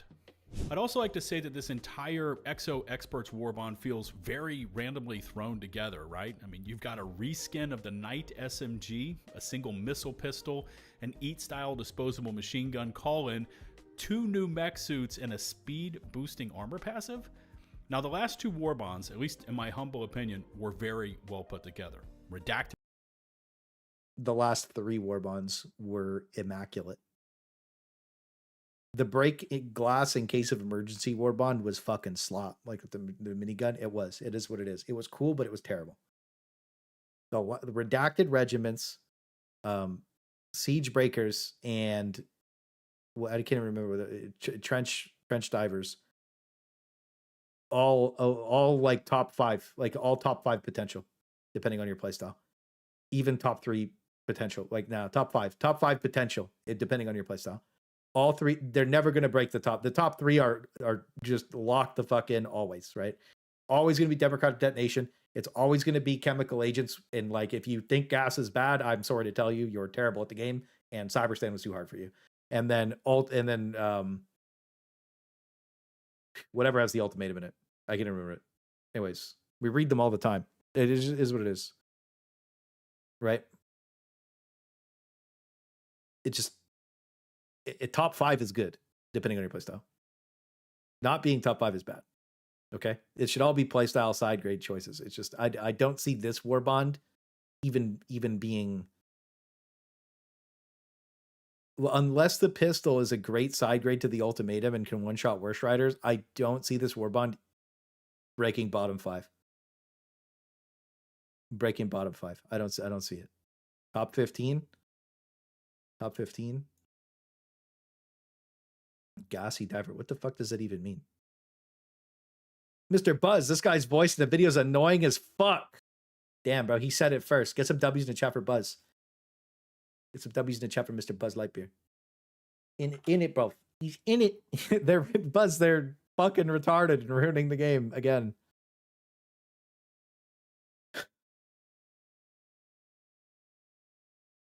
Oh yeah, I made a new one. I forgot about this.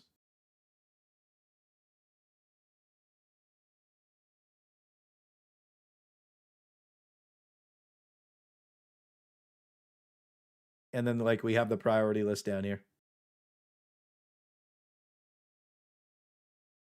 Right? That's it. I think that the disposable machine guns are the best part of the Warbond. So like, how are we looking at this? We got Urban Legends, Python, Freedom's Flame. It's definitely not better than these 3. I would say the CRISPR is just so goated that it's hard to give up. Python Commandos gives you Flame Dog, which is very, very good.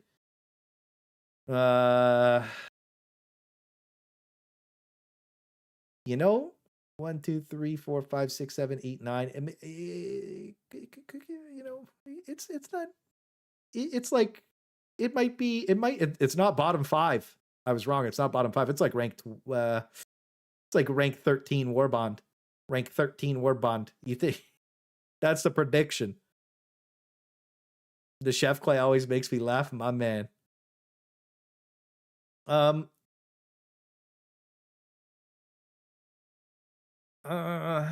have this is messed up. I gotta fix this.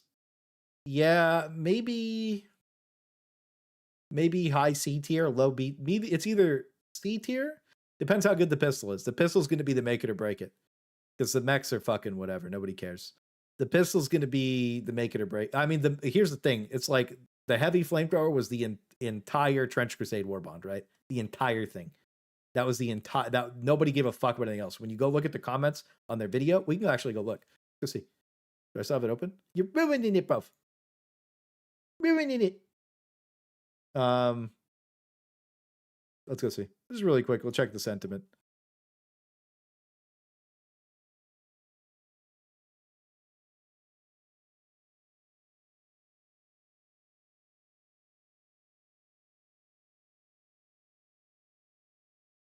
the saving exosuit fix for Warbond crowd was right.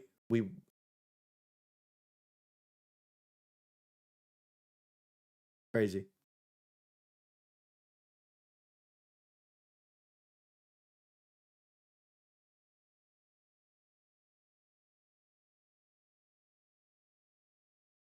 So everybody's just upset about the blueberries.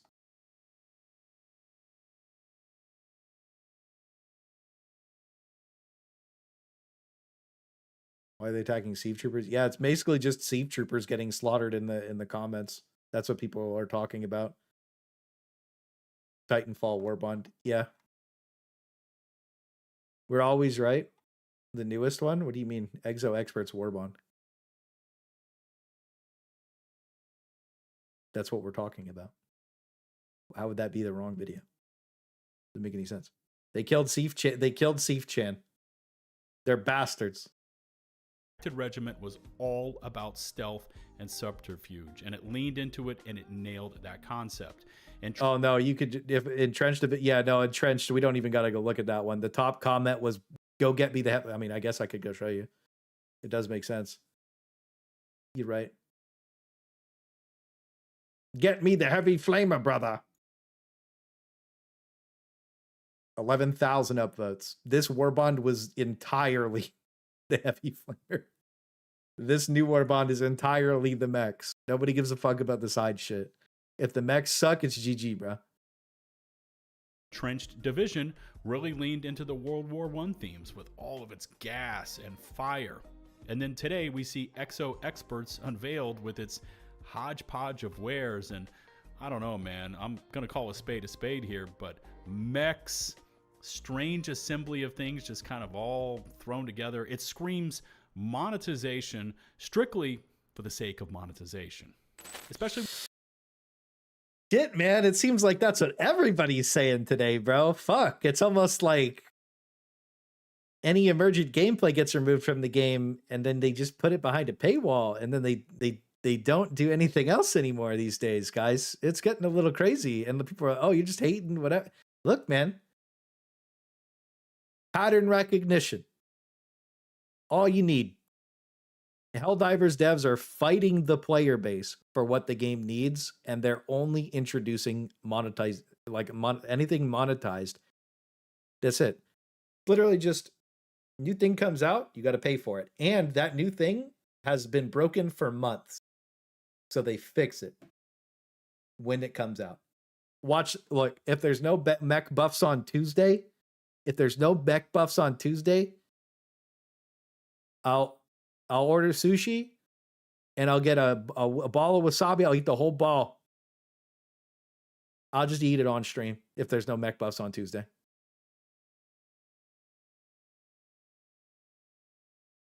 I'll stop talking about it when you stop doing it, literally, dude. Only people defending it is currently defending for their life in the Discord. I'm gonna be honest with you, bro. Like, I don't give their official Discord, even the Redditors turned on him, bro. They're Dunsky, bro. Like, even for the top post on Reddit, their official Reddit, it's got big updoot situation behind a paywall. Sell us one of the shield. Their Reddit turned on him, bro. This is their curated community of sloppers that turned on them. Guess I'll watch you eat that. Don't worry. When the player, there's no look. If they really wanted to make me eat a ball of wasabi out of spite, they're gonna have to sacrifice the health of the game. It's life, bro. Base has been begging, dare I say, pleading with Arrowhead for modular mechs. Now, I ran a poll on this 2 weeks ago, and big poll 85% situation of over 34,000 votes said they would be willing to give up one of our current exosuits in order to make room for mech customization. And instead, we now get 2 new suits built into a paid Warbond.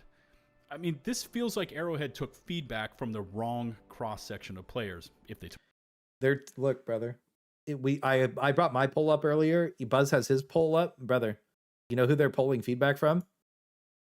This is who they're pulling feedback from. They're quite literally making a game for no one. That's it. They're pulling feedback from 4% of the player base. Like this is who they resonate with. The people who don't play the fucking game, the people who don't want it to succeed, the people who fight every single change. You talk about a positive change, they're like, fuck you, you want the game to die, bro. No, don't talk about my favorite game. Oh my god, bro. Yeah, man, I'm sure all these positive changes are really negatively affecting your game when it's and every time you cap them on it, every time you call them on it, every time they're oh, I didn't know that. Oh, I didn't know that. Oh, I didn't. Every time you just make them dig a little bit deeper instead of scratching the surface, they instantly fall apart. All their arguments are slop. They have no morals, no feelings, nothing behind anything that they're saying other than that's how they feel right in that moment, that you're attacking them personally because you have criticisms for the game. Well, guess what? If you keep blindly defending the schlopping, if you keep blindly defending Mechdonalds, you're gonna get more Mechdonalds. I mean, this feels like Arrowhead took feedback from the wrong we're comparing polls. section of players, if they took it at all. A little insecure, not gonna lie. As things we keep asking for, and Johan has spoken about as items they would like to bring to the game, expanded customization, in-game progression, etc. These are all mechanics that are left by the wayside when a new paid Warbond is ready to ship. Now, I know there are some of you out there that are going to say, but Buzz, Arrowhead's entitled to and needs to make money. And listen, man, I get all that. Valid point and point taken. And I, for one, am one that will say, hey, Arrowhead, kudos to you, man. You made your bread and good for you. But there's ways to do this thing right, and there's ways to do this not so right. And ignoring what the overwhelming player feedback is telling you, and instead ignoring it and giving them still very restrictive and paid content in its place is not the right call. You're not reading the room. Now, maybe Mech customization comes out on Tuesday. And maybe we all have to eat shit on Tuesday. Maybe. And I'm hoping that's the case. Genuinely. It's not like Arrowhead's a bunch of evil, malicious demons trying to fuck the game up. Maybe the production director is. But anyways, the majority, the people, dude, I've talked to people that work on this shit. They pretend like we don't. You know what I mean? They're chill, bro. They get it. Some of them do. Some of them really love the game. Some of them wanted to grow and thrive. And every time something like this happens, a lot of them get upset about it because they're like, what the fuck did we do wrong? The problem is the curated feedback that actually makes it to the developers is so disconnected from what the initial statement was that a lot of the time it is just an amalgamation of what it used. They live in a very, very, very, very thick bubble, and it is just how it is, guys, and it sucks. And you sit there and you're like, well, couldn't it be better? And they're like, what about the creators? They could get they haven't fucking asked us for shit, bro. Like, you think any kind of feedback went into this? You're crazy, bro. They dropped the trailer. They got a week to fix everything. How do they fix toxic monetization? They don't. See you in June. You got one more modular mech you could deploy in a mission, but the other mech's got 3x deploys. I think that the answer that we came to earlier was it just like light, medium, and heavy mech, and then you have, I guess, the shielded mech now, and then you have these base variants that are fine, and it's just like they got to remove the use limit, I think, on all of them, bro. You know what I mean? It's one of those things where like we really just need mech customization, modularity, and it just needs to be behind samples more than anything else. Can we do 4x mechs on Tuesday? Imagine if we get 4x mechs, it'd be fucking sick. Not just a bubble, it's an echo chamber.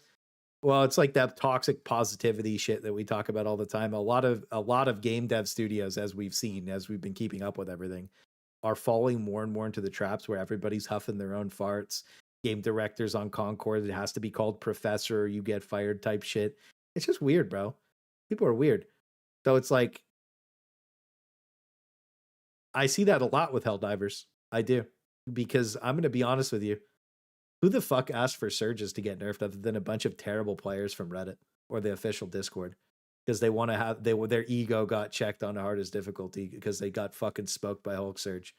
They couldn't beat the mission. You know? Like, why are surges getting nerfed in spawns, bro? That doesn't even make any fucking sense. Like, all the people who like playing the game, like, dude, this is hype as fuck. You have like a small, less than 5% of the player base crying about it, and then they nerf it. They nerf rapid acquisition when the majority of people are like, dude, this is fucking lit. Why? That doesn't make any fucking sense. Why are the surges not coming back more? Why are we not hosting events on the weekend with surges where these crazy events are happening? They could be doing something hype as fuck every weekend and they just do nothing. It's crazy. There's a very small way forward if, say, the Lumberer was tied to a galactic campaign, and with that, we Helldiver players unlocked for free modular mech mechanics in the ship's hangar, and then, I don't know, you could put the breakthrough mech in a Warbond. Again, maybe that works, but at this point, we still haven't even spoken about the huge elephant in the room, as if mechs in a Warbond wasn't enough. That being, who's going to buy Exo Experts knowing that just before we went to Cyberstand, Arrowhead buffed all incoming durable damage by insane amounts versus our armored vehicles? Hey guys, I just bought the Lumberer only to lose it less than 20 seconds later because it has paper-thin armor, is not going to earn any goodwill with the Helldiver player base. Unless, hear me out, on the same day Arrowhead releases Exo Experts, they also come in and reverse all those patches that have weakened the mechs into essentially unusable pieces of equipment. Or, another scary thought here, what if they make these new mechs stronger? I didn't even think about that. That wasn't even on my, that was not even on my docket. I read the menu and I was not eating that. Holy shit. If the new mechs come out and they're just better than the free mechs, what a beautiful day Tuesday would be. What a beautiful day Tuesday would be. I could only dream. I couldn't even think of that. I could only dream that happened on Tuesday. Oh my, dude. Wow. Yeah, I know that's what you said would happen earlier, but like I didn't really register it as like a there. I was like, no way, but like now it's been said 2 times. And now I'm saying it a 3rd time. And I'm like, oh shit, like of course they will be better. What, dude, if the fucking mech with the shield is like armor value like 4, and then the Lumberer is like AV3, and then the other 2 mechs are AV2, oh my god. There's no way. There's no way. There's no way. There is no way. Dude, if that's what Tuesday is, man, Tuesday gonna be lit, bro. There's a lot. What if they pull a Hive Scum and make the new mechs worse? Brother, we could only dream. We could only dream. You get what you pay for. In our current they Patriot need to buff and Emancipator variants with better armor and more durability. Now, I'm not saying that's going to happen, but could you imagine that shit show? So I could dream. I mean, I was complimentary of Redacted Regiment. It's not my playstyle, but they did it well. And of course, Entrenched Division for what they brought to the game and how they delivered on that fantasy. Exo Experts, though, at least for me, is the complete opposite. It takes all the overwhelming feedback from the player base wanting mech customization and does the exact opposite by now charging them for 2 new mechs and then locking them inside a Warbond.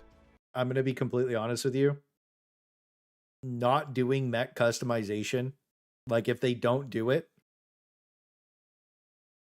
you are going to see a generational crash out from everybody except the creators that said it that was going to happen. Like, I mean, we'll farm, you know what I mean? But like, you're going to see a lot, like you're going to see that in June. Like if mech customization isn't it on Tuesday, you're going to see it in June because everybody's going to crash out over it. Like it's like this could be this is like a situation where they actually have to fix the game now. Like they fucked up so miserably bad that they actually have to go fix it. And there's going to be people telling you that they didn't, brother. You have to understand that like it's not about them selling things, it's about how they're selling you things. It's about how long-term meaningful progression with player decision making and just like honestly the memories you make with your friends is the most important part of this game. And you made the best memories getting out with samples. That was one of the most important part of the games. If they make a sample grind for customization, they're in the clear. If they've got nothing on Tuesday, wow. Are you like, even if it's just customization between the current mech arms and you can just switch the mech arms up and whatever, like you'd be like whatever you want with the current mech arms and like that's it and nothing outside of that, no grind, then they probably get a decent pass, right? Nobody will really care too much. It won't be that big of a deal because then it'll be like, oh, well, mech customization is coming in June. And you're like, okay, sick. If they don't do that, Tuesday's fried. It's gonna be fried. This whole Warbond, nobody gives a fuck about the pistol, the machine gun, the disposable machine gun. Nobody cares. This Warbond is the mech Warbond, and it's a miss. Arrowhead, when you nail it, I tell you so. But the way this is packaged feels like nothing but a tasteless cash grab. Yeah. And like I said in my last video when I talked about paywalling, of course, I know you can go in and farm for super credits, but that's not the heart of the issue here. We keep getting more and more stuffed into our armories that we don't use, while the customization and DOA content, deep engagement-driven in-game systems are left out or just completely unfinished. This isn't about spending money. It's the point that new monetized content is superseding good development. And instead of the studio going back in and finishing items that they started or implementing items they said they wanted and they know we want, we're instead hit with this steady barrage of new and shiny paid things that only temporarily address large voids left in the game. True. But yeah, that's just my 2 cents. And here's where I turn to you, my viewers, for your valuable feedback. Please drop a comment about the Warbond, mechs, monetization, and whatever the hell else you'd like to see added to the game in the comment section below, as I'm genuinely interested in your feedback. Also, I know this discussion has the potential to get just a little bit spicy, and I kindly ask you to keep it civil. Please hit subscribe and ring the notifications bell to receive my future upload alerts. If you're on mobile, please swipe to hype this video. Yeah. And before I go, thank you goes out to W all of channel our members. Channel members. Until the next one, this is Lieutenant Buzz Lightbeer signing off.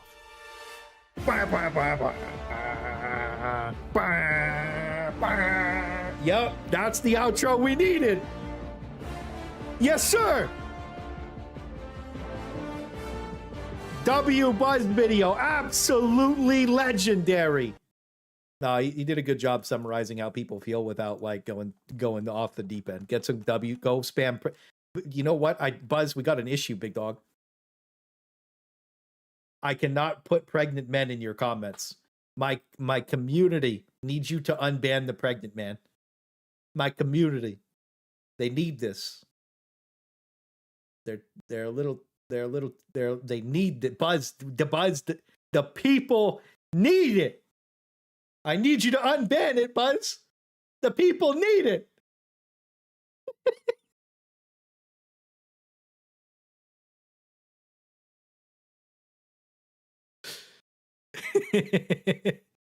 Dude, every time you have a video that doesn't have that outro, I turbo complain at the end. I'm like, oh my God. I know you see it too. No, great video all around. He definitely summarizes what most people are, how most people are feeling. I like that Buzz actually goes in depth and gives his thoughts about stuff.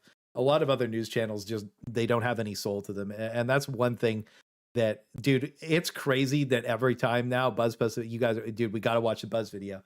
We ain't watching a Buzz video. We're getting put on blast for 20, 30 minutes or the rest of the stream. We got, like, it comes out, we got to watch it.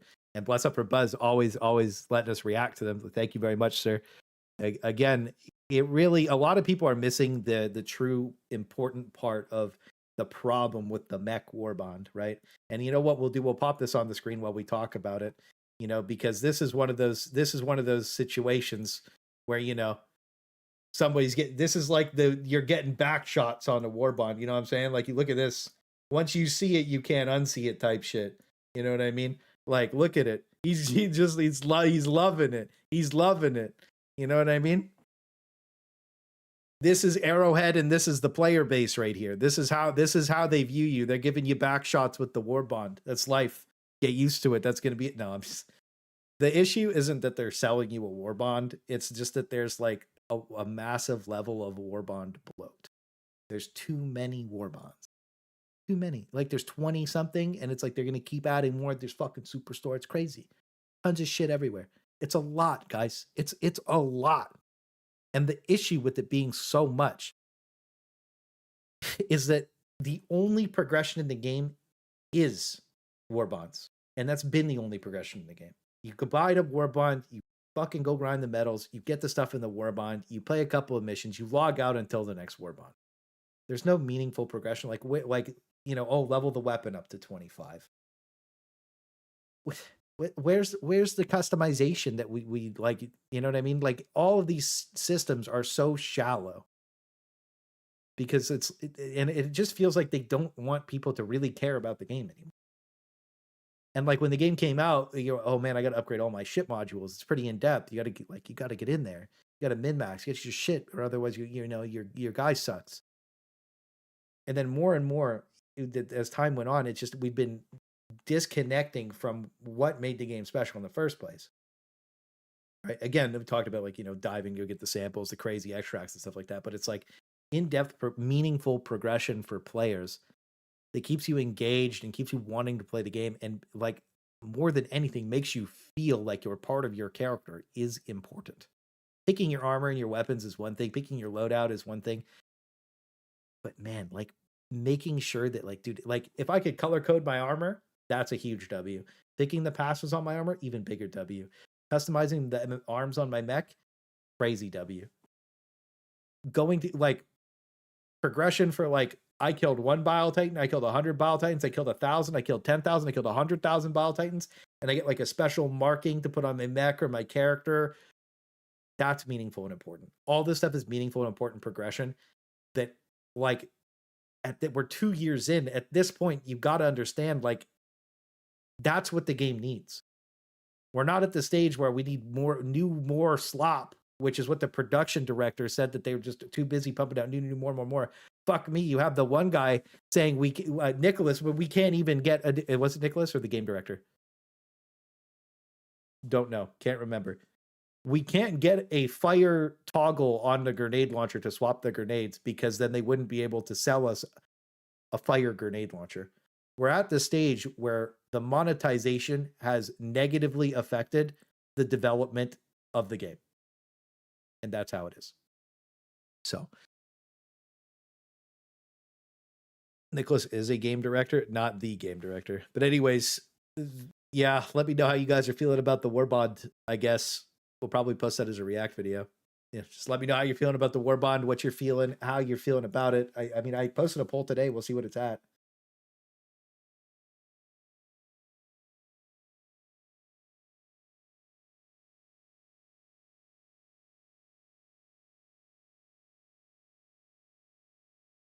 Most people think it's going to be A tier good.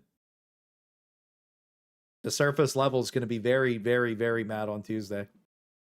Dude, this shit's going to have to be turbo buffed, bruv.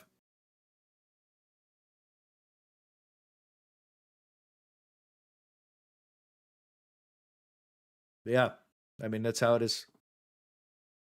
Why couldn't they sell us a new GL attachment? That's my point. You could just put fire attachment for the grenade launcher as part of a Warbond and nobody would give a shit. You know what I mean? Silly, bro. Very silly. Man, you're just ruining it. Look at my lips. You're ruining it. Fucking ruining it, bro. You're ruining it. All right, you guys want to watch the Wise Guy Vito video? Or do you guys... I don't know if I should watch Odo's video because it just came out 2 hours ago. What do you guys think?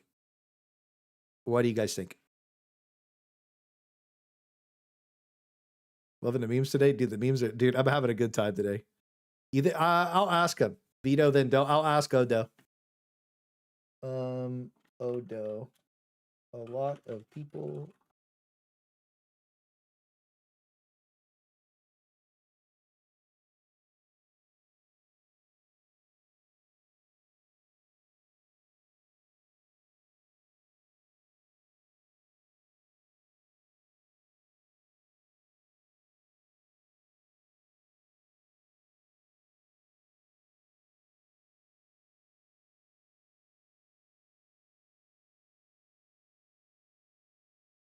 All right, we're gonna watch a wise guy Vito video. We'll see what's going on with that, and we'll see if we have time for the Odo video after that.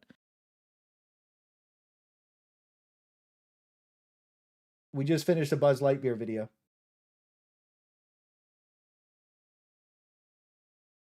Wise guy Vito's been popping off recently, boys. He's been popping off. He's been cooking up a storm. Fellas, what's going on? Fellas,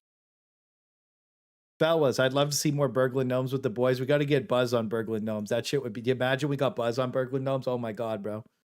Imagine, bro. Imagine. All right, wise guy Vito. This Warbond proves we will not be getting MO rewards in the future. Fellas, what's going on?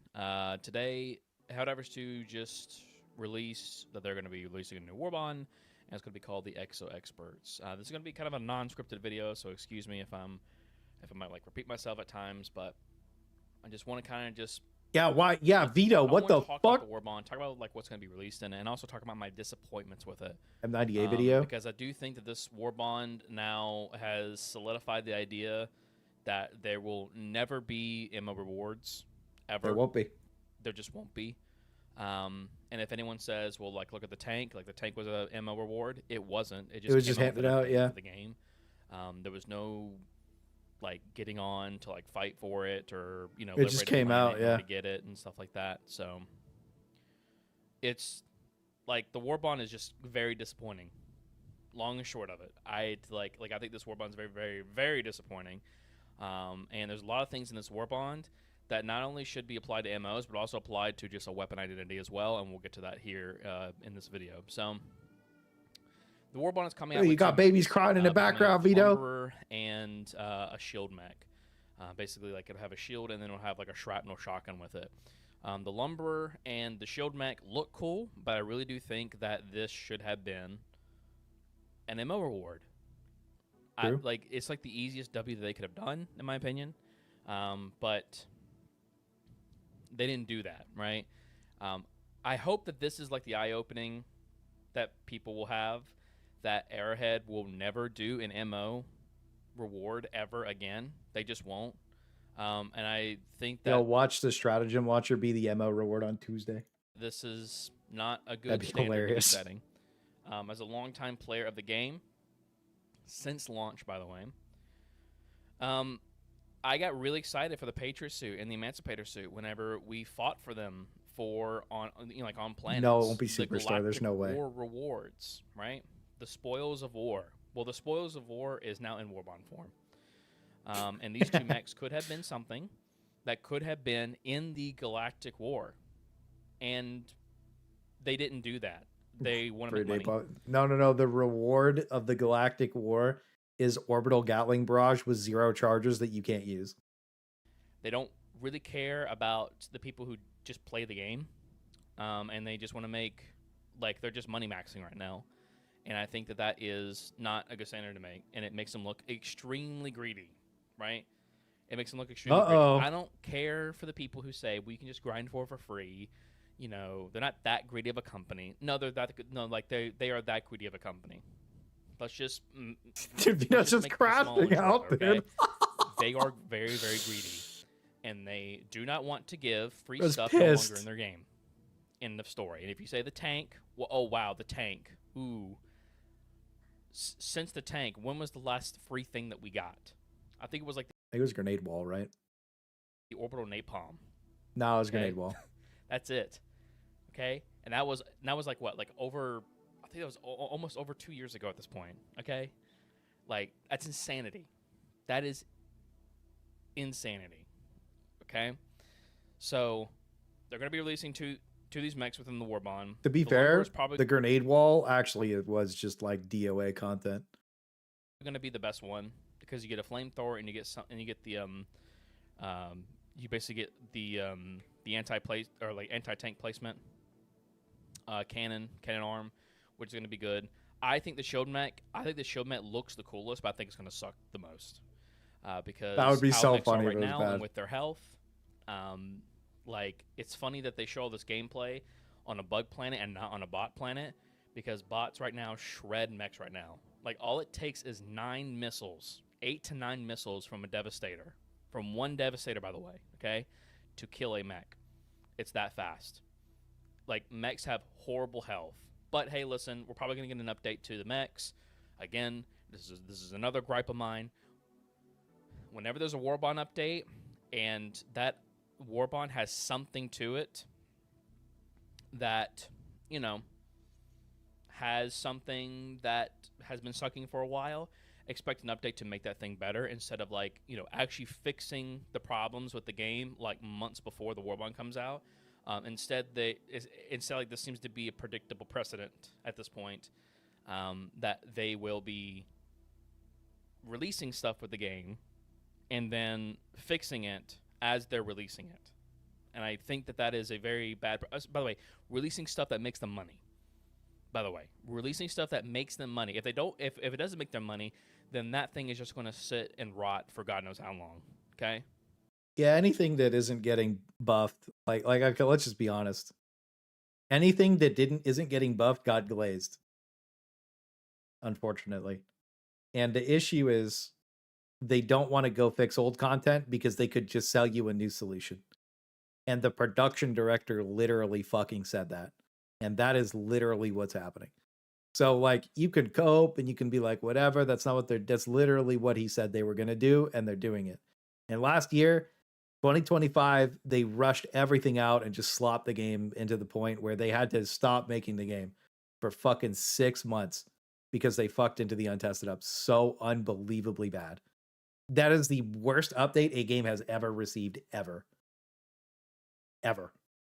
There's nothing worse. Literally, it killed the game. And then they brought it back. It's crazy, man. It's crazy. We'd never had to go there. Just like to point that out. Suppressors are one of them, by the way. It literally took us, like 6-7 months of us, like, bitching and moaning, saying, hey, listen, this thing needs to be fixed. Then they say a month before suppressors came out, which, by the way, they delayed, and then they fixed it, that they were working as intended. And then once they found out that this was dog shit, then they fixed them. Crazy. So, there's going to be some stratagems. I think there's like a Helldivers 1 stratagem coming out a second. Look, bro, you said devious back shots. How do you feel about those devious back shots? They're in the devious back shots are in the Warbond trailer with you, bro. How about that? How about that? This is Arrowhead giving you devious back shots. You know why? Oh man, you're just ruining it. Look at my lips. You're ruining it. Ruining the Bruv. Oh, You're ruining it, bruv. Bruv. Expendable LMG. Chief support confirms. Comes out and works. Joel's cat with the automaton symbol. You're the reason that they killed him. I know that. I know you're the reason that they killed them. Chief troopers in a trailer. Last update completely broke the game to the point nobody could ever play it. That is true. That is true. I think it's going to be probably better than the LMG whenever it comes out. There's going to be an SMG that's basically a knight but has medium pen. I would have liked to see this SMG be something a little bit different. I would have actually liked to see this SMG be light pen, but be able to over-pierce things. I think that would have been cooler. Yeah, we need more cool mechanics. I'm going to be honest with you. Like, the answer to everything isn't medium pen. I know that that's like a sentiment that they're probably like working on. That they're like, oh, everybody wants everything to be medium pen. And then like somebody's in the office, oh man, that guy's shit at the game. And it's like, yeah.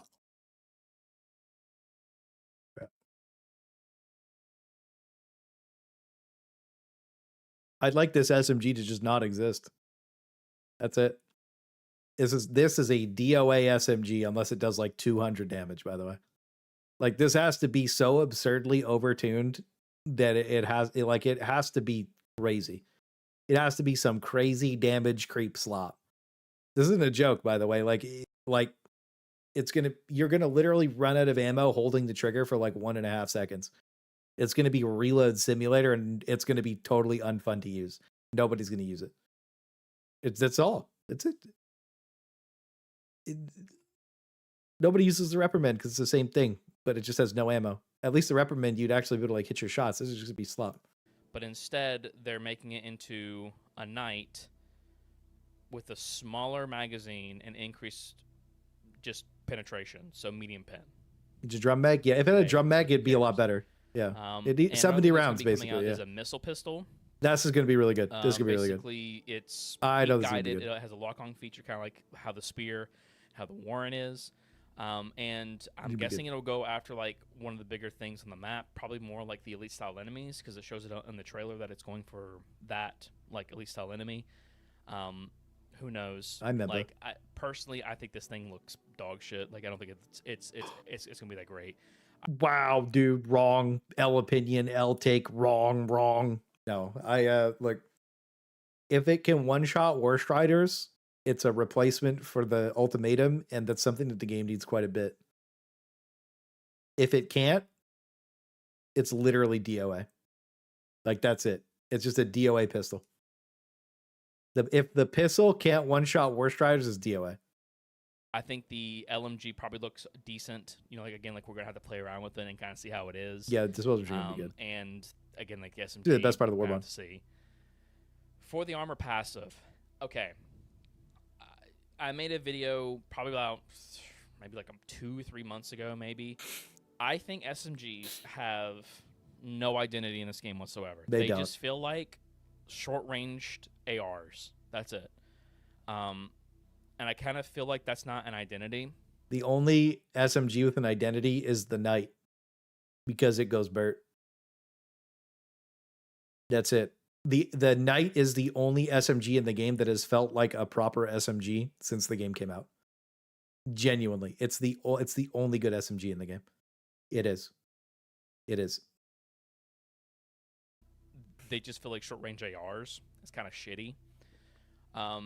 And what I argued is that SMGs should have the perk to it innately to them that can have you walk faster, maybe even like run faster, slide, strafe faster, like just mobility, just in general, right? Yeah, a little mobility on the SMG. Well, I mean, okay. That, and it comes in the form of the armor passive, and not to the SMGs innately. So the armors come with Oxygenator, the Oxygenator perk, which allows you to walk, run, and slide slightly quicker. So again, they're putting stuff that should have been like innately with a gun in a Warbond with an armor perk. I just think that's stupid. Look, they did the same fucking thing with unflinching.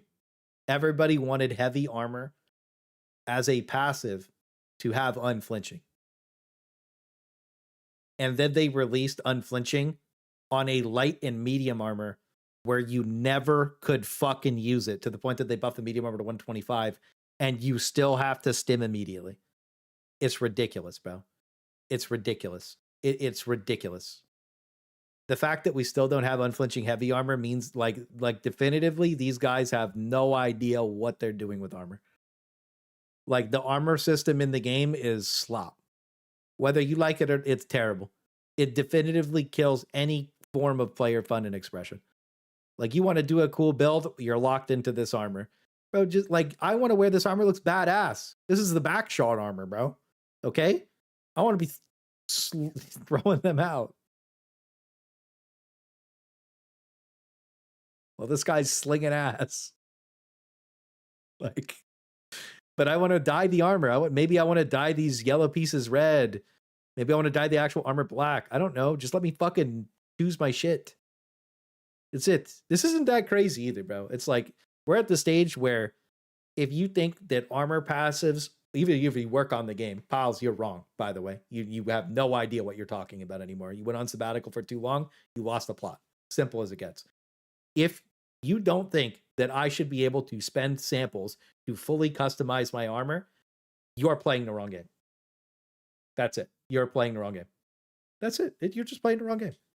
Because we're at the stage now where it's like, oh, your character, by the way, this is my headcanon, is your Super Destroyer.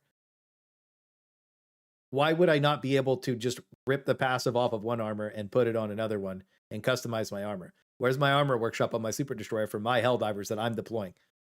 I'm deploying Helldivers. I'm playing RTS. Clearly, we're not playing a grunt fantasy or a power fantasy. I'm playing as a Super Destroyer commander. So I'm pooping out Helldivers.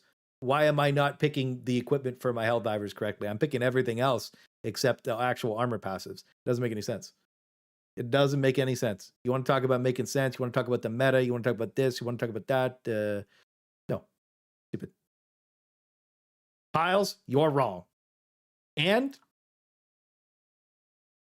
Man, you're just ruining it. Look at my lips. You're ruining it. Like, just put it with the SMGs. I don't understand why we have to monetize everything in this game now. Whenever part of a live service, like, this game doesn't even feel like a live service anymore. It's like, not. Destiny had, like, free updates to the game.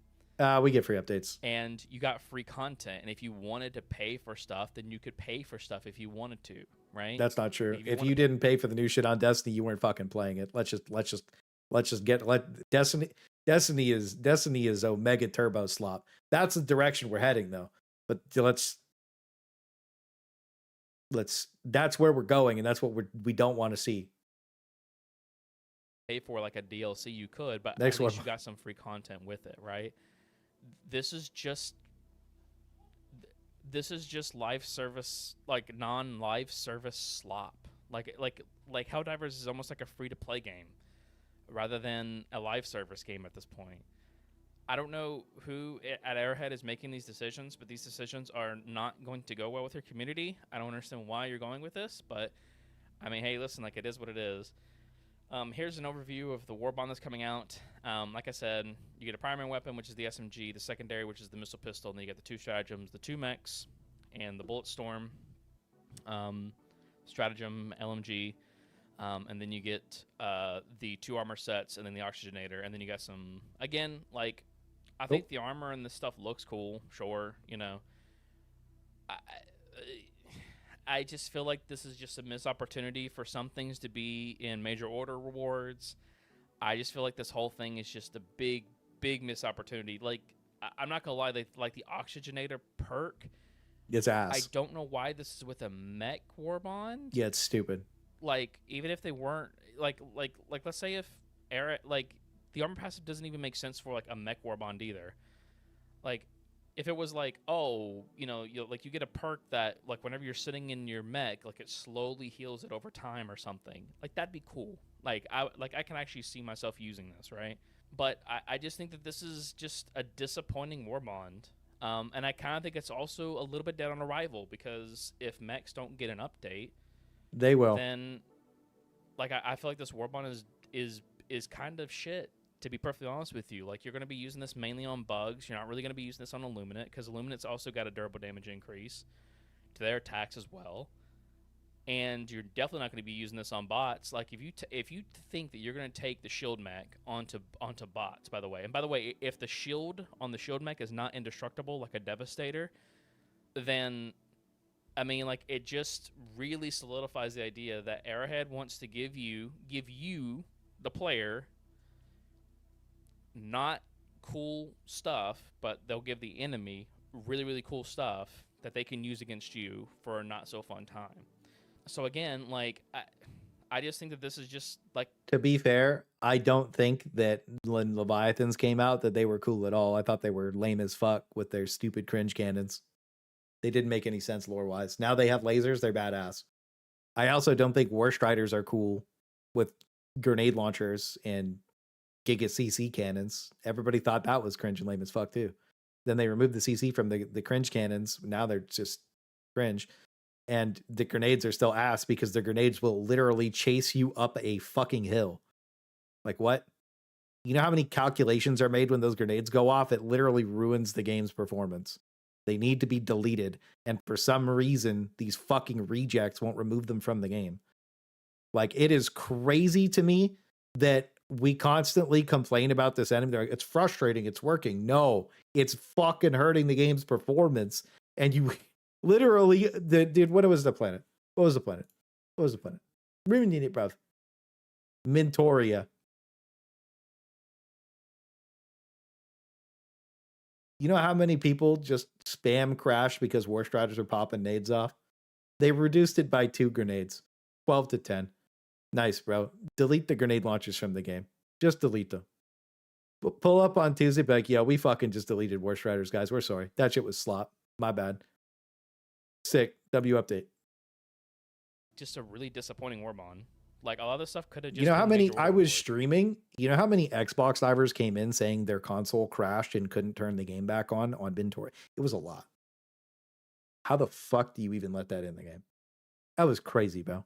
Like, we're not talking about like 1 or 2 problems here. We've been talking about this shit for like, honestly, 8 or 9 months, man. Like, we're at the point where you're selling solutions to problems that are still problems, even if you sell the solution. Like, the 2 Yeah, it could have been a mini barrage. Exactly. Just like the box edge. That would be way better, way more lethal, way more engaging, way more fun. The grenades just gotta go. Super Earth here. You have 2 plants that you need to save.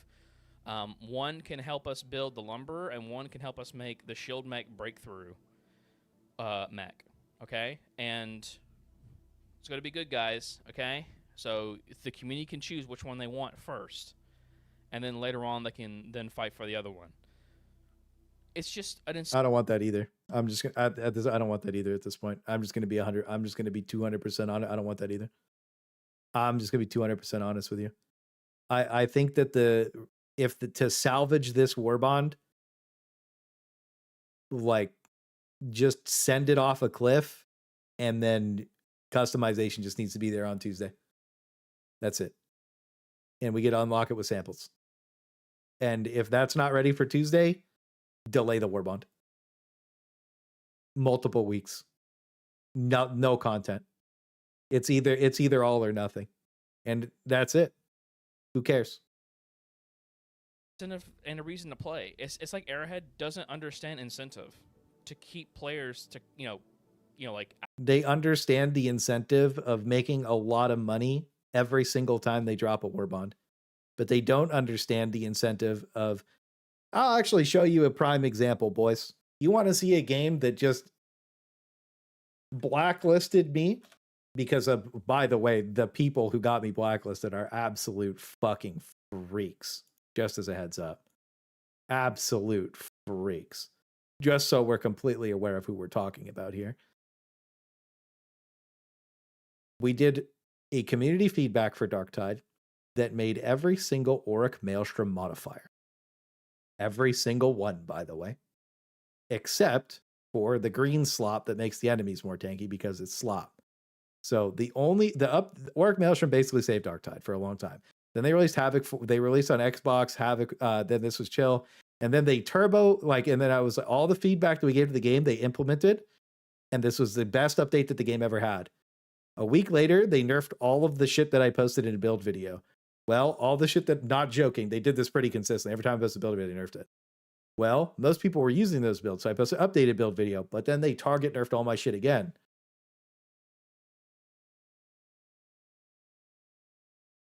And then I said I was quitting the game.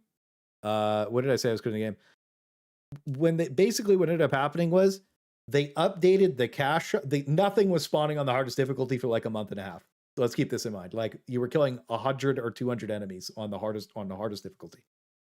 Like, there was nothing spawning. Nothing. Literally fucking nothing. And there's people on Reddit like, dude, I'm so good at the game. I'm fucking doing the hardest. Bro, these people are actually fried, by the way. They update the cache shop because of some clipping issues, but they did not update the difficulty. And I was like, I'm quitting the game and I'm going to go play Helldivers. And then I went and played Helldivers. This game died. This game was dead slop for forever. And then they drop a class, and they drop a class, and you know what you know what the loop of Darktide is now? The new character comes out, and everybody plays it for 2 weeks, and realize the game is fucking terrible, and then they stop playing again. That's what Helldivers is doing with Warbonds. This is the future of the game. Except at least Helldivers is a lot more consumable, so they'll probably have a higher baseline. That's it. It's the same shit, except Fat Shark is abysmal at making content. Same slop, different era. Actually, watching you react to my video, I just want to say what happened to Palset was he went on sabbatical and Tencent cloned his ass. It's not him, bro. It can't be. It can't be, bro. It can't be. It can't be. not only coming back to their game, but coming back and then staying to keep on playing with, you know, like, keep playing the game. I just think that this is just a big miss and a big disappointment. But you guys let me know what you think down in the comment section below. Personally, me, I think this is really a telltale sign of what they are going to do going forward whenever it comes down to war bonds. And especially war bonds like this, where, like, this is like a no-brainer to put this in it and like major order stuff. And I know there's going to be some people out there, and I don't want to use the word glazer too much. I'm going to use the word dox diver. Nobody gives a fuck about you. Shut up. Your opinion's slop and your brain's rotted out of your head. Go back to Reddit. Cry about it, pussy. You're fucking ridiculous. Stop defending the $1 million company that's actively killing your favorite game. There's my opinion. Whine about it. Unless you're a furry, you're perfectly fine if you're a furry. You could be the best furry ever. Don't worry about that. I know we flamed a brony earlier, bro. My bad. My bad. If you're a furry, you're good, bro. Don't worry about that. Don't worry about that. I don't need the pipe bomb action. You're good. You know what I mean? We're good, bro. You good? You're good. We're good. Kind of overused at times.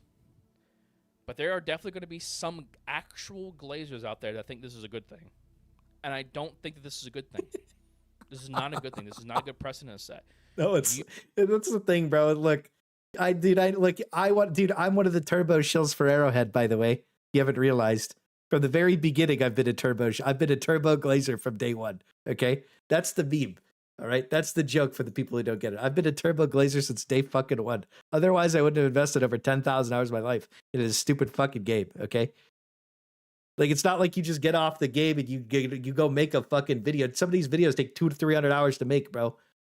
You know, it's not like I've kept all the spawn seeds updated for the new players and all the new player guides and shit so that people have an entry point to the game. It's not like making a text guide takes 10 minutes, bro. This shit takes hundreds of hours to get correct, right? It's a level of effort that is very min-maxed. And so when I see the game actually doing bad and making people angry for no reason and just farming bad faith, I'm like, why, bro? Just do the good thing. Be happy. Dude, enjoy the game with the community. That's what it should be all about. The Warframe devs are doing it. And they're having a great, everybody loves it. Helldivers could be just doing the same shit. It's crazy, bro. I just want to see the game thrive with my friends. That's it. That's all it's ever been. That's all it's ever been. That's all it's ever been. And then I got lied to my fucking face. And then they betrayed my other friend. And ever since the Erebin situation, I've been clocked out, boys. I'm not going to lie to you. You know what's crazy is like you got to think about the Erebin he'd always promote my videos, always tell people to come vibe shit. Me and everyone were good friends, bro.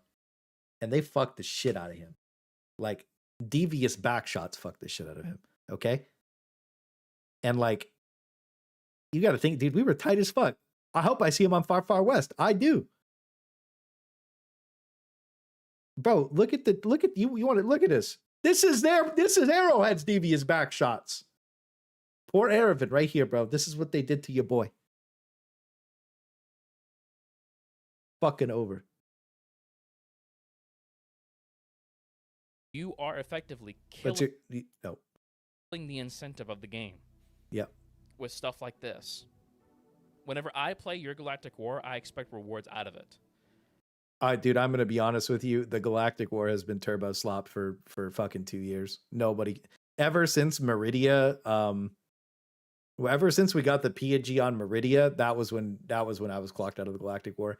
By the way, Cyberstan clocked me back in for the Galactic War. I was so excited, and that final battle, like, it turned me into a turbo hater. Ever since the final battle for Cyberstan, I've been turbo hating. I don't even give a fuck. I've been a turbo hater ever since the battle for Cyberstan. You fucked the last bastion of hope up for me on the game. I don't give a fuck anymore. Whatever happens, happens. I'm here to document the entire thing. That's where we're at. And I'm a paywall. Okay, like, and this I'm a reporter. This is a paywall for something that I could have been, grinding for in your game. It's no longer like that. So, again, you guys let me know what you think down in the comment section below. As always, like, share, subscribe. See you guys. Go take care of that kid. W video. W video. W video. Fellas, what's going on? Fellas, go like the video. Go throw some W's in the chat for Vito. All right, boys. Odo responded. He said we're allowed to watch his video today.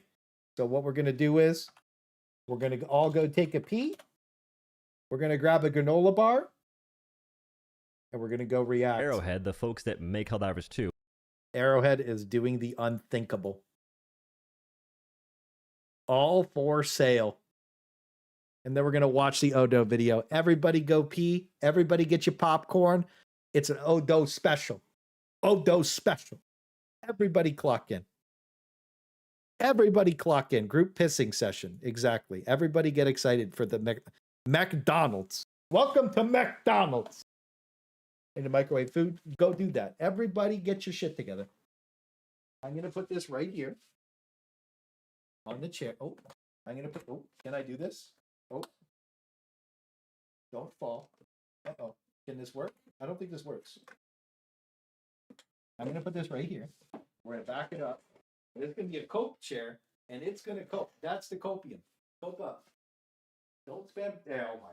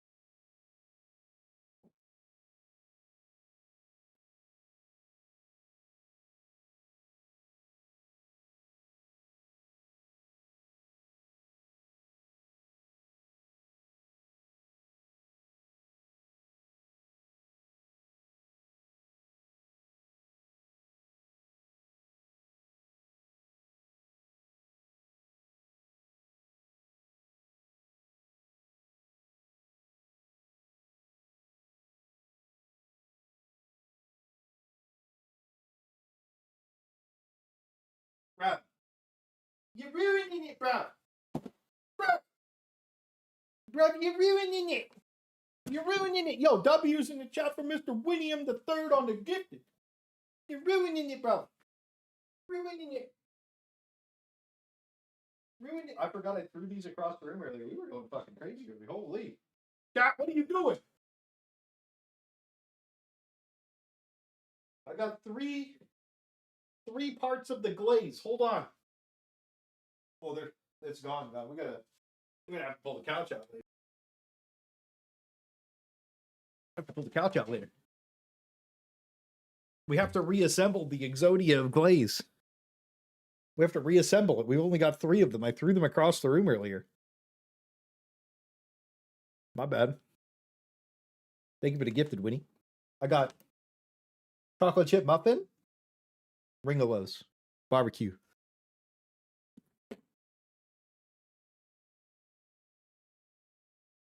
Yeah, sorry, no chair, boys. We're going to watch the Odo video, and then we might watch the M90A video. Peep it, peep it.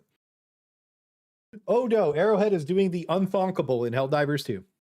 Are doing the unthinkable. They're breaking a long-standing, positive, good tradition by putting mechs in the Warbond, which may not seem like a big deal. Who cares?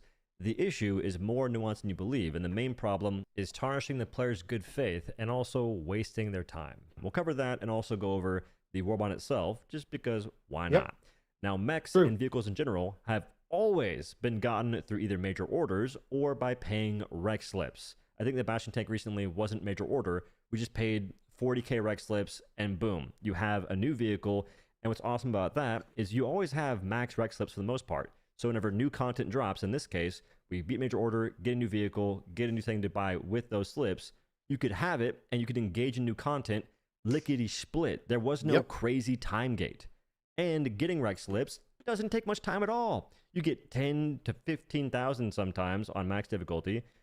That's freaking a breeze. You do get a lot. In comparison, medals take forever. Just to get a couple. By the way, the biggest problem with the game, like not even joking, has never been super credits. Like for new and returning players, they are stuck in a medal grind of the ages. Like it is a monumental feat, because the medal grind in the game, if you're a new player or you don't have any friends to play with, dude, it takes you so long to get medals. Like it really does. Like you need at least a duo to turbo medal farm, at least like, you know, a decent amount of medals. When I was talking to a lot of people, they were only getting like 30 or 40 medals an hour. That's like the average for a lot of like noobs. So you're sitting there and you're like, wow, that's actually like abysmal, because you guys are Warbond has like 800 medals in it. You know what I mean? On average, right? So you're sitting there like 700-800. Some have more. So, well, you know what I mean? Did that mean you're grinding to Warbond? Like 16 hours, bro. Some people are grinding Warbonds for 16 hours. And that's if they're like pumping.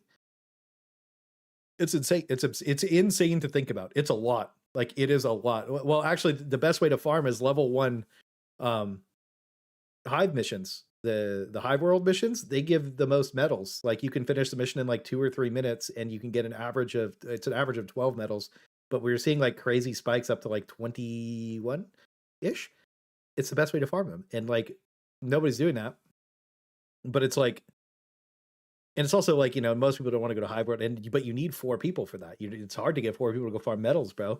You know what I mean?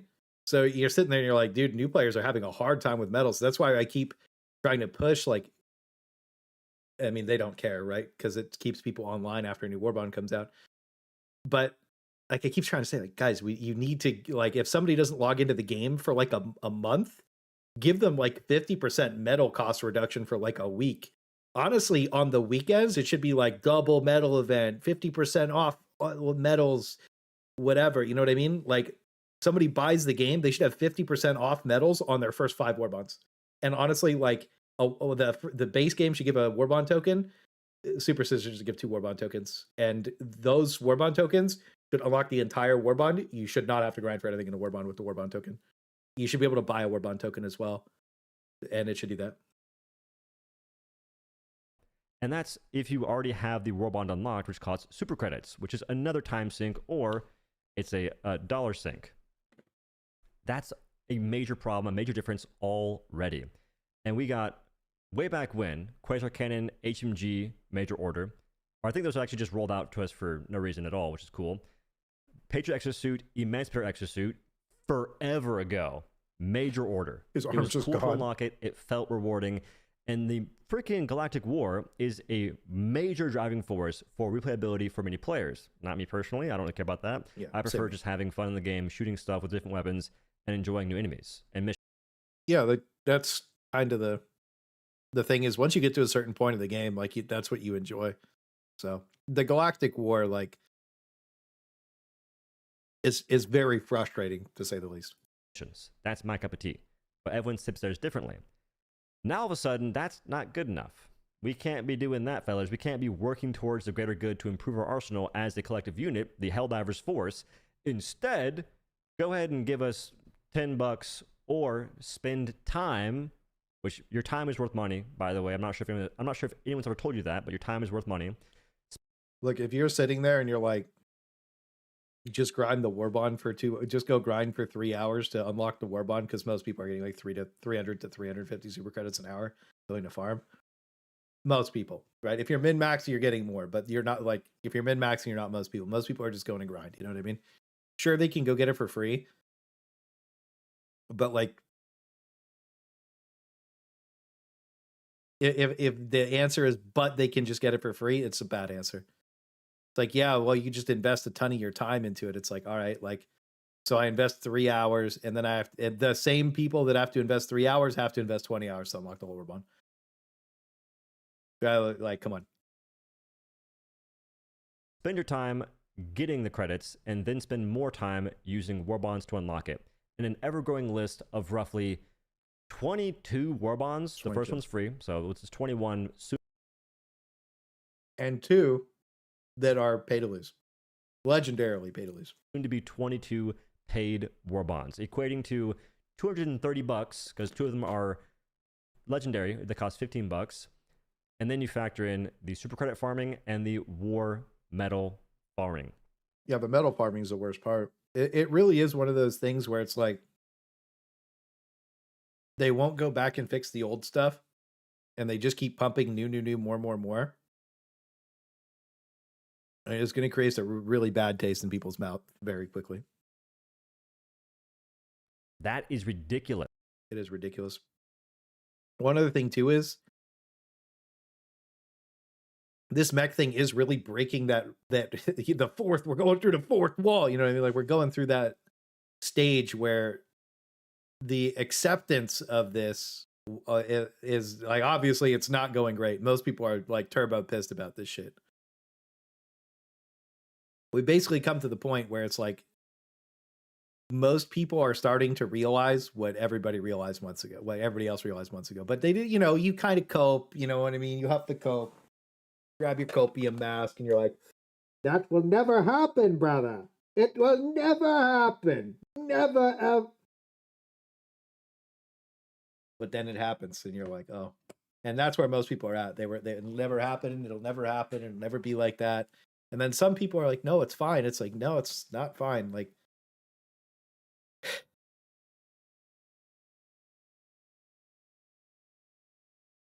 I don't know. Look, man, it's not about being sold something. It's about how it's being sold to you. And the only progression in the game is behind Warbonds and nothing else. And that's the problem. But it's not as ridiculous as the Exo Experts Warbond, which does look pretty fun. Let's do some speculation. Lumber has a flamethrower arm that seems to have a more concentrated napalm beam to it. This could equate to higher armor penetration level or potentially further range. You've got an anti-tank arm. I'm assuming it's going to be the same damage as the anti-tank emplacement. This mech got smoked. Breakthrough. You got our shield you can bash with, and a flak cannon grenade launcher. The shield better be as sturdy as a shield and shield, aka impenetrable. If it's just heavy armor, the devs are trolling. If a tank can blast it off, the devs are trolling.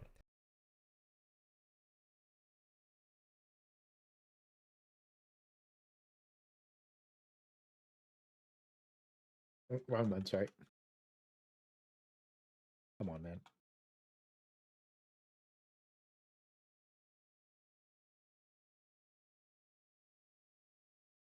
This shit doesn't have health, bro. It has infinite health. AP5. Infinite. This thing does. Look, this dude has an infinite health shield. If our mech doesn't have an infinite health shield, we are actually trolling, by the way.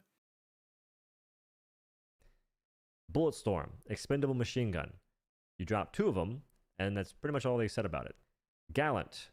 That's going to be an improved version of the Knight SMG to an extent. You'll have increased armor penetration, I'm assuming medium pen, but less bullets. The missile pistol.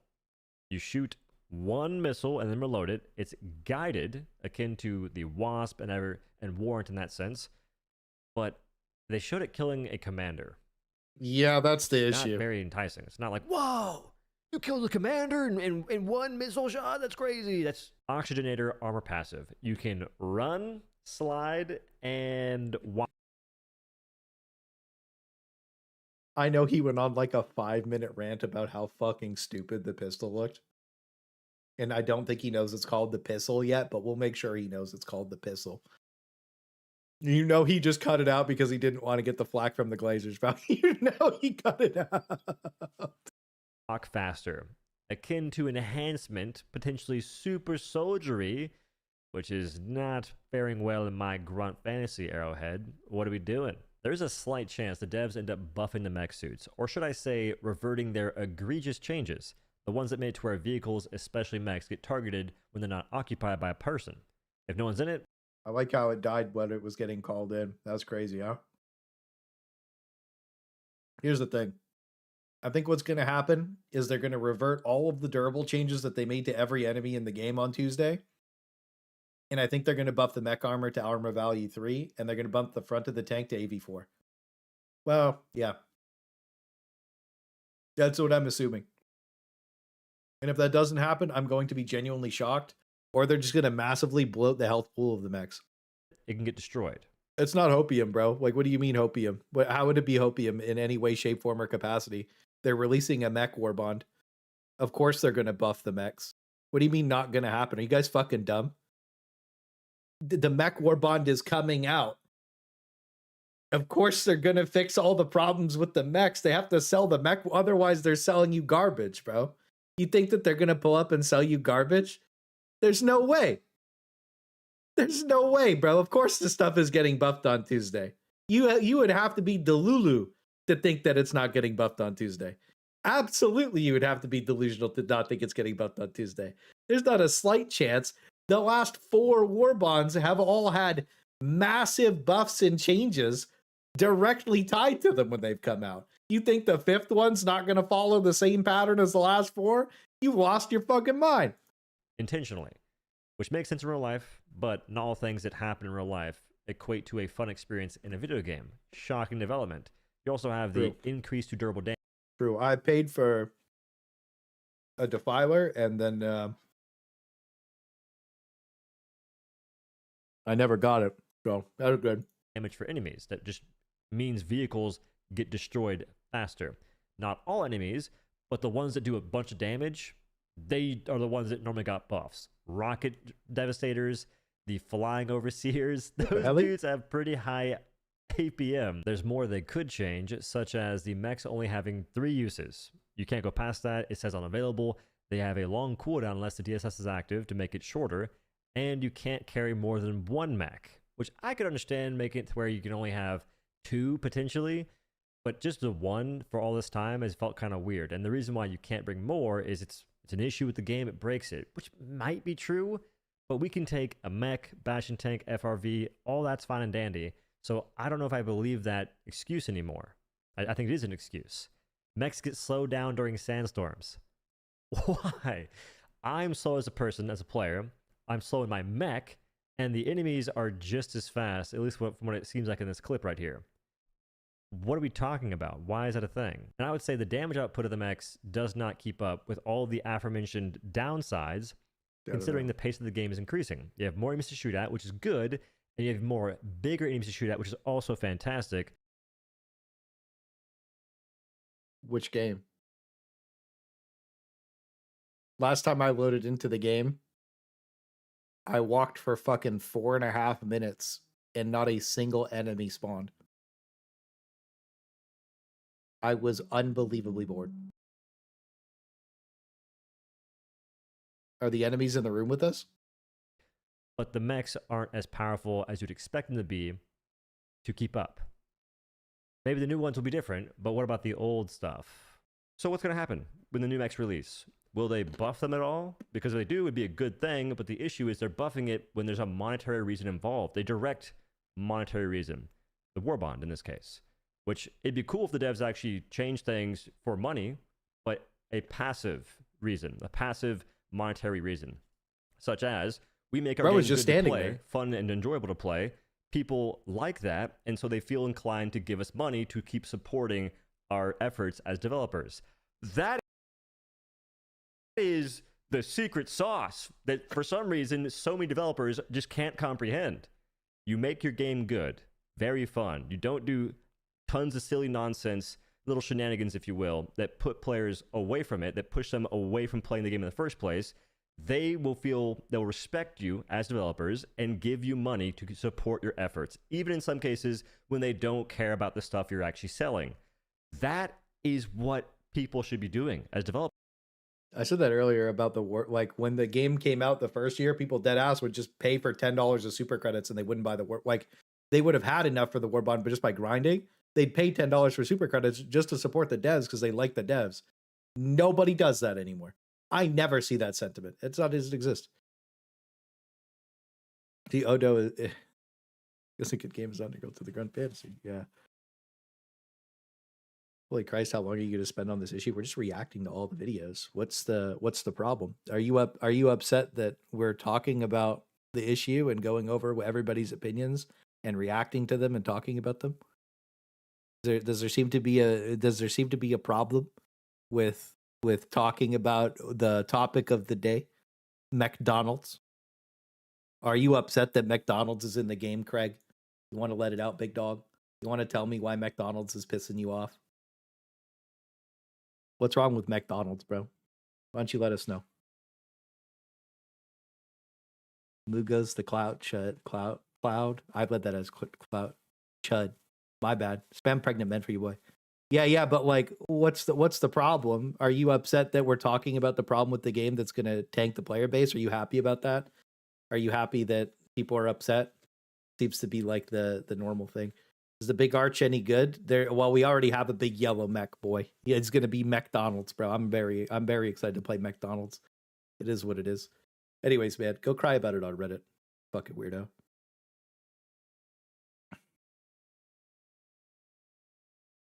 Yeah, I mean, like, it's just people problem causers, bro. It's like, what do you man? You're gonna talk about the mech thing all day, brother.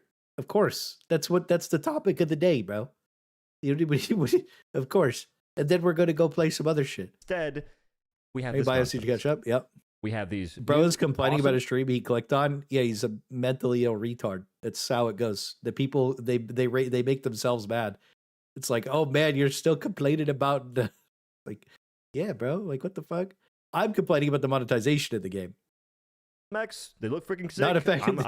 You're not a fan of Mechdonalds? I've also thrown a bunch of W's out today, but these people only hear one thing because they're stupid. For free because I'm a freaking partner. Yeah, no one's holding you hostage, big dog. The main factor isn't even the money; it's the time save. I don't have to sit there and farm Warbonds like a dent.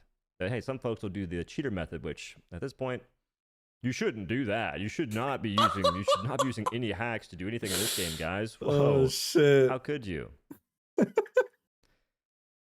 I don't get it, man.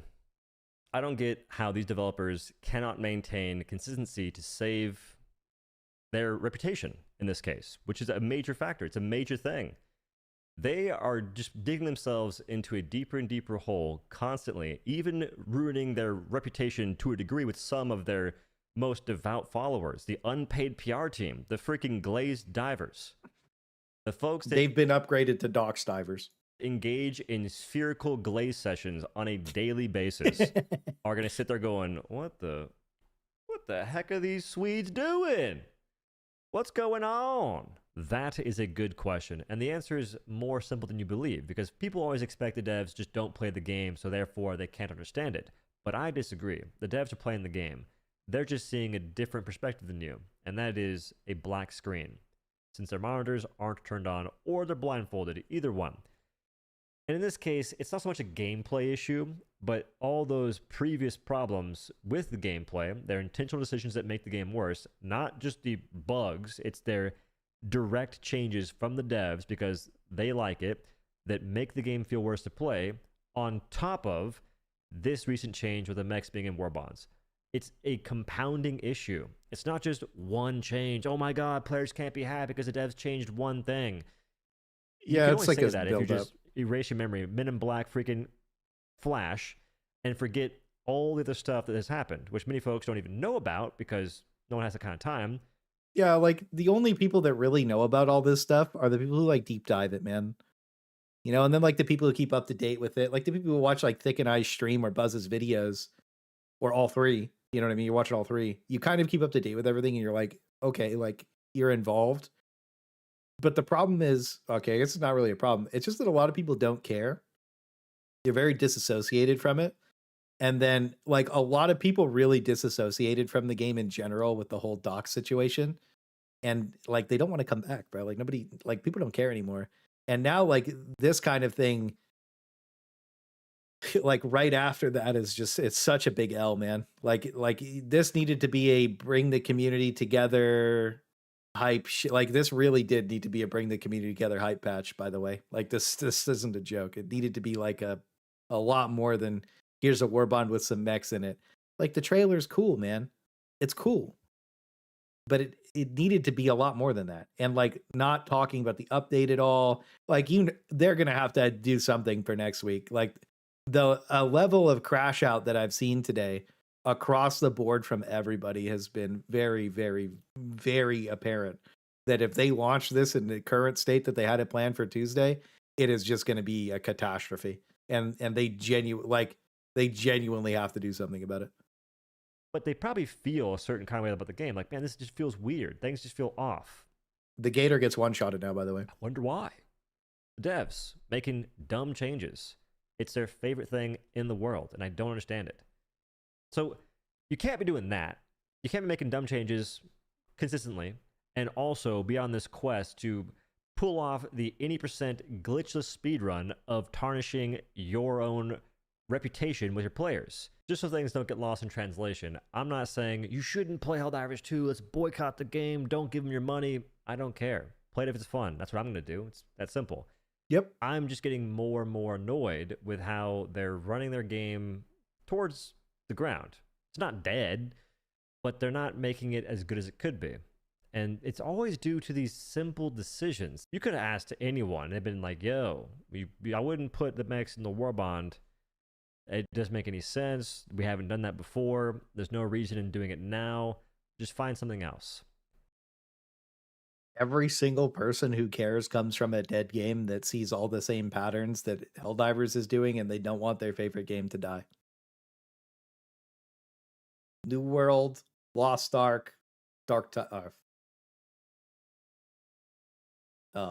Evo, Darktide were my big four before this.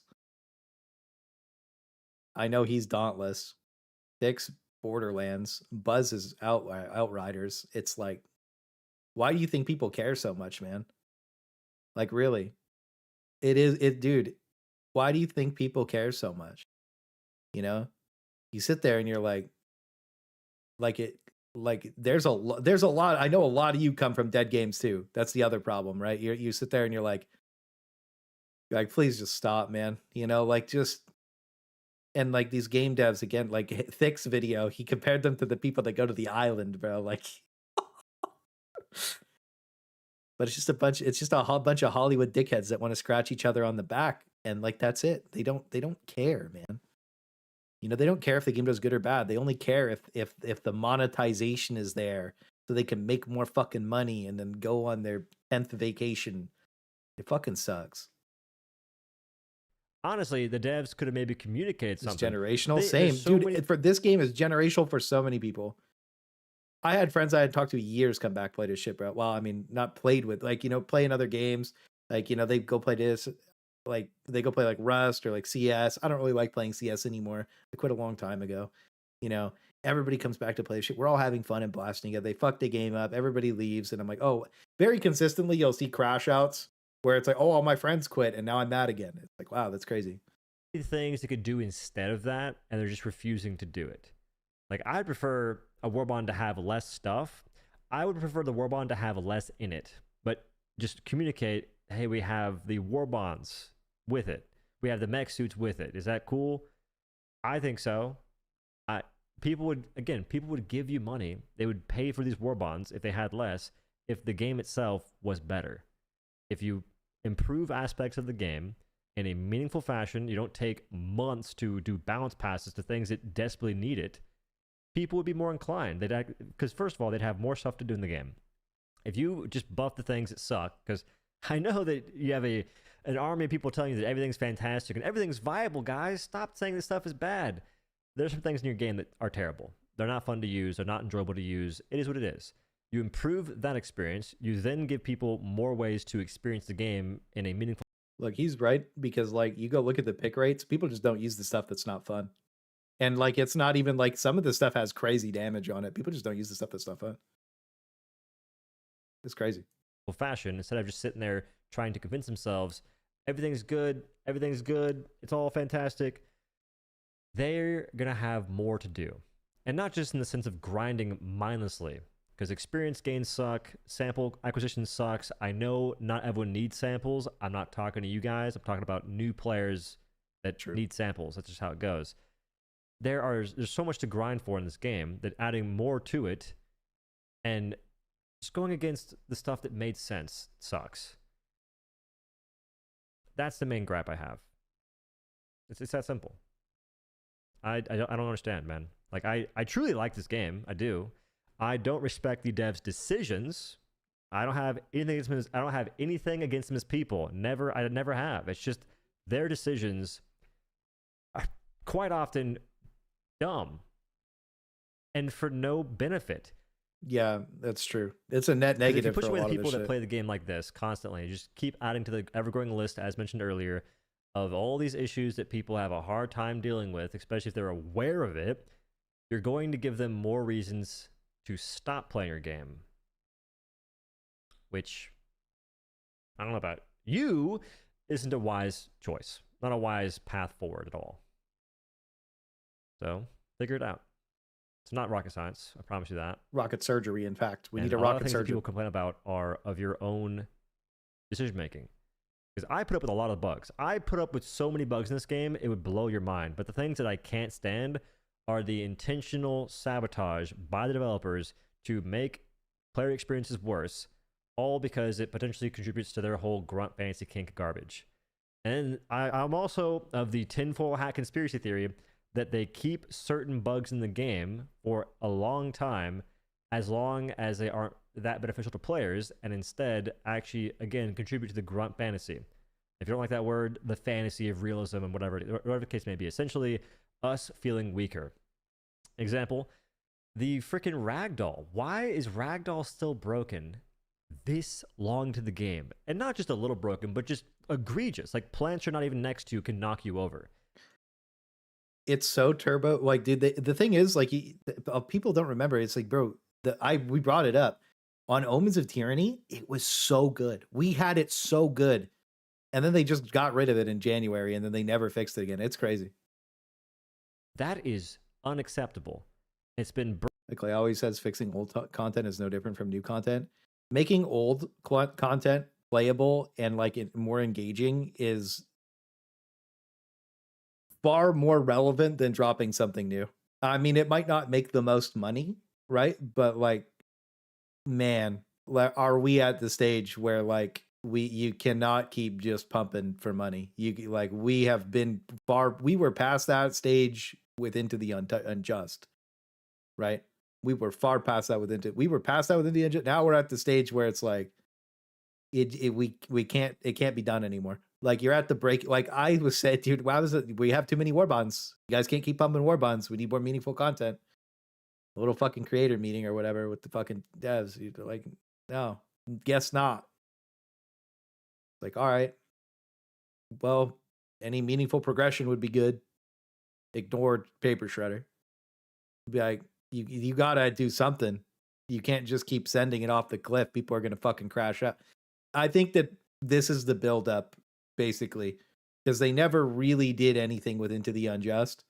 You know what I mean? Like, it's like, oh, we fixed, like, we're gonna get better at communicating. They barely communicated. They dropped some dev blogs, whatever. It was, people were at least being able to criticize them about their decision makings and their thought processes on those, because then they were getting ego checked. So then they stopped making them. We haven't gotten a fucking dev blog since December, right? So you're sitting there and you're like, well, why did the communication stop? And now we're getting the most disconnected Warbond than anybody's ever seen. I promise you the last Warbond was way more disconnected than you ever could have imagined. Right? And then they full switched up off the trailer getting turbo flamed. Will they switch up off this? I don't know how they could fix this situation outside of just adding a vehicle bay, even in like a state where it's just, okay, you can customize the current mechs and the new mechs with like whatever you have currently, but the new stuff doesn't come out until June. Just communicate that and like just delay the Warbond until that can come out. That would be quite literally the best case scenario. That's the only way I could see them currently fixing the like situation that they have at hand. Broken for a year? It was So a they're problem stressing before, themselves out? got It kinda fixed, seems and like then that. broke, and it's been broken for over a year. How is that not addressed? It's on our Trello, it's on our Zendesk. Fix it. But instead we just have them dropping the ball in other regards. no, Not just bro. gameplay. They have more in them, I suppose. It's crazy. You're gonna see this guy on Far West, guys. It's fucking cooked, bro. It's good. He looks so dejected.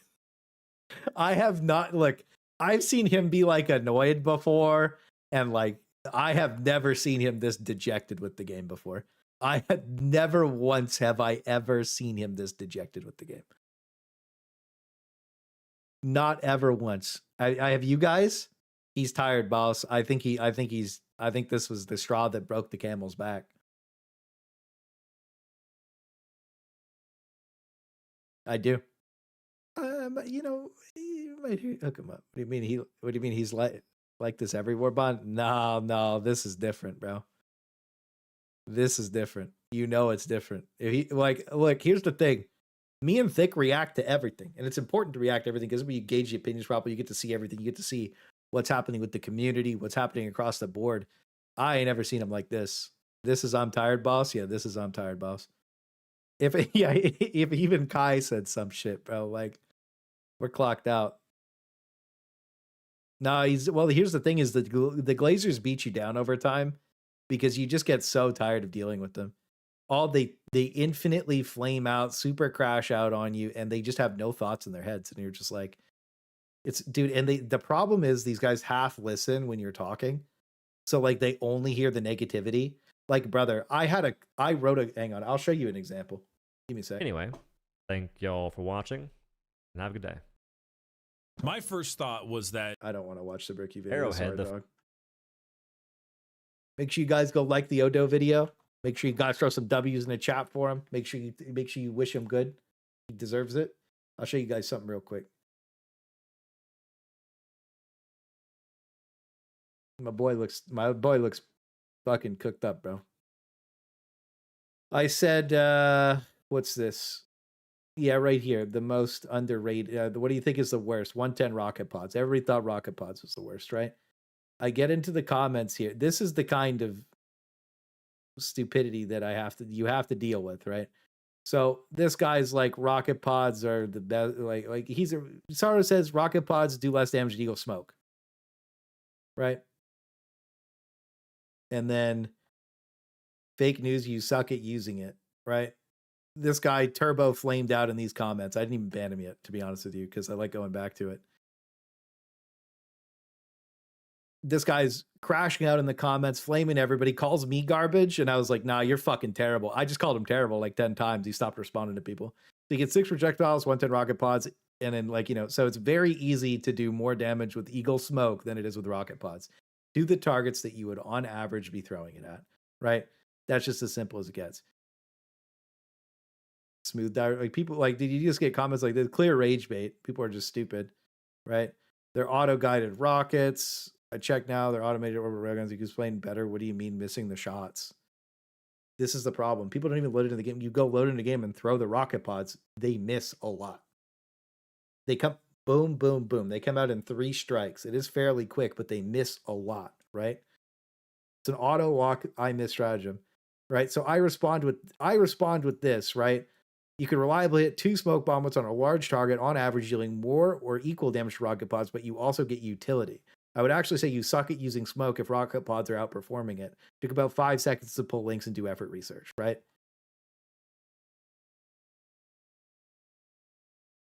I don't use smoke to destroy targets. I use typical Eagle Strike and 110 where needed. I keep it simple like that. Like, what the fuck are we talking about? And then this guy's like, I mean, if you're bringing smoke strikes to try and take out targets, I think there's a bigger issue there. Yeah, it does damage all hits, but I've gotten better use out of rocket pods just trying to kill heavies and above hulks with them. I use them more situational and bring a second strategy for anything the pods would soften up. But not putting you down on that, though. What's your bigger reason for bringing smoke strike aside from just trying to land them on an enemy?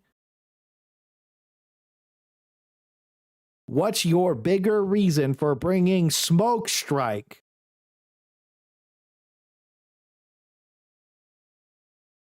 Are we super duper serious, little bro? I'm never going to forget this slop ass comment. Old chat GPT kind of dumb.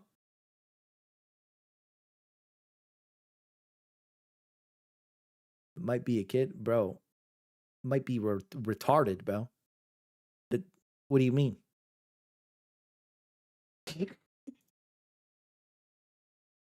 Like, I don't care who it is, bro. Like, what the fuck? Who gives a fuck? I don't give a shit. Like, I don't care. The problem is, like, that's the kind of comments you get all the time, and they wear you down if you like, you don't have the mental to just be like, damn, that motherfucker's stupid as hell. And then you just move on. Dev alt account confirm. Brother, it's almost here. Yep. I'm gonna be honest with you, big dog. I'm gonna log when I'm done tonight. I'm gonna make a video. I might just post a react tomorrow, but I'm gonna just hey look man, I'm gonna be playing Far Far West all fucking week until that shit comes out next week, and I'm gonna play all week next week too, bro. Got some videos to pre-make. I don't give a fuck. See you there, Blitz. Me and fucking Thick are playing later, bro. You coming? Yeah, we'll play the Warbond the first day it comes out. Yes, secret. Shit. All right, so Thick wanted me to watch his M90A video. We'll mix it up. Hey, where's that one guy? We're switching topics to the guy. We're switching topics to the M90A. Hey, we're switching topics to the M90A, big dog. Are you still here? Are you in the room with us? We're going to talk shit about the worst shotgun in the game now. Are you ready? My bad. Sorry for keeping you on that other topic for so long. Hope you're still here in the room with us. We're here to talk about the third worst shotgun in the game. My bad. Second worst. The only thing worse is the Halt. You in the chat room for this one? Look, I'm gonna be honest with you. I know some of you guys. Look, here's the thing. I don't really have any problems with Commissar Kai. I did get hose mad at him over the crossbow video, but I kind of put him on blast of DMs for that because that's when you guys turbo crashed out on him. And if you're unaware of the lore of what happened, was he was said that there's no good feedback being given to the game, and then he basically just alerted the horde on me and Thick pretty hard because like it just pissed everybody off for no reason to say that. When we take all this time to give well nuanced feedback, and then like you just that doesn't exist. You know, a lot of you guys were hose mad about that. I still get messages about that shit. So it is what it is. Like, if you guys hate him, that's perfectly fine. I don't have any problems with him, but I also don't really interact with him that much because I don't really talk to him anymore. Like, I only talk to like Thick, Buzz. I mean, if you sent me a DM on Discord, let's just be honest. You know how good I am at responding to DMs on Discord. I just don't. I don't, man. I don't. I just don't. I don't have time. I don't have time. But I don't have any problems with Commissar Kai. I really don't. And I think that, you know, maybe he might, I'm not sure, he might have a problem with me flaming the fuck out of the M90A.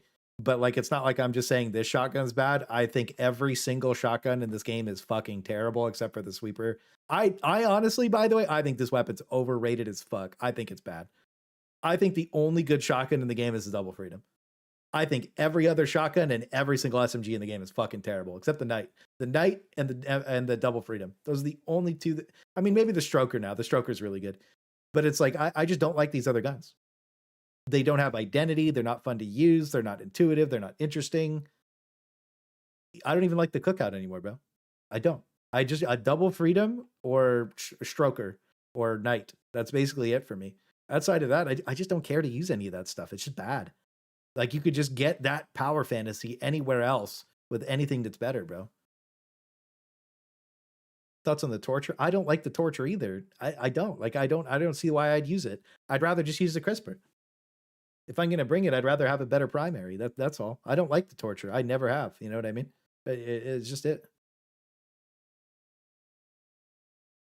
Reprimand is reload Torture. Yeah. Soul is net positive for the community. We could. Yeah, that's what I mean. That's why I mean. It's not that deep, bro. We can disagree about the game. It's not that serious. That's what I was saying. I know you guys don't like fucking. Like, some of you guys don't like him over that comment, but it just is what it is, bro. You know what I mean? Cockout used to be good. Yep, Cockout used to be good. But yeah, that's what I mean. It's just not that deep, bro. I think a lot of people take it super serious. It's just not that deep, bro. But this gun fucking sucks. And I'm going to be honest, all the shotguns fucking suck. Except the Double Freedom.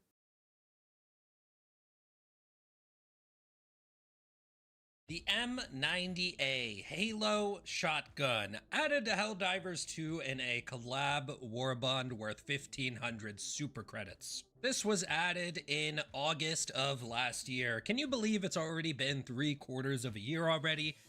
I can't believe that the first pay to lose Warbond came out. Oh my goodness, what a magnificent trick that was. Where does the time really go? However, there. You know what would make the M90A good? If it could break fences.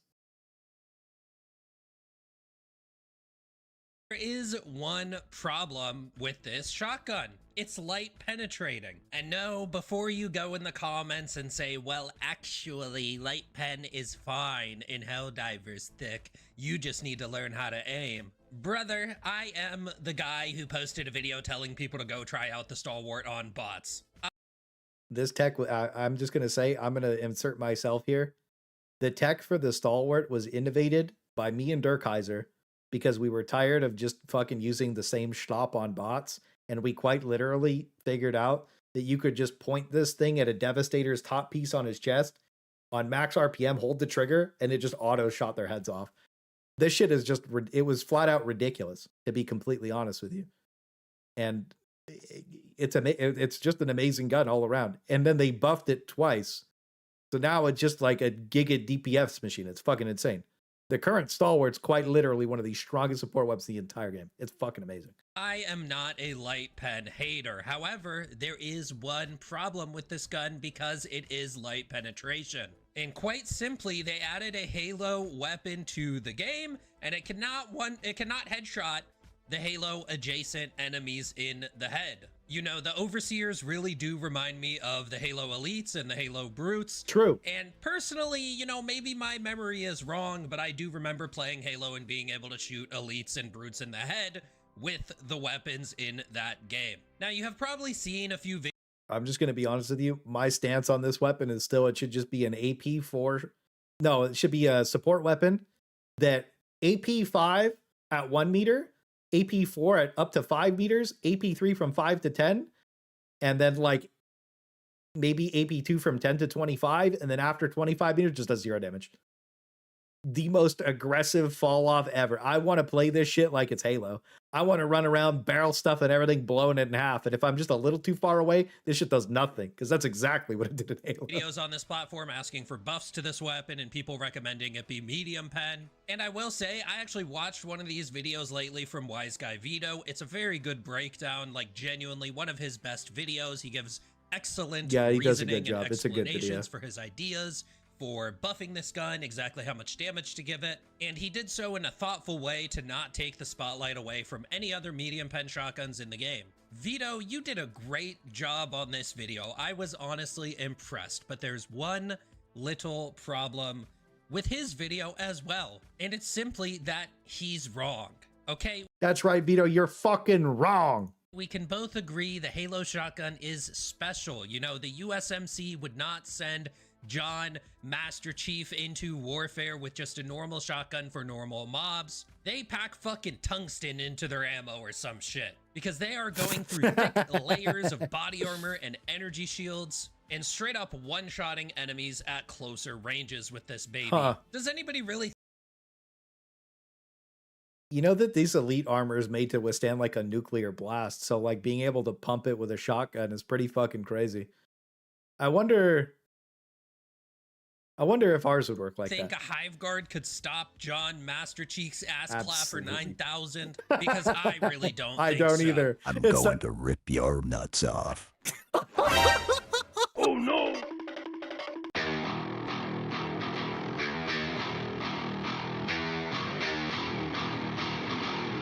Yeah. Oh shit! Modded Halo, Johnny, let's go!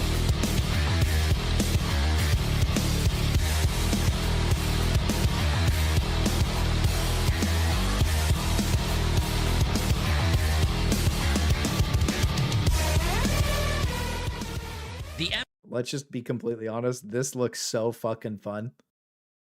Dude, this looks so fun. By the way, that back spot on the appropriator, that little blue area, that's light pen, by the way.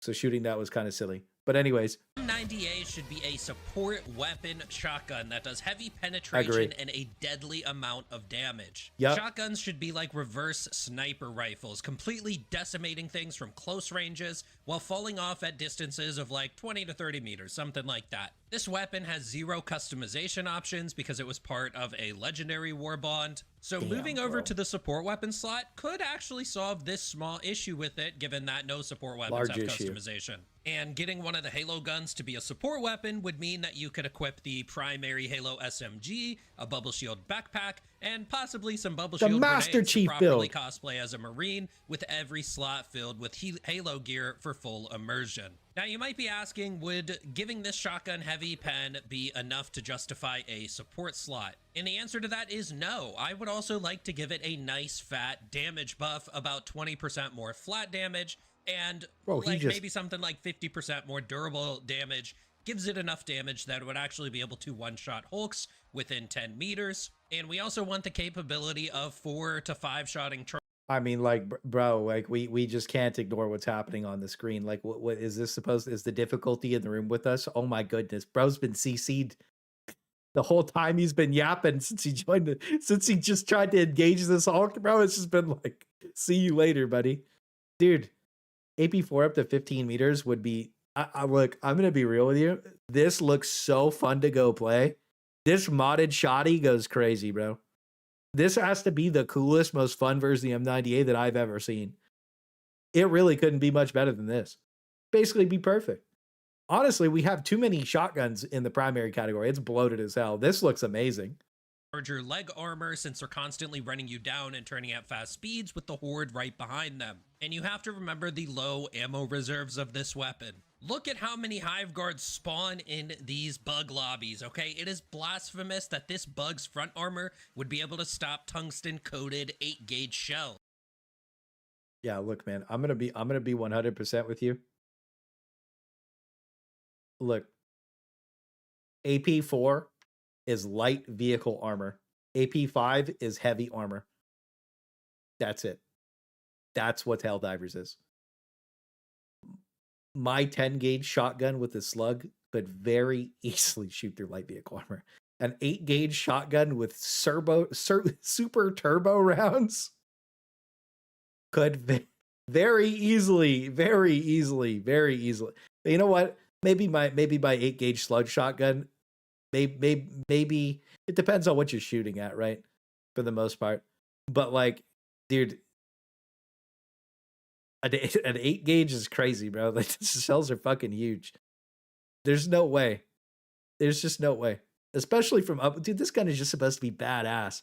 The master ass clapper 9000, bro. Let alone even it would absolutely one-shot an engine block.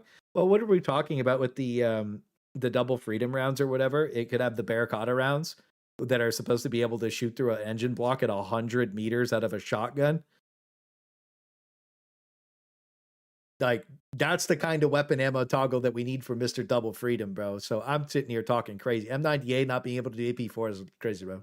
An armor match penalty. Okay, you think the M90A would get an armor match penalty against a Hive Guard? This shotgun should be getting red hit markers when shooting at this enemy and also be one-shotting it from close range. Yep. Like I mentioned earlier, a shotgun should be like an inverse sniper rifle. These words were commented by a very special user on my channel, Dead Snake, where sniper rifles take a precise shot from longer ranges to one-shot enemies, while shotguns are extremely deadly and one-shot those enemies up close. Yeah, and they fall off because of the spread from the half choke that Arrowhead gave to the M90A, or just damage fall off in general. And instead of making a really special homage to Halo, they decided to give us the grunt version of the gun that can't even shoot the Halo elites in the head. They added another Halo piece of content to a game for Halo players who have been cucked by 343 or Halo Studios or whatever. They absolutely 343'd this Warbond.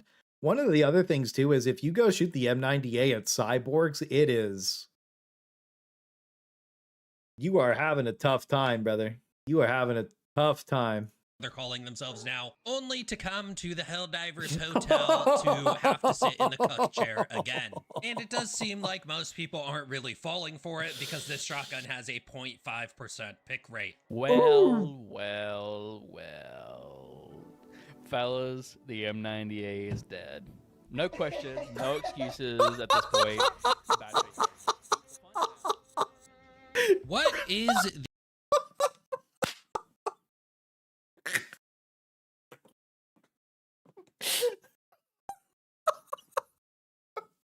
Commissar guy in the fucking hallway. It's Homelander. It's crazy, bro. That is so fucking funny. Holy shit. That is so funny. Oh my god. The identity of the M90A within the weapon roster. It's basically a Punisher cosmetic, except it does 50% more damage and has 50% less ammo. And my question is, when does the extra damage realistically even help you? Not very often. You know, against an enemy like an Alpha Commander, it takes 2 shots instead of 3 Punisher shots. But against Warriors, Hunters, and Scavengers, they're all one shot, which means you are just ultimately down a bunch of ammo. This gun actually has no identity within the game. It's just a few stat changes away from being a Punisher. They have... It hits all the same breakpoints as a Punisher. There's like a couple of outliers here and there, but like for average gameplay, you're pretty much just using a Punisher, which also means that you're pretty much just using a Bushwhacker because it is rounds reloaded. So effectively, you're just using... This gun is no better than a Bushwhacker. And objectively, the Bushwhacker's better because it's like a secondary weapon. So you're kind of just in the position where like breakpoints are the only thing that matters. And this gun has no idea. That's my issue with a lot of guns is they have no identity, nothing to make them feel fun, cool, interesting, or special. It sucks. Basically the same identity, except we already had the Punisher since the game came out. And in a lot of cases, it's actually a downgrade to the base Punisher because it only came with a half choke equipped, and it's very easy to hit all the pellets with the Punisher. Like very easy, very not easy to hit all the pellets with this. No customization options. The Punisher can at least level up and get a full choke. Now, I also feel that the devs tried to play it safe with some of these legendary war bonds. Absolutely. And they were trying to dodge any pay-to-win allegations. Well, they dodged the pay-to-win allegations, and then I said that the Halo Warbond was pay-to-lose, and I got turbo flamed because I alerted the Horde, and then they actually went and used the weapons in the game, and then they all agreed that it was pay-to-lose, and now everybody just makes fun of the legendary Warbonds for being pay-to-lose. Gentleman and a scholar, ahead of my time.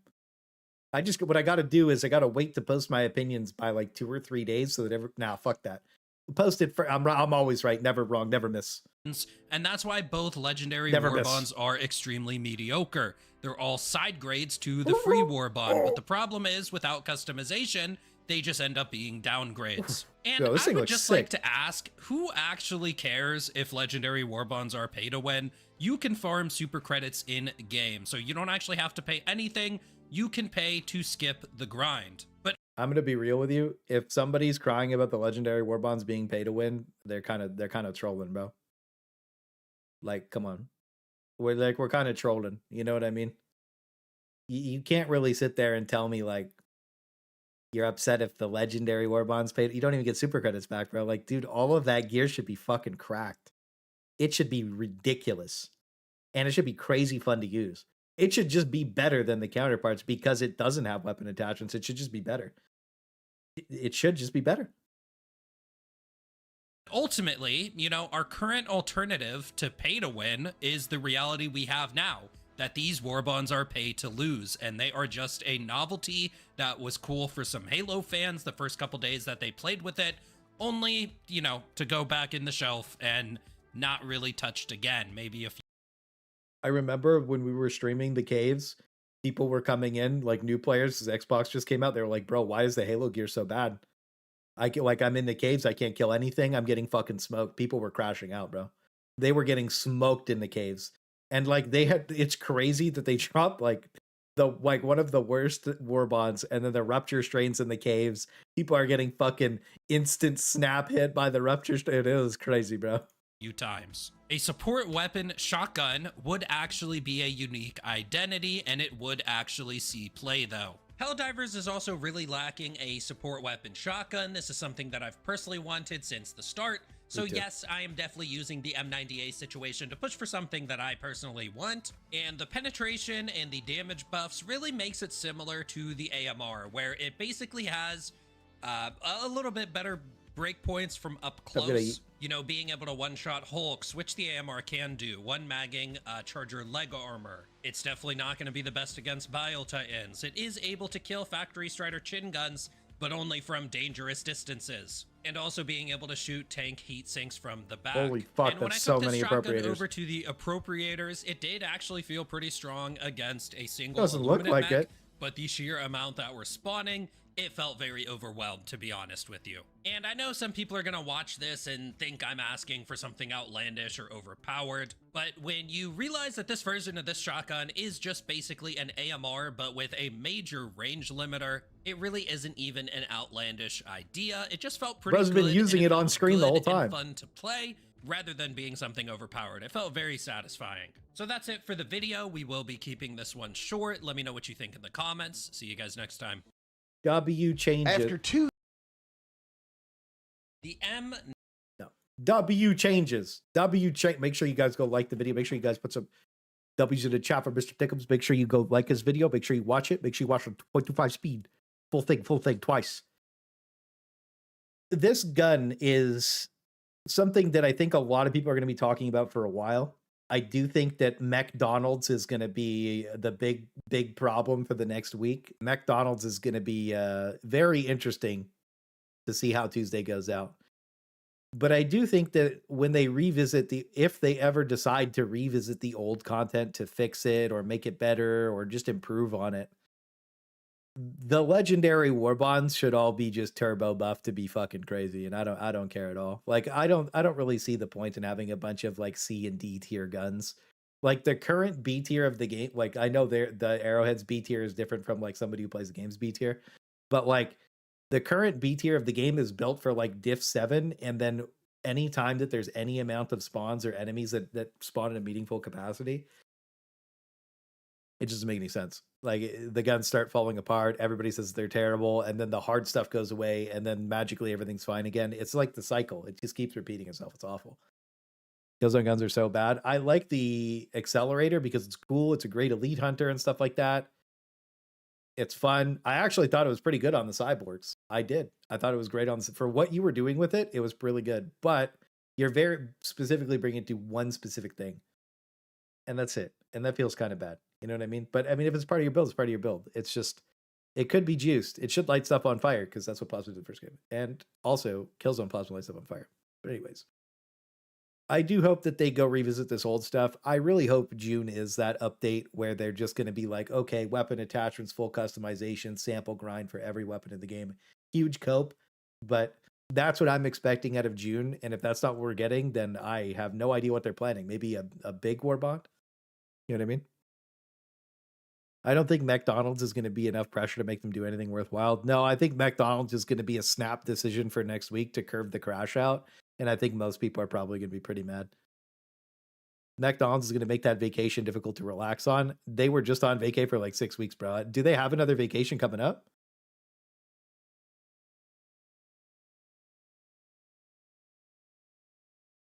I'm not sure about that. But yeah, did they have another vacation coming up? Was there another one? I didn't know there was another vacation. Dude, there's so many. FRV Warbond, probably, brother. If we get an FRV Warbond, wow. They always get vacation in May. Dude, just had. Oh my goodness, bro. All of May. Oh my god. Hang on.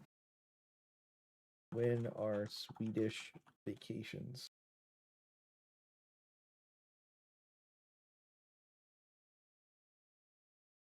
No, we're good.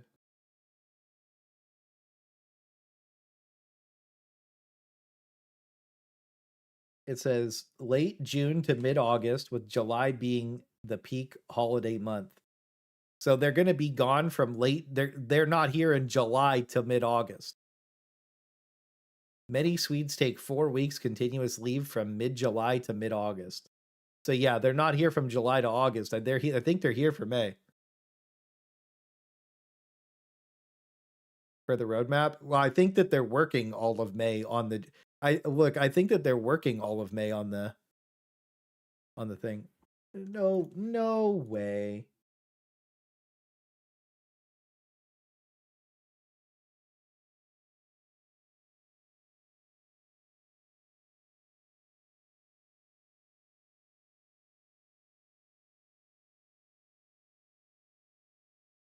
Yeah, they don't say anything about a paid leave. I think that what's happening is like they were just gone for fucking forever. And then they come back, they work April and May or whatever. Well, late April to May. And then in June, they're probably working for 2 weeks. And then, you know, it gets, I think they're working right up until July and then they're gone. That got to it. They've designated, yeah, well, Sweden as a country forces you to take forces mandatory leave on companies. So that's why Swedish games have such long like downtimes and dev cycles. Is I got paid today. Thank you for the $5 stickums. Thank you for the $5. I gotta check if I got paid today. I gotta check if I got paid today. Thank you for the $5, King. I appreciate it. I'll go take a look right now. Thank you for the $5, King. Oh, I did get paid. What do you guys thinking? Thank you for the $5, King. Get some W's in the chat for Mr. Thickums. Let's see, what did we get?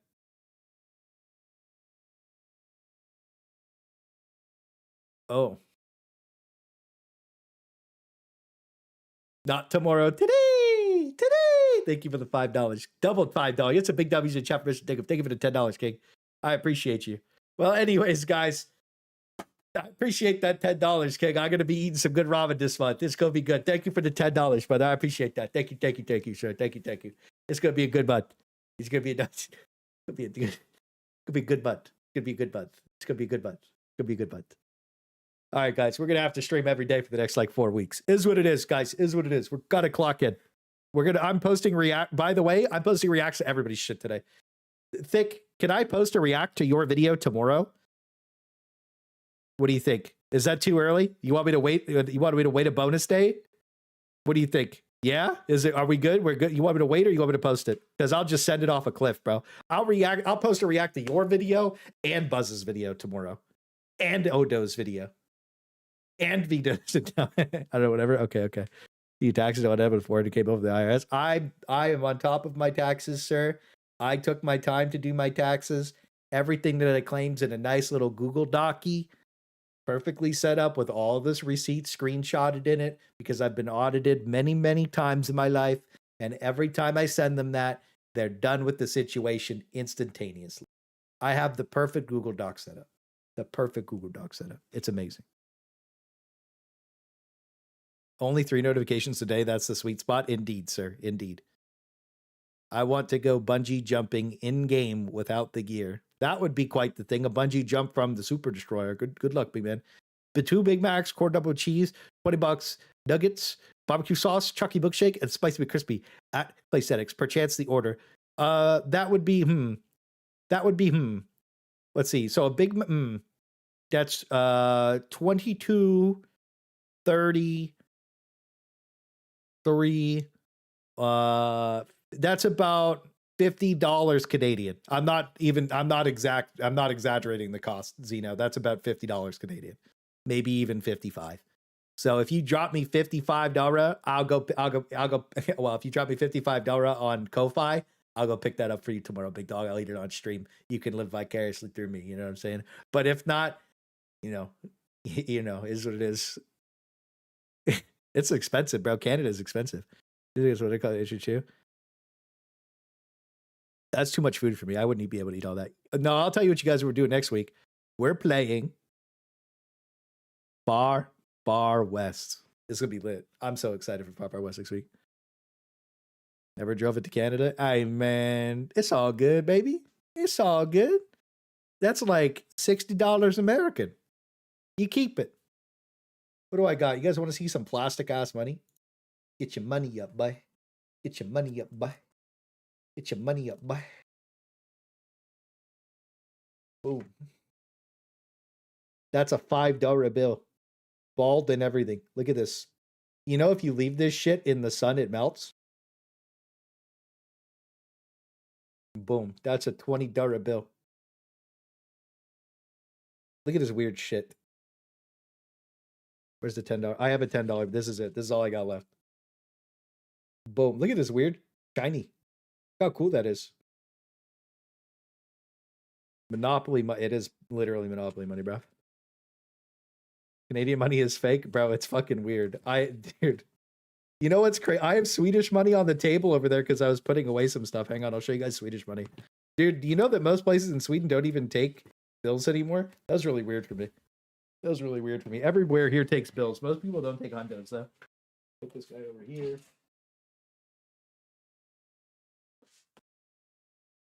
Just want to see. So Canadian money is about as big as American money. Let me show you this real quick. No one takes Canada seriously. Yeah, I mean, it is what it is, bro. Come on. So this is Swedish money. Oh, it's like stuck together. Somebody got that sticky icky on there. This is Swedish money. Look at this thing. That's 100 kroner. And then this is 20 kroner. But look at the size of this shit. It's like baby money. It's like tiny as fuck, bro. They got little baby money over there. They got that they got that playset special money, you know what I'm saying?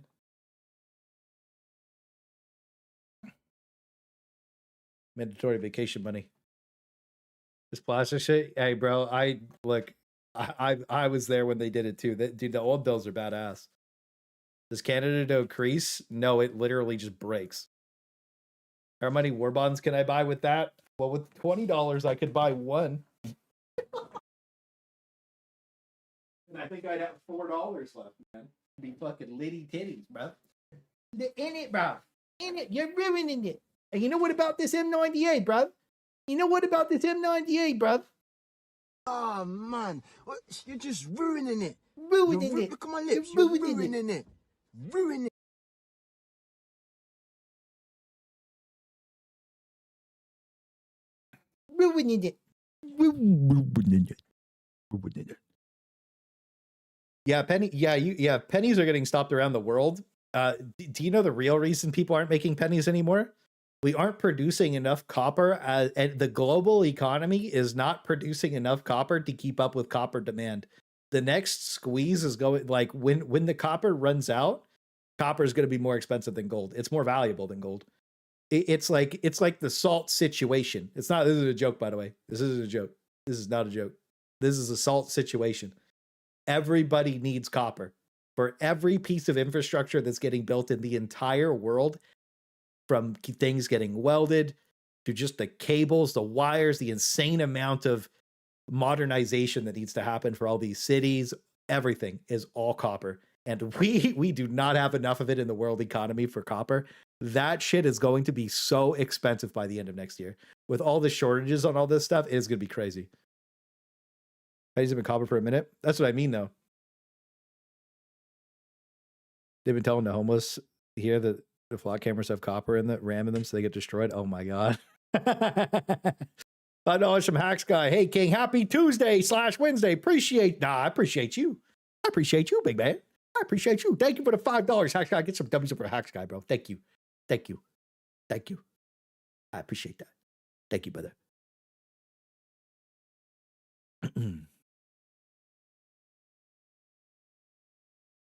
Well, what do we want to do, boys? We watched all of the YouTube videos. We kind of cooked.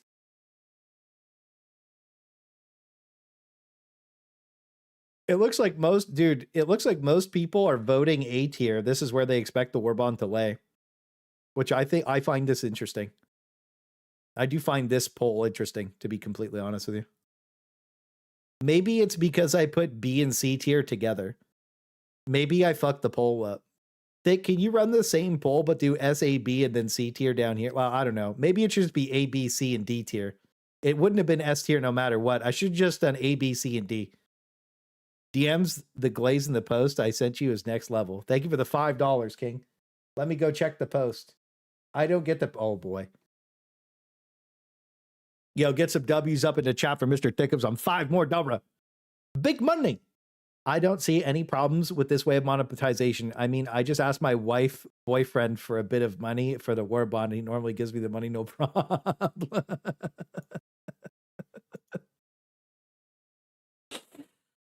Oh, shit. It's the fact that this could have been, dude, and these fucking midway immediately, bro. Dude, this is clearly a shit post. I just asked my wife's boyfriend for money on the Warbond, and he normally gives me the money, no problem. And then immediately, the fact this could have been more of a question, so examples is fucking 80 supercards for once. Dude, it's like, too bad, wife's boyfriend angle, bro. It's almost like it takes work to add content. How dare that? You're acting like they don't make enough money. I hate that he makes me watch him finish before I get the money. I want to play my games right now. He take too long. I think I'll have to help him out next time. Good man, Flip Willow. Good man. Careful, someone's saying sarcasm. Not free equals read. What the fuck? I started grinding around 3K. I just maintained after Warbond and get to the 1.5 credits. No purchase necessary ever. Oh my guys. What, dude, this guy's talking about is helping his wife's boyfriend finish, and you're just, oh my God, bro. We cannot be serious on Reddit, bro. Dude, we cannot be serious on Reddit here, bro. Like, what are we doing, guys? This guy's talking about finishing his wife's boyfriend, and we're all right, bro. I guess, bro. I'm sorry that happened. Oh man, you're just ruining it. You're ruining it. Look at my lips. You're ruining it. Bruv. Ruining it, bruv. Oh. I'm gonna post that as a clip. I didn't read the comments. I guess I wasn't lying. No, it's just a mess, bro. I'm posting that as a clip on my alt channel. I don't give a fuck. Dude, some of these people took this shit serious, bro. The midwit situation is crazy. The midwit situation is crazy. Bro, we've been playing. We basically beat Windrose. We got other stuff to do this week, unfortunately. We'll probably play Windrose this weekend, though. Friday night's variety night. I think we're going to do a horror game in that. The Warbond looks fun from the video, but it'll probably be mid. The Warbond the Warbond video looks great until you realize this is the backshot Warbond. That's the issue. You're like, oh man, the new Mech Warbond on Helldivers looks lit. And then you're like, wow, this is Arrowhead. And then like, this is the rest of us. They're just giving it to us, bro. And once you see it, you can't unsee it. And then you're cooked. End of the line. That's another clip. My Clips channel about to go crazy. I'm not enjoying it as much as the guy in the picture is. Me either.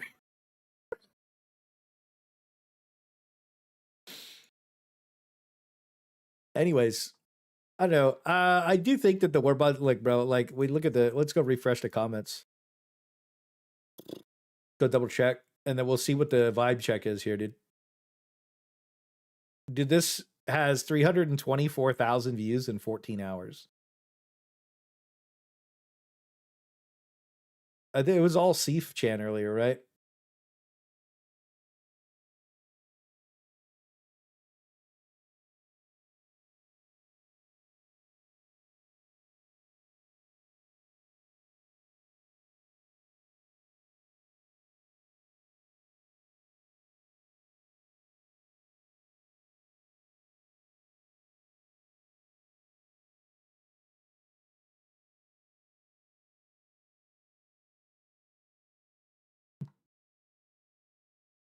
Are we trolling? Oh, yeah, no, okay. Dude, I didn't see premium because look, so basically we like there's a lot of laws on selling stuff. So if this wouldn't have said premium Warbond, we actually could have assumed that it wasn't premium. Yeah, no, it's just yeah, never mind. I actually, dude, I didn't really think about that until that guy said it. That would have been really interesting. Imagine everybody's crashing out and this was just a free Warbond the whole time. Could you imagine could you imagine everybody's crashing out the free Warbond? It wasn't even premium, it was just free. You know what? Saving grace, long haul. This is a free Warbond on the 28th. How much you guys want to bet that they just make this free on the 28th? My XP bar is low. Okay, Saikuno. Brother, what if they fix it? That would save the drama. Oh man, that's the quick flip, huh? Guys, look, man, we fucked up again. And like, we know your hoe's mad. And like, we know you're pissed. We know you're pissed. The mechs are still free in the freemium Warbond Exo experts. I hope it's not, that I can rage bait. If it is, I'm just gonna go play Far Far West. This is too much for me. My heart can't handle this. I imagine this is a kill zone situation. Mechs for free and the Warbond's 500 SC. Yeah. I'm gonna be honest with you. If they took the mechs out of this Warbond and it was still 1,000 super credits, that would be a lot of goodwill, because like then it's mostly a skin Warbond. Honestly, what they should do, they have some kind of superstore slot planned. Here's what they do. Best case scenario for Tuesday. Best case scenario for Exo experts come Tuesday. They put both of the mechs in the game for free. They add whatever superstore item was going to be in here as like just another piece. And then they just sell this as is for 1,000 super credits, and they call it a day. They cut their losses on this one because it's just a complete miss that is just genuinely making everybody so angry. And honestly, add the armor to this as well. Just cancel the superstore for this Warbond, put everything that was going to be in the superstore in the Warbond, take the mechs out, make them free, and boom, the situation is fixed instantaneously. It's not going to fix what they almost tried to do, or really the long-term progression cycle of the game, where we need like meaningful progression in modular mechs. But it would make people feel substantially better. And I think at this stage, building up goodwill with the community, coming off of the charity doxing situation, would actually be in their best interest for helping rebuild the community that they've been trying to destroy ever since Into the Untested drop. So I do hope that they make a better decision, and that's the direction that they take. The Warbond does look super cool. There's no doubt about that. And I think that people are going to have a lot of fun with it. But putting the mechs in the Warbond is just not a good look, bro. That's just as simple as it is. I think that's a good way to say it. I want this Warbond to crash. I have a reason to watch. You don't need a reason to watch me. Can you just show up? I'll be here crowd diving anyways. I'll be here crowd diving anyways. I hope they don't make the easy fix. Look, that's the magic wand fix. And if they do that, catch a win. If they don't, is what it is. Also, by the way, just a total heads up. I was crashing out on them earlier today. And I'm going to be completely honest with you. it was deserved. And if you work at Arrowhead and you think that it is remotely acceptable for you guys to quite literally release something that you knew was not safe to put in a fucking YouTube video, and you have partnered creators, and you do not tell us about this in advance, you have done a gross negligence towards your creators that support you through the worst updates. Okay? This hard pissed me off to the point where I was just like, it is what it is. You know what I mean? Bro, you got to think, last time I played Helldivers, GameGuard ate my OBS, and I had to fucking, like, I couldn't even close OBS. Because I clicked stop recording and I clicked start recording when I was in the Super Destroyer, and it just to try to snap my shit off. And I was just like, great, man. So I can't, the hardest part about playing this game for me is actually fucking recording it. What are we doing? Of course I'm going to be pissed off. That shit really cooked me off this morning, bro. I was pissed. I was fucking pissed this morning. I was pissed, bro. I was talking to I was so mad. Dude, I crashed out on like 6 people, bro. I just flamed. I was like, what the fuck are we doing? You know what I mean? That's unbelievably bad. Anyways, what do you guys want to do? I was gonna go play Helldivers, but I don't feel like it no more. I don't feel like it. Boss, I'm tired, boss. I don't feel like it no more. It's like midnight. We've been streaming for 7 hours. Recorded always be, bro. Weird Approach age really don't need to make this entire process so abrasive. There's no reason for how they acted. Yeah, look, bro. I am an advocate for games to build goodwill with their community, so that they can just have fun doing shit and making a fun game. That's all. Warframe does it. It's not that deep. It's not that serious. None of this is that serious. But I've seen all my favorite games fucking shoot themselves in the head 25 fucking times. And I just... Tired, boss. Tired, boss. More slop, por favor. You'll get it, boss. Oh, Species Unknown would be good. Backshot probe stratagem coming soon. Thank you for the $2, sir. I'm assuming that the backshots you would like, Payne, are right here, big dog. Right here. This is it. Backshot stratagem. I believe in redemption, but forgiveness is earned. I'm going to be honest with you, man. I just don't care anymore, boys. I'm just here to document everything, keep track of it properly, and list it deep in the annals.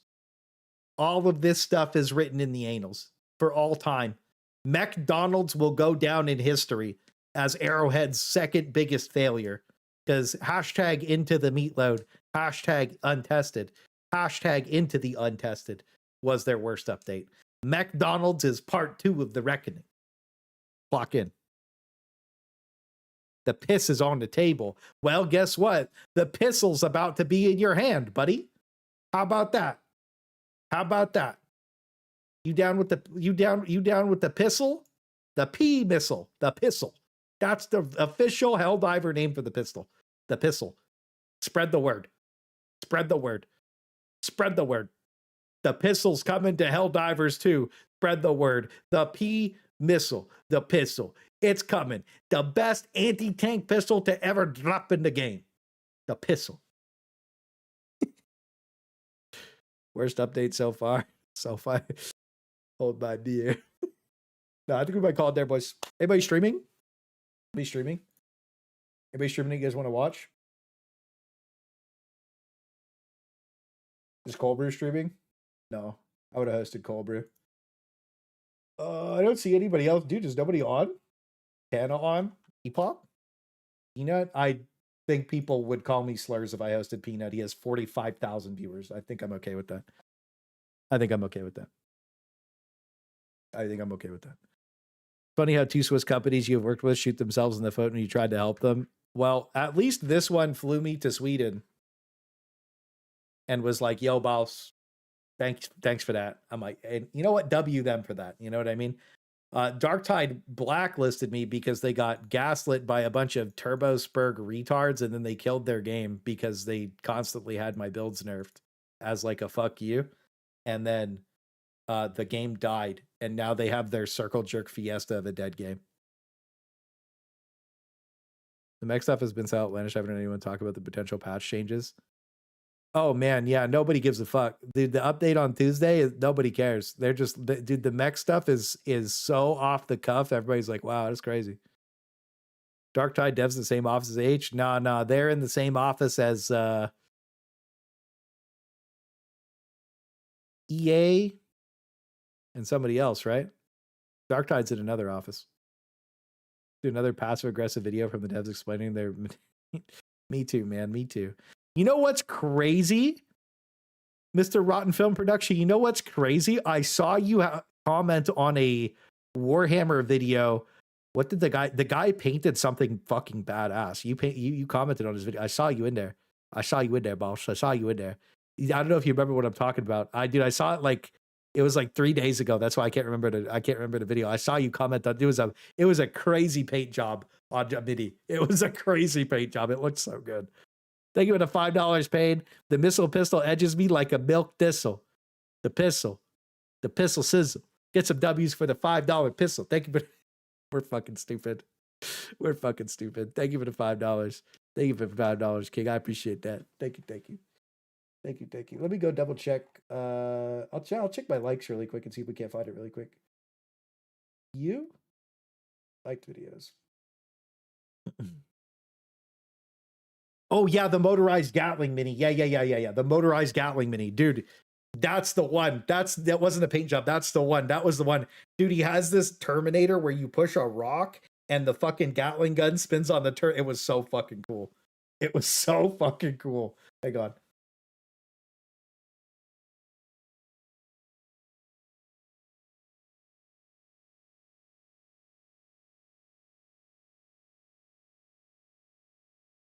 I don't know how to Google it.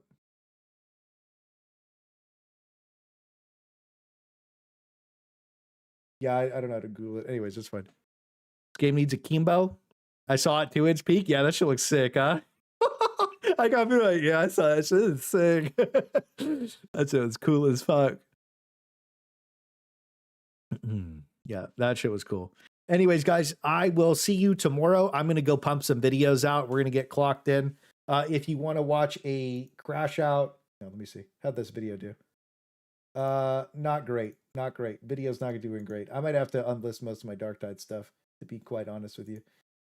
This is the video that we posted. It's called They're Cooked. 32-minute crash out about Battlefield 6. So if you want to go watch a video, go sub to my alt channel. I'm going to be posting a ton of this slop. It's going to be great. We're just going to be talking crazy about games. Hope you guys have a good night. Thank you for watching the stream. Thanks for watching the reacts. We'll be back tomorrow, and we are going to be doing the true mech power fantasy of Helldivers 2. Turbo backshots, The Reckoning. GG's, have a great night, gentlemen and lady. Thank you for watching.